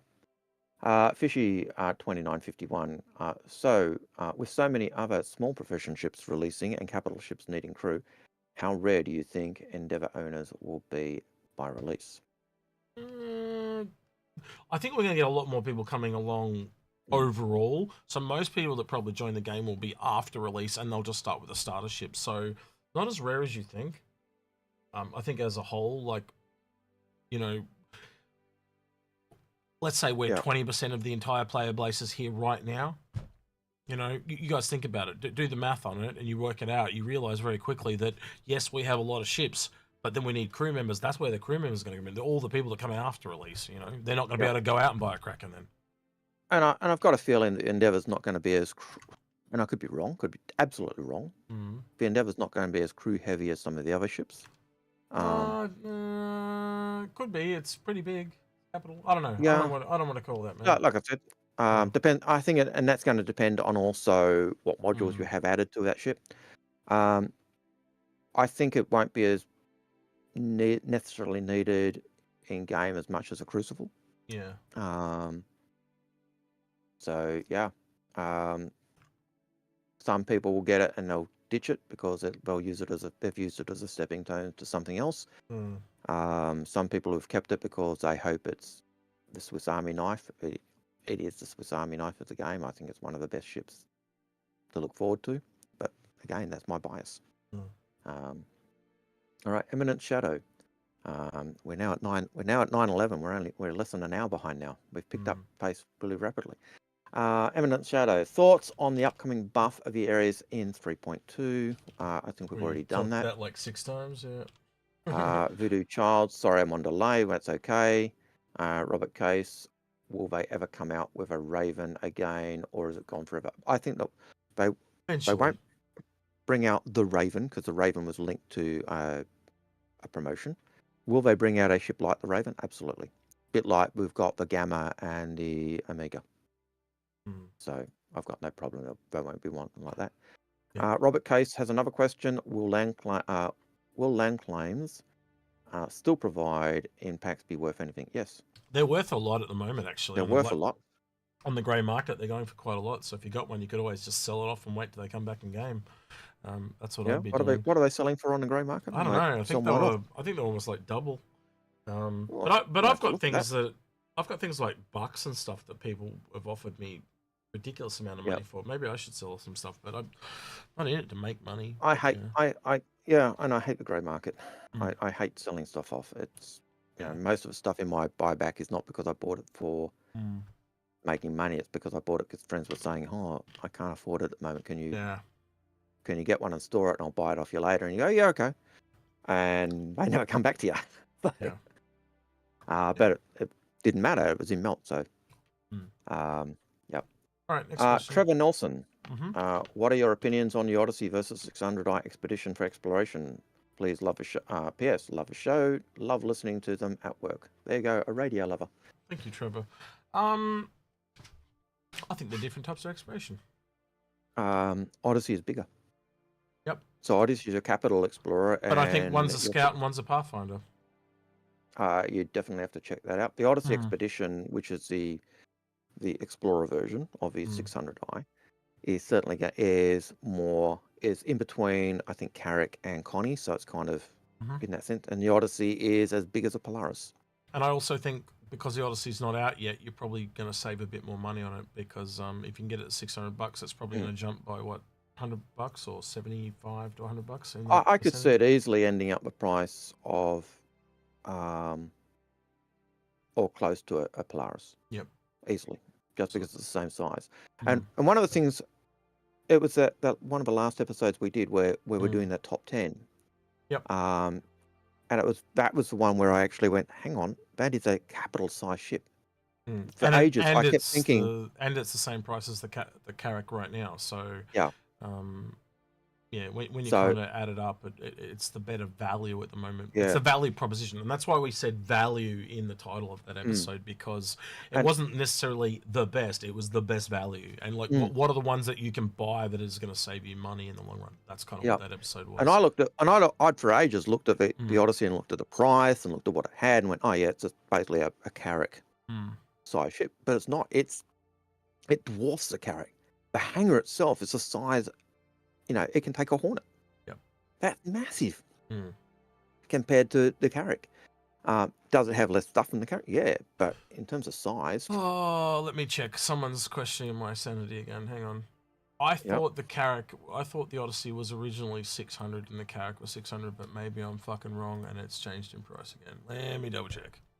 Or I'm remembering wrong. I can't remember. What's the next question, Algared, please? Next question is Trevor Nelson again. Yep. Do you think the C2 will have a place when the hulls get released? And if so, what role do you think they'll have? The C2s will always have a place because they're vehicle transport. Yeah, that's exactly right. So, and happily to let you test that because we're at our last question now. Odyssey, no, I was wrong. Odyssey was 625. It's now 700. I was wrong. So there's $100. And it's also gone up. Yeah, there's $100 price difference between the two.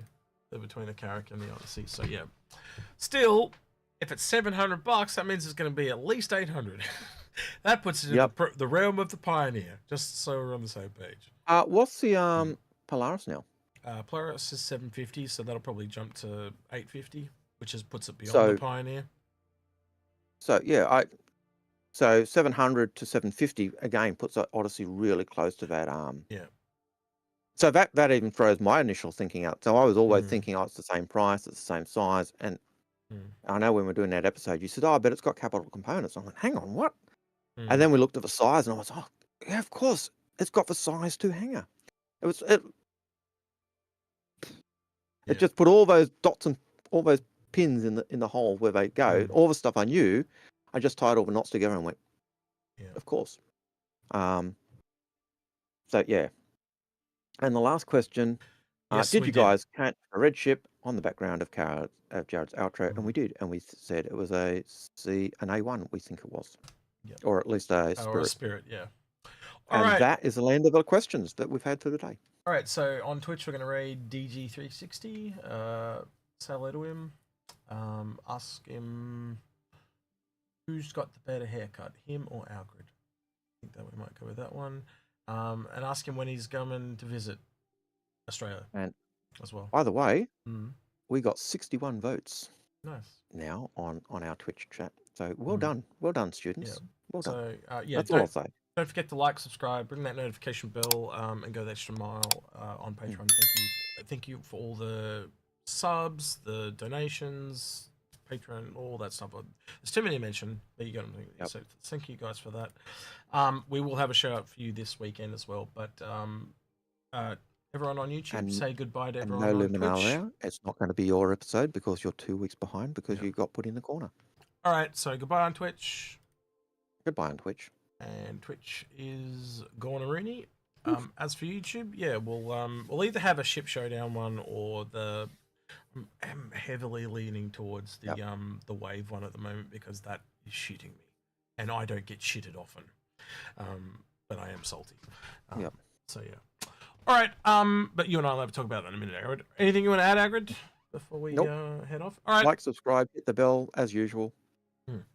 He's been Algared. He's been Execute. And we're out to the next one. Take care. Here's Execute! You're back.